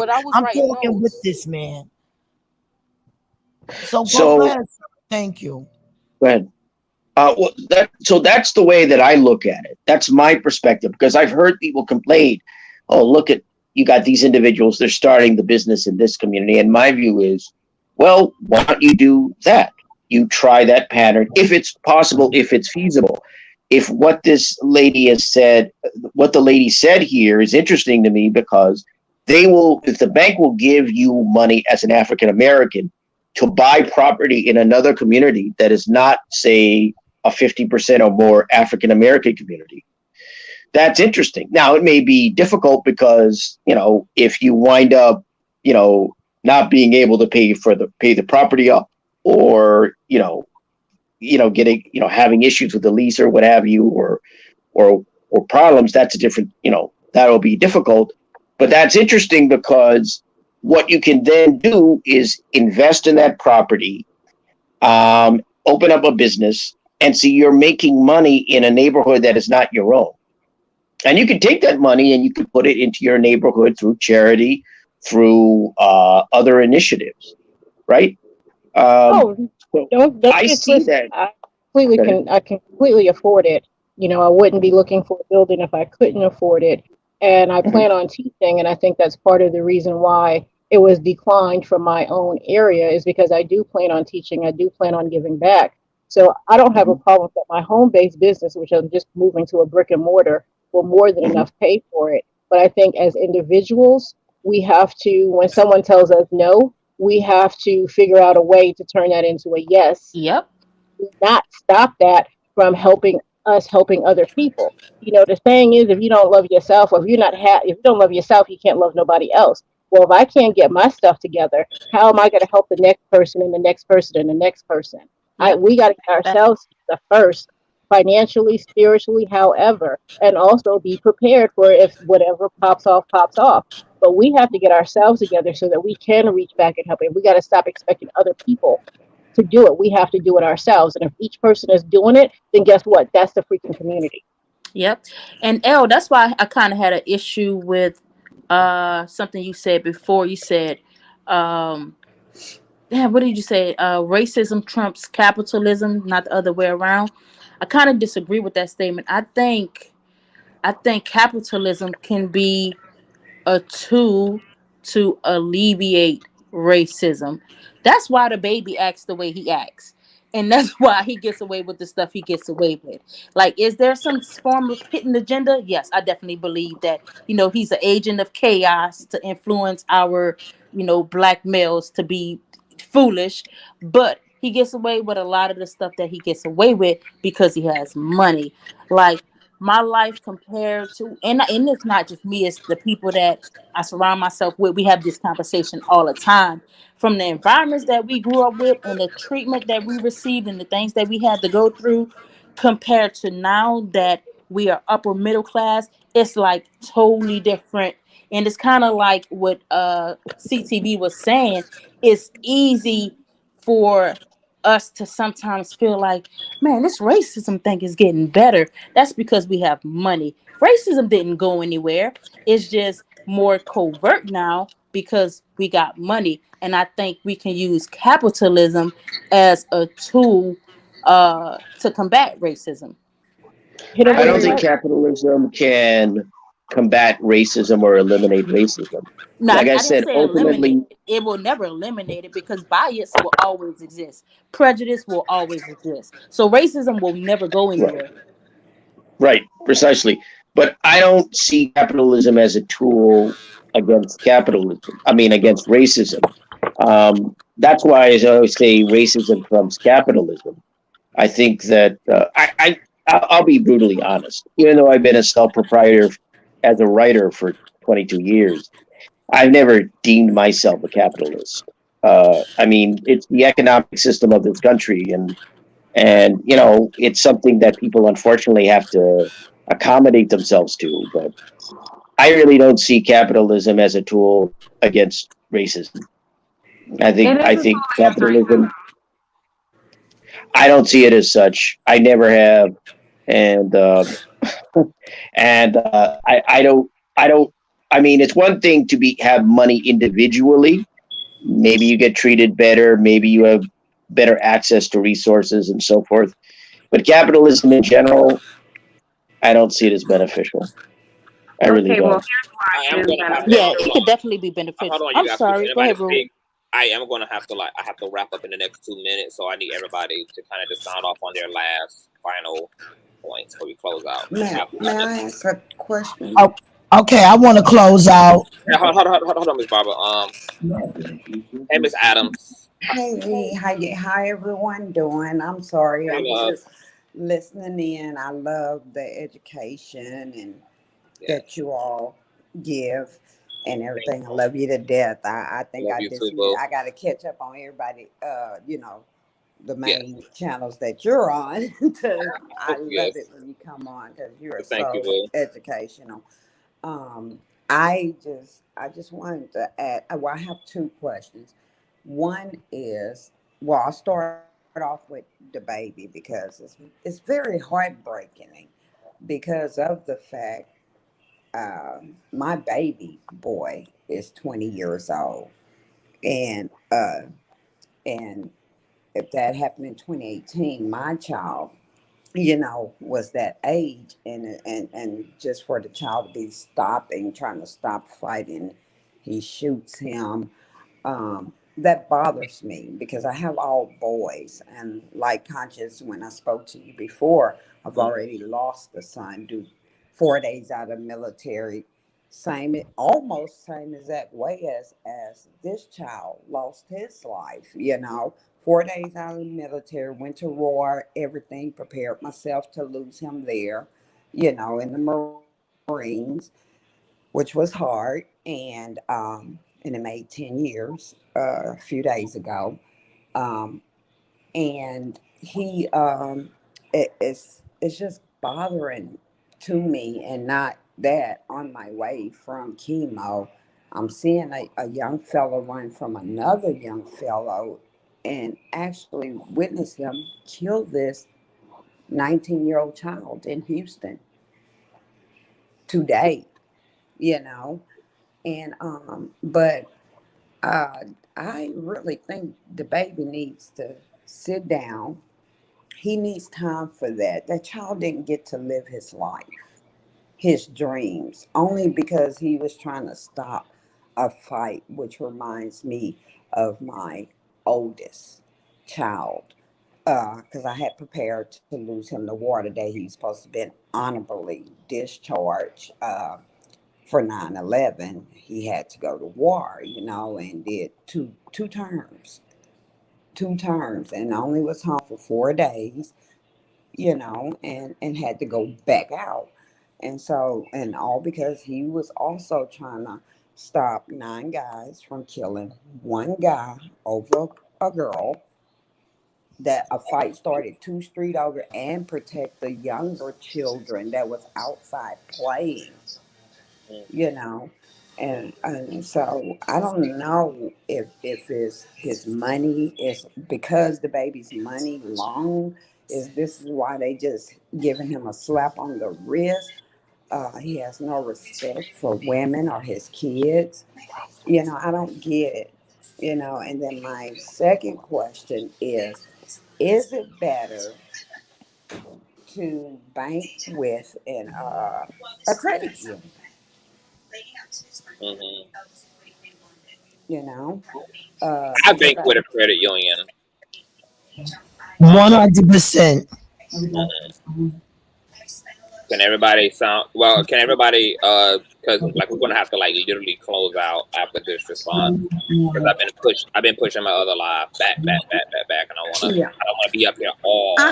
yeah, I'm But late, and I but had to I've get been, back to job. yeah, my and a question was like, why do y'all? Well, some people, Miss Adams, have already stated that some people believe that the baby is an agent of chaos, Uh and huh. he's like kind of an industry plant, kind of Hmm. designed to reinforce this low vibrating psychology and symbolism into the community. So some people believe that he's being given a level of immunity so that he can do what he. Can I say something real quick? I'm trying to like.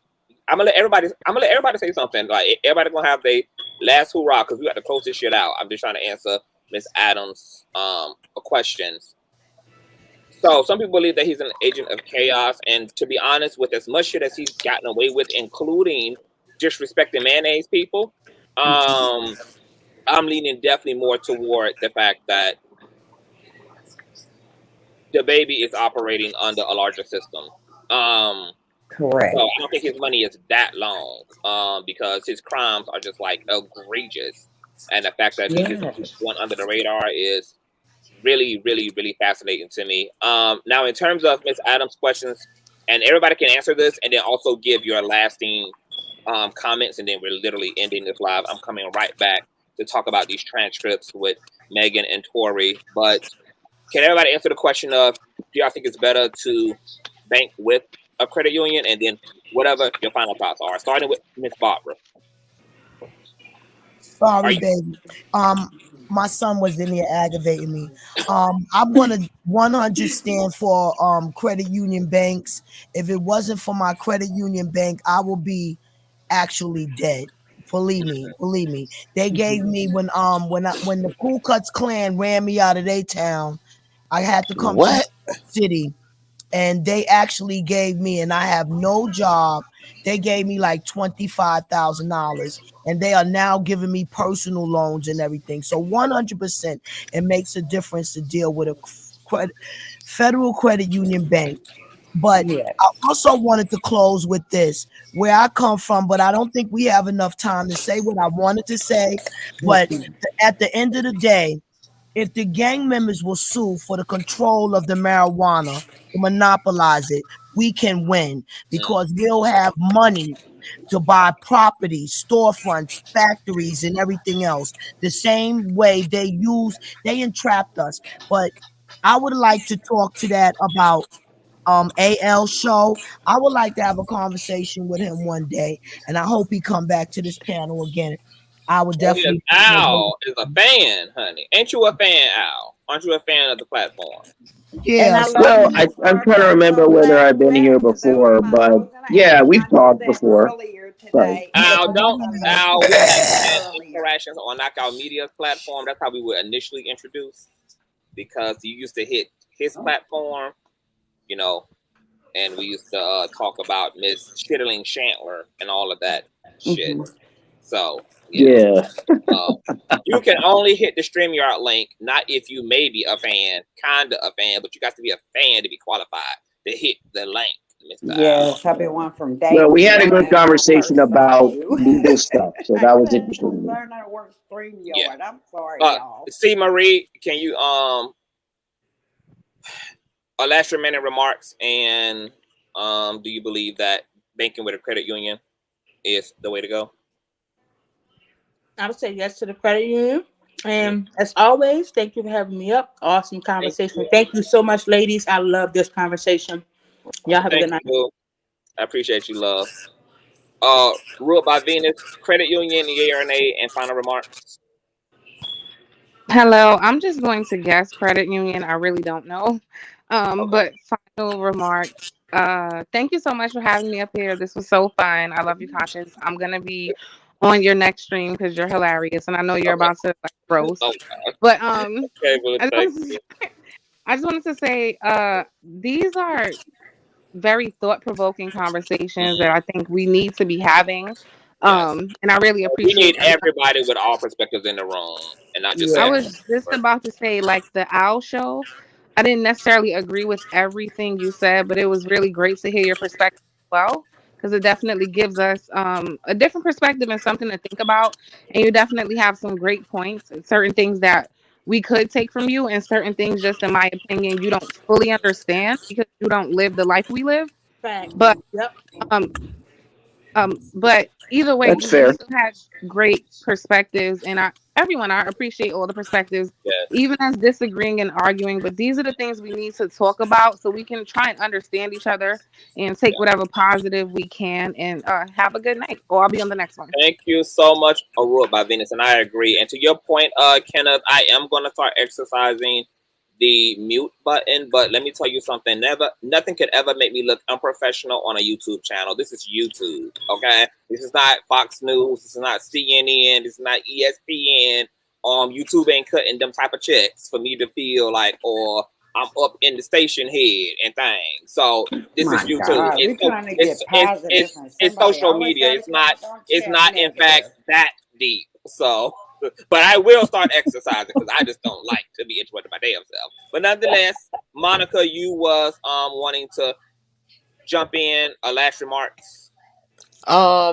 Just let these niggas go. See, I don't even know why we even focusing on these black men anymore. I just think y'all just need to let them go. They are lost cause. They are conquered. Just let them go.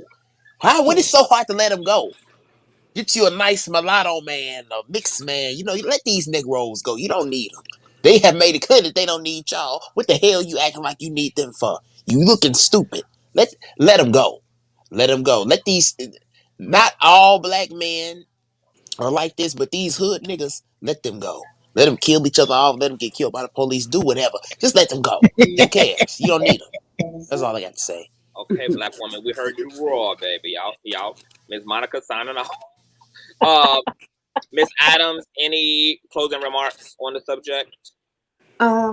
Yes, first of all, I'd like to say I love all y'all. I'm like Love you conscious, I'm too, an boo. observer. I listen. I try to make sure when he's on, I get on there. I'll be looking for him. I'll be trying to hit his community feed, be like, when you coming Period. on? Y'all are so educational and a fresh air Mm, of relief, mm, you yeah. know, and it just makes me mad when somebody come up there conscious. And I Mm, watched your earlier show hmm. about the naysayers, and I Yes. mean, because you think like me, I've always been that way since I was 4 years old. It's just that I'm a shy person, so I don't Mm. know how to verbalize it. And like everything I want to say, you say it. Oh, And I love y'all and thank all of y'all. Miss Barbara, I missed you. yes. It ain't the same without the queen, honey. But It's thank you so not. I was yes. gonna email you today and ask you, where's Miss Barbara? Look, let me tell you, I think that Miss Barbara done did some witchcraft because I was just talking to Reckless a few days ago. I was like, bitch, I ain't been seeing Miss Barbara in a minute. I said, I don't know whether the mom done blocked her up Yo, or what. I said, no, I ain't y'all seen gotta her in a minute. understand. And then My beautiful, soon as I said that, Miss no, Barbara, whoop, your ass was on the panel no. There the she The next goes. day. Federal Credit Union had to give me a loan to get a computer. I cracked my computer. Oh my So, goodness. the credit said they wasn't going to give me the money. Apple said no. So I called my Federal Credit Union. They gave me $2,000 in 1 hour. Personal Mm-hmm. loan, baby. That's a Hey man, blessing. I'm glad you're back in the building, boo, and thank you, Miss Adams. Yes. I will Oh, be you're like so I'm welcome. And gonna. I'm going to your next stream. All right, boo. The Yes, Al ma'am. Show. Final words. Well, first of all, well, I hate to bring this up, but the last time I saw the last, I guess, live streams I had seen were with these two ladies who I'm sure you're familiar with that had issues with each other, one I won't name. But in looking at this conversation, it it seems that this is more indicative of the conversations and the live streams you have on your channel. And as such, I find this actually preferable and far more interesting. Uh, No, the you got way to get this, into the Conscious TV platform, Al. yeah. like that's my fringe content. Like all that, all of Oh, the okay. YouTube chats is like that's a Right. minority. Like But, we right. get into shit. Even when you're seeing pop culture headlines, those Right. conversations become these type of conversations all the time. Well, see, that's what's interesting to me is that you have this pop culture type discussion or title, and we're getting into a conversation about other things: business, economics, community, impact of celebrities. So this was actually, to me, I think where it's nice to see where this conversation went. If it's indicative of the channel, I think it's quite good. And I guess I should maybe come more often, I think, because this I was a mean, really good my conversation. thing is like I really don't give a fuck about celebrity culture. Like I'm not personally invested in celebrity culture. So the only way I was Right. able to talk about celebrity culture and to transition 3 years ago into celebrity Right. commentary and pop culture commentary was if there were things that happened that I felt could lead to real dialogue. Because I just Right. can't stay focused on the celebrity, him and herself, and the drama Well, they're in and of itself, but can this, definitely use it as a catalyst this for is other. this is why this conversation was so good, because it went from the headline to what's beneath, to other stories and more important stories. So I enjoyed that. Yeah. Again, I will reiterate the point that I think when it comes to ethnic and racial communities, including Black communities, as far as I'm concerned, this is just my view. Celebrities aren't really important. Maybe they're a source of fodder, maybe they're a source of gossip, but they aren't important in terms of how communities run. It's the teachers, the nurses, the doctors, the lawyers, the business owners, the people who work construction. It's all those different kinds of people that make Black communities run or make them survive or make them thrive, even if they do thrive, like middle class communities, for example. Those are the people. So I think the idea that some have and focus on celebrity doesn't work when it comes to African American community, because Yeah, other we don't communities just don't expect have them it. to run the community. We expect them to invest in the community in a positive way. Invest in putting more, grocery stores and food deserts, Right. putting a library in, a gym or something Right. like that. Yeah, I see that, but my take on that is I don't think they're equipped to do that, not only because of the nature of their celebrity and what they do, but because they're not really equipped more, in charitable works, yeah, maybe they can help out. Some investment, yes, but beyond that, I don't think celebrities are effective in the things that you were mentioning, even though they may have capital, even though they may have money, because they make their money elsewhere. And they don't, and thus, as I mentioned before, you leave a community, you want to help the community, but you also understand that the community doesn't have the resources. Even if you invest in the But what community, it do doesn't we? have the resources. But what are we defining as celebrity? Because even our activists are celebrities. Even our politicians are celebrities. Right, right. Like Good kind of point. like visibility creates a Celebrity. Right. celebrity-ness. So, like when you say celebrities aren't useful, like what are you seeing in your mind when you think of celebrities? Well, Only okay. people who are in entertainment, because those aren't the only people who Yeah, are in that the seems to world. be the primary entertainment. You could argue that politicians and For who else sure. did you mention are celebrities, but they already have a tie to sort of real world Celebrity issues is and only like a problems. byproduct of the visibility that comes from whatever work you contribute to the world, Right, whether that's art, whether precisely. that's Right. And the whatever. problem, and the problem with black communities, I'll probably get a lot of trouble for saying that is, I'll just be blunt. I think a lot of politicians have failed black communities. I mean, the politicians that represent black communities have failed them. Very bad. I don't know any other way to put it. I think the Congressional Black Caucus. Oh, don't get me started on them, please. Speaking the I truth mean, all night. yeah. I mean, I understand in one sense that they are looking out for themselves and they got to get reelected, and they have to do the interest of big capital and of capital intensive corporations like every other politician, but they don't deliver that I can see anything much or anything tangible to the communities they represent. And that's how we feel about all our celebrities, because they pander to us so much. They tell us, oh, the system is against you, the man is against you, stick with me, stick with your black man, and I'm famous and I'm well known, but then they don't invest in the community. So we look at them like, okay, we're sticking with you simply because you're Mhm. black, but what are you doing for our community? And like Well, they Conscious want you to said, stick with them celebrity because isn't they just want the you to spend on entertainer. their product. Yeah. Right. Sorry about that. No, I was just saying celebrity isn't just the entertainer. We see all high visibility black people as celebrities.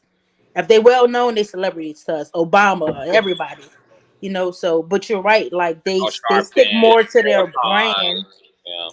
Yeah, they stick more to their brand than actually having any type of loyalty or keeping their word to the community.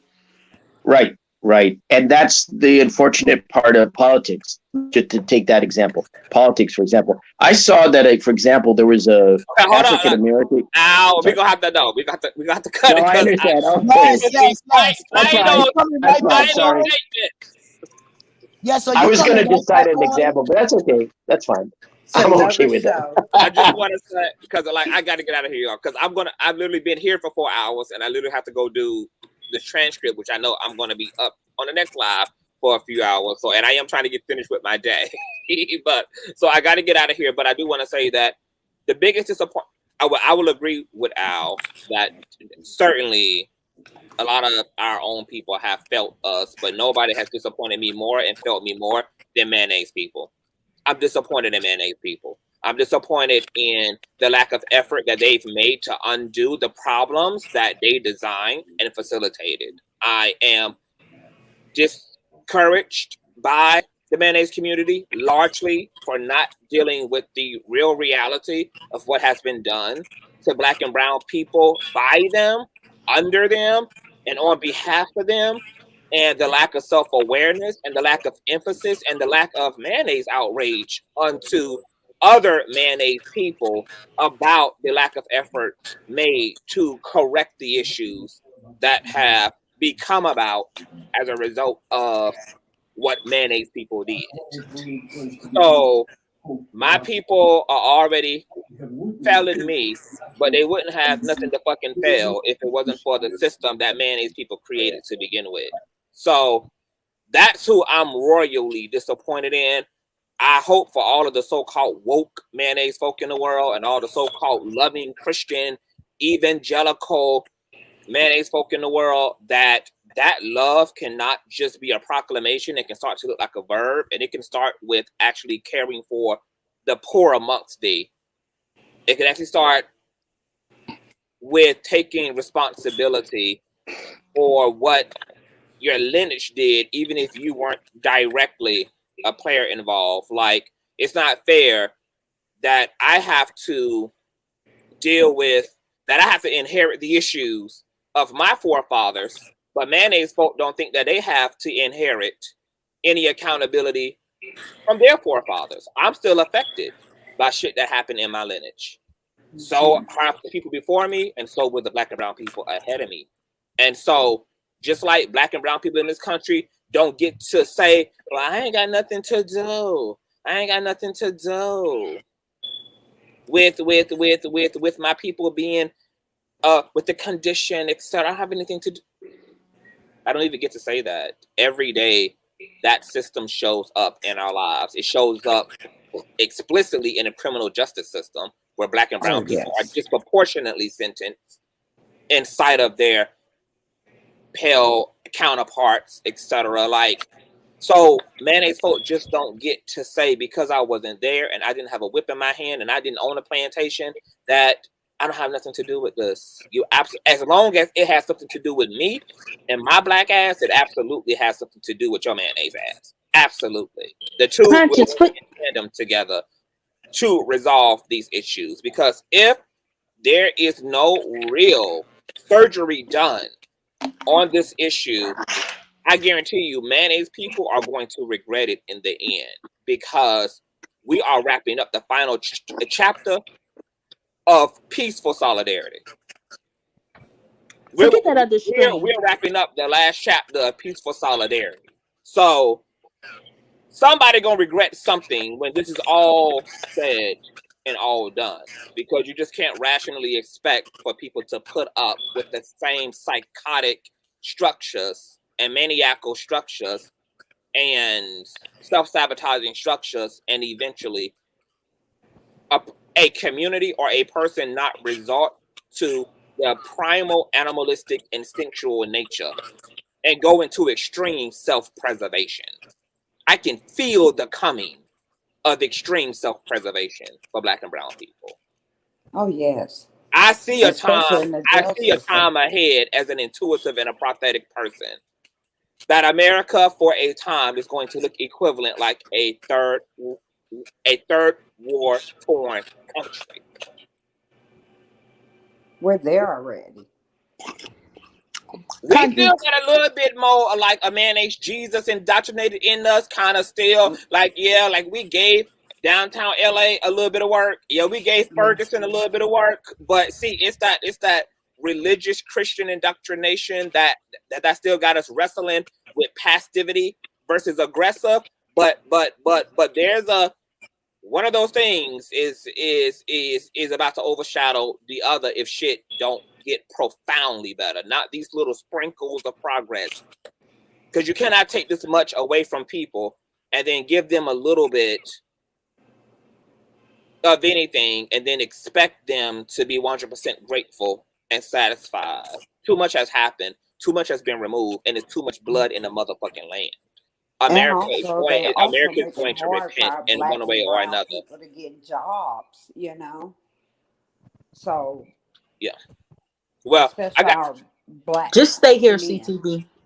No, I can't because this conversation is also like super exhausting, and I'm like already emotionally fucking depleted from even talking about the complexity of these issues. But this was a really great conversation. There was a lot of great information here. I think there are things to hope for, and I think that Black and brown people, as stated here, need to get information. That's going to start with how we're teaching our kids at home. We need to whatever type of parenting we need to go back to protect our children from the culture. We need to protect them because they want to grow up to be everything else. They're going to want to grow up to be an Instagram model, to be a social media influencer, to be an athlete, to be whatever, to be a rapper, to be a reality star. All these kind of like get rich and quick like ego gratification opportunities.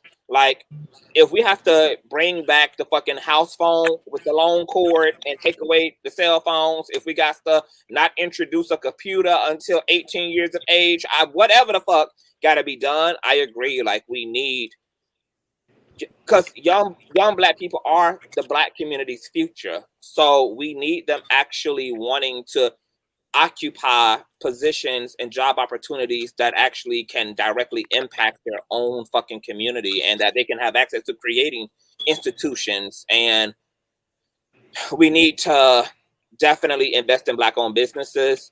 We need to buy Black. We need to support Black. We need to pour back. We need to pressure the Black upper class community to come back and to give back unto Black and brown, poor Black and brown people. We need that knowledge base. We need that intergenerational transference of wealth.